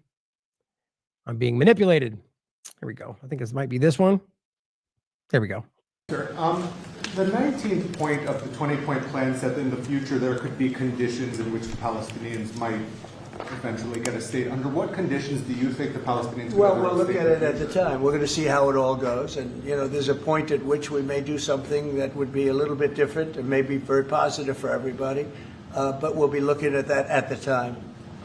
Mr. President. And I think we'll get to that. I think we'll get to that period too. Yeah, please. Mr. President. Yeah, please. Right. I mean, that's pretty clear, right? So despite the agreement on the points that we're going to do, it might change when we get there. So yeah, because guess what? Once this all happens, Palestinians have zero leverage whatsoever. And so they'll get to, and I guarantee you they know that. They'll do whatever they want. They have dollar signs in their eyes and, quite darker things from Israel. The point is clearly once this happens, the Palestinians are going to get put wherever Israel will take advantage of everyone they control. I think that's pretty clear. Now, for time in general, I'm going to skip past this, but I just want, I'll make a point about this in another show in general, but just, I mean, I might, depending on the timing, if it happens the next show, but UN commissioner says Trump's plan breaches international law. And the simple point is, let's realize, guys, and she makes the point I'm making, that just because this happens does not change the ruling of genocide. They've been deemed genociding actor or genociders or whatever. They've been deemed guilty of genocide. That doesn't just get taken away when you make a deal. That's what they're trying to act like. Peace. We're getting the Nobel Prize. We changed everything. You're the ones committing genocide. And she also goes on to make the point that, look, we already ruled on this. The idea is that these people are committing genocide, and therefore there's a very clear path we laid out for this to end. Just because they collectively decide to do it differently, it's breaches international law. But they don't care. These people are not of the mind that they have to follow international law. That should be clear by now. Now, Donald Trump is now saying 200 troops to Israel. U.S. troops to support monitoring the ceasefire deal that's not happening, and I don't think they have any intention of it. This is more U.S. troops being put in the line of fire. Now, of course, what's interesting is they very clearly made the case that they were going to they'd already begun arriving, said the U.S. official. Military troops being sent to Israel, said the U.S. official. Then, of course, Kellyanne Leavitt comes out and goes, that's not true, saying they're already stationed at CENTCOM and will be tasked with monitoring the peace agreement. So are you trying to say that CENTCOM is in Israel? I don't think that's what she's saying, but maybe. She's really just simply saying that they're already there and stationed or positioned. And okay, the bottom line is whatever's going on, there are U.S. troops that I can prove to you are in Israel and have been for a while. That's not new. So whether she means 200 more or it's 200 that are in CENTCOM somehow managing a peace deal on the other side of the world, in Florida CENTCOM, I don't know. I think they're just trying to cover constantly because this doesn't look good because Americans are not happy with the idea that more U.S. troops are going to die for Israel.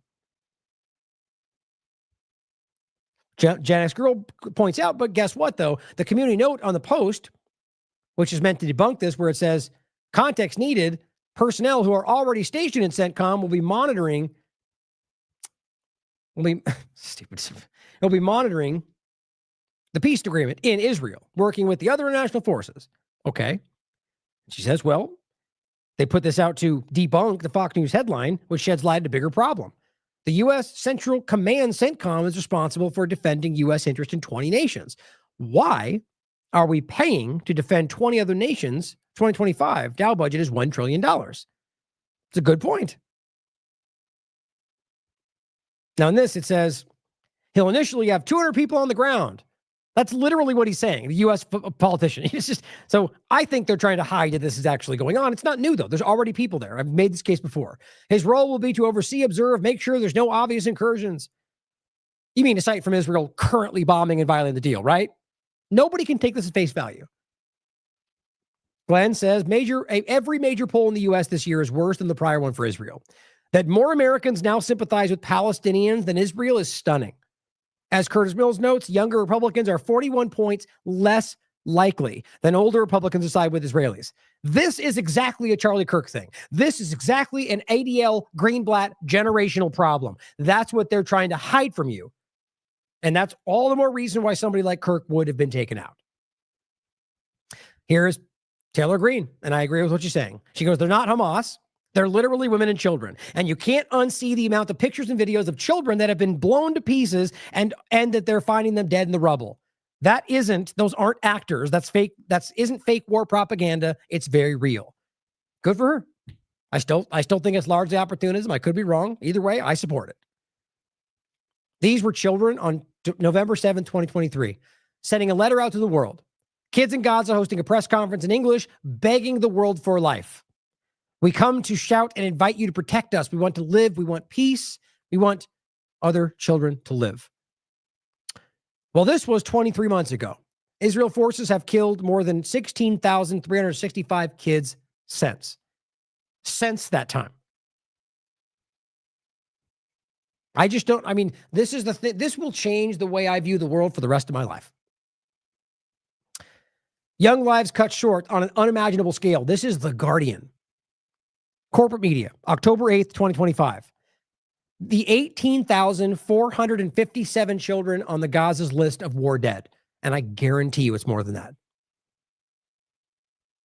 And by the way, names, faces, families, there's no hiding from this, guys. If there's any accountability in this world, if there's anybody with any morals and integrity, people will be held accountable for this. And let's not forget, while that's happening, there is a 16-year-old kid, third-generation American, born in Florida, who is currently being held in Israeli prison indefinitely with no charge. American kid. And I said, while numerous Americans are being held in these prisons, some of them from the flotilla, by the way, right now, including a third-generation American kid who was kidnapped while visiting parents in the West or family in the West Bank, and not a single America First politician or any other has said a word about it. Just don't know how you make sense of that without understanding what Israel's doing to this country. The U.S. has spent over $31 billion, with a B, sustaining Israel's 2-year war on Gaza and the wider region. $31 billion that Trump only went further. A new report from Brown University finds that Americans have spent $33 billion. That's $45 million every single day.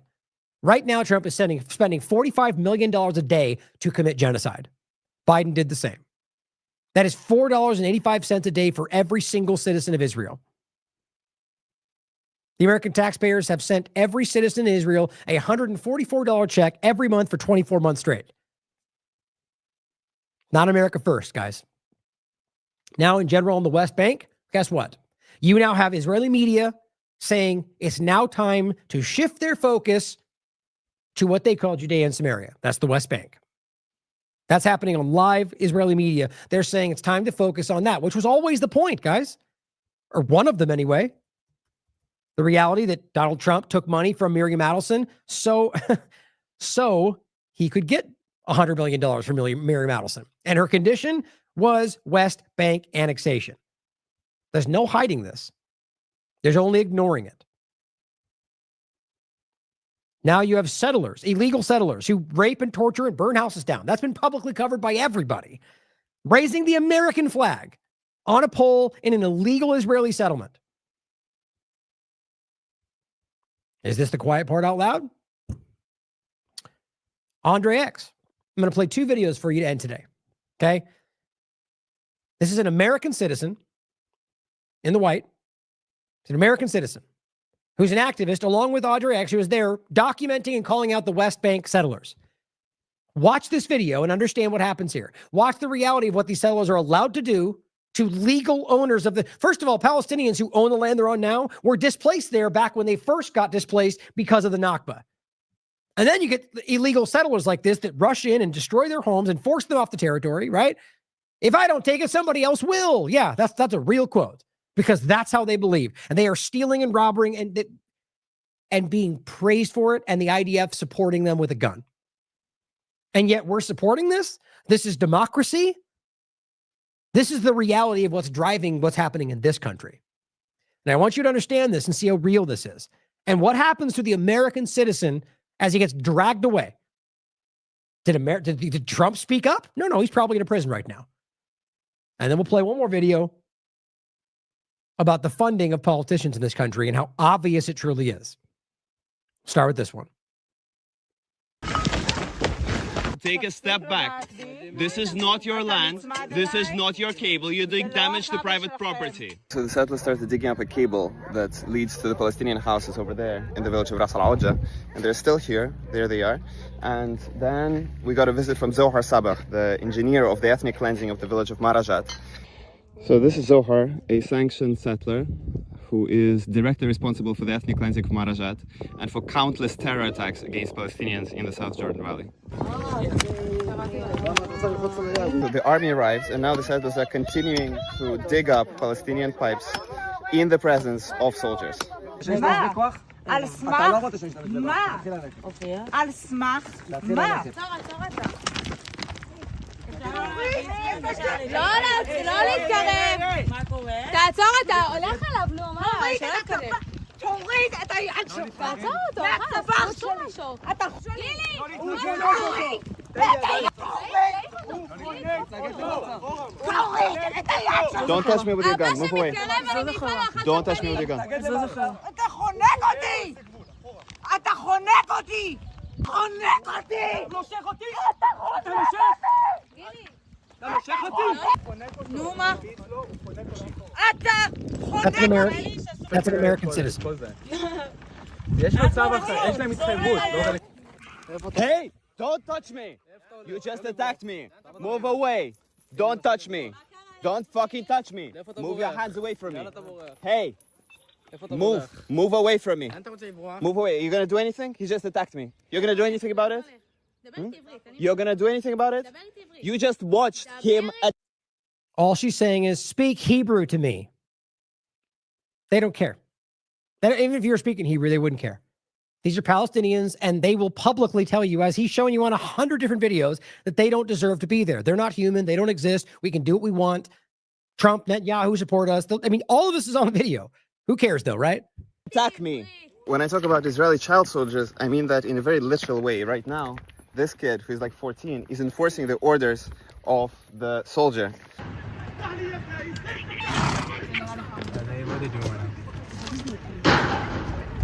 He's destroying a security camera. They're destroying it or taking it? Right. That's the reality, guys. That's what they live under. You're living in your home, in a place that you've tried to make a life out of since they displaced you and stole everything from you. And then they come do this. And the IDF comes and watches and laughs and helps them do it, destroys your water, steals your home. Remember, we showed you one last time where the woman tried to jump in to stop her son from getting beat, and she got her head bashed in with a pole right in front of her family. And the IDF pointed guns at them, and they all left. Happens every single day in this country.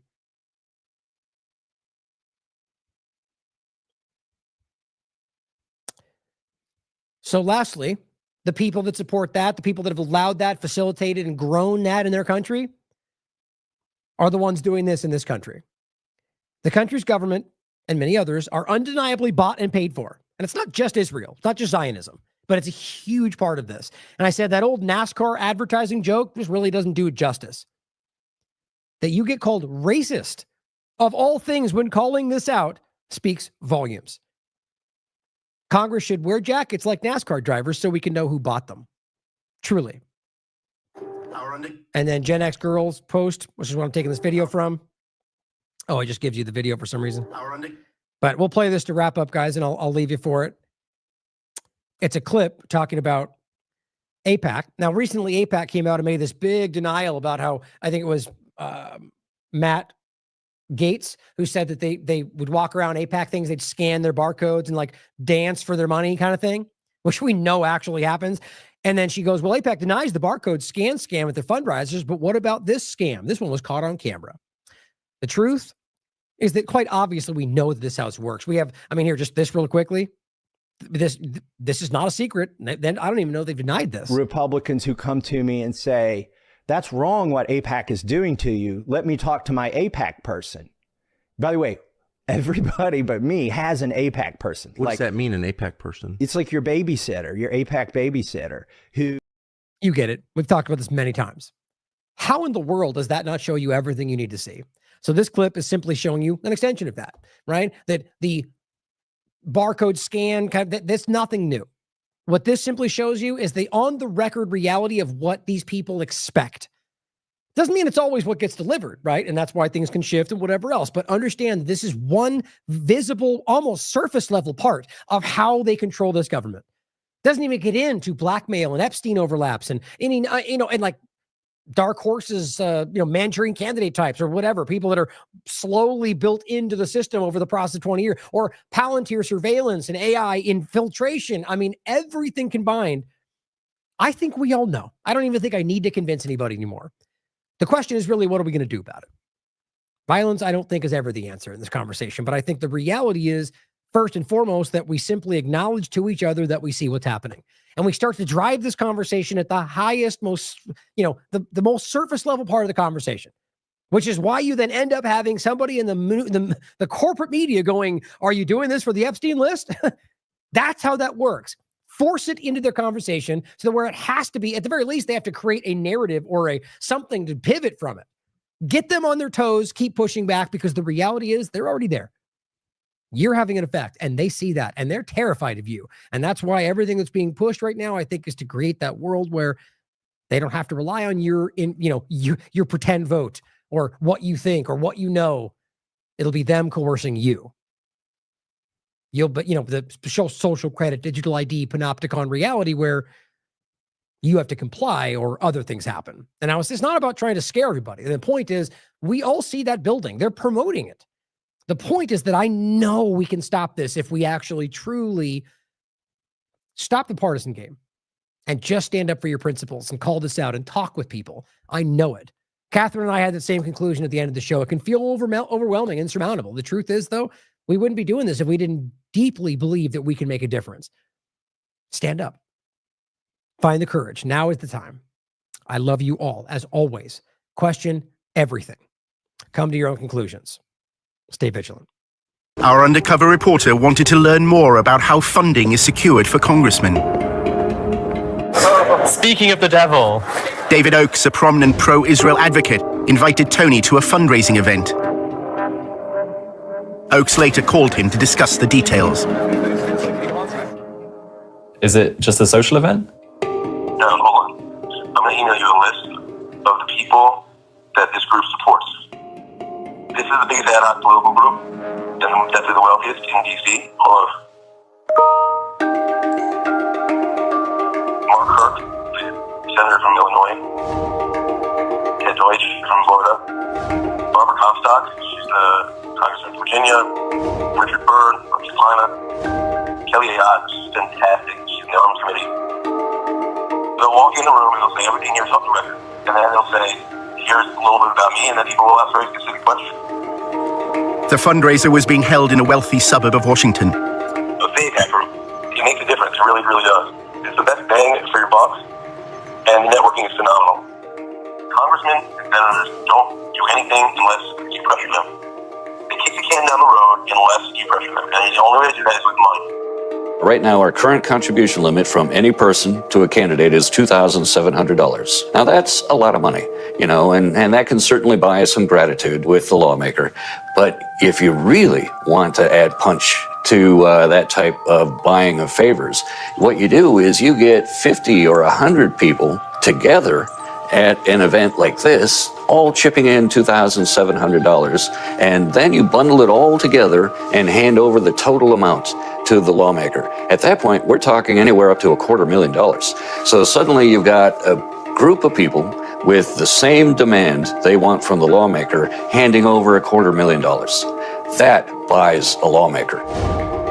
The fundraiser was for Anthony Brown, who ran for Congress in November 2016.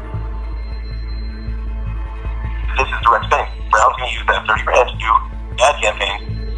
So they strategically pick the ones who are in the close reaches that they want to build relationships with. So we want the Jewish community to go face to face in a small environment, 50, 30, 40 people, and say this is what's important to us. We want them to make sure if we give you money that you're going to enforce the Iran deal. That way, when they need something from him or her, like the Iran deal, they can quickly mobilize and say, look, we'll give you $30,000. They actually impact. He's actually saying we're buying these office holders. And that's the point. We're chipping in all this money so we can hand over $100,000 or $200,000 to the office holders so we can buy them. You're not supposed to advertise. There's all these advertising laws. I was surprised they had an invite. I've never seen an actual invite before. Oakes described a similar event he attended in New York, which included donors from Wall Street. In New York, with Jeff Talbot, we don't ask a goddamn thing about Palestinians. You know why? Because it's a tiny issue, that's why. It's a small, insignificant issue. The big issue is Iran. We want everything focused on Iran.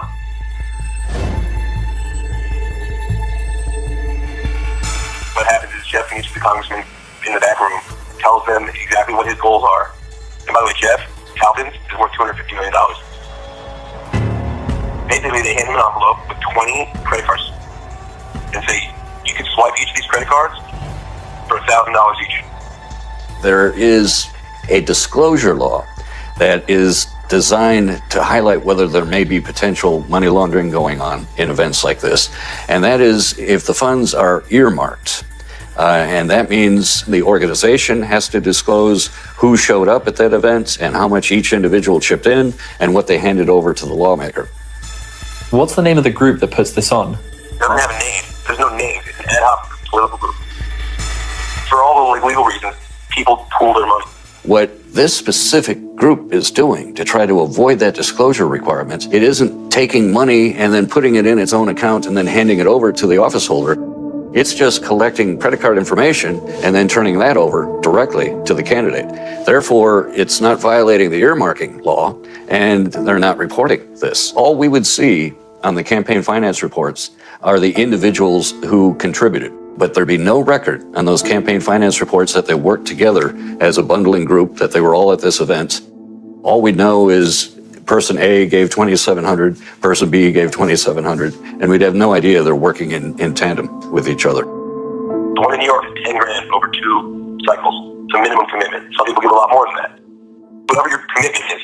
So like if you give 5,000, you have to ensure that we don't go over the 2,600. You know what I'm saying? If one is at a meeting where person A wants to give 5,000, another person has only $100 to give, and that person gave 2,500 to the other person at that meeting as a gift, and they both therefore gave a total of 5,000, 5,100, would that be illegal? That would be illegal. That would be laundering of campaign contributions. The limit applies to the individual. And so each individual is subject to that $2,700 limit. And if any individual goes over that limit, they are violating the contribution limit. They cannot legally do that by laundering money through other individuals.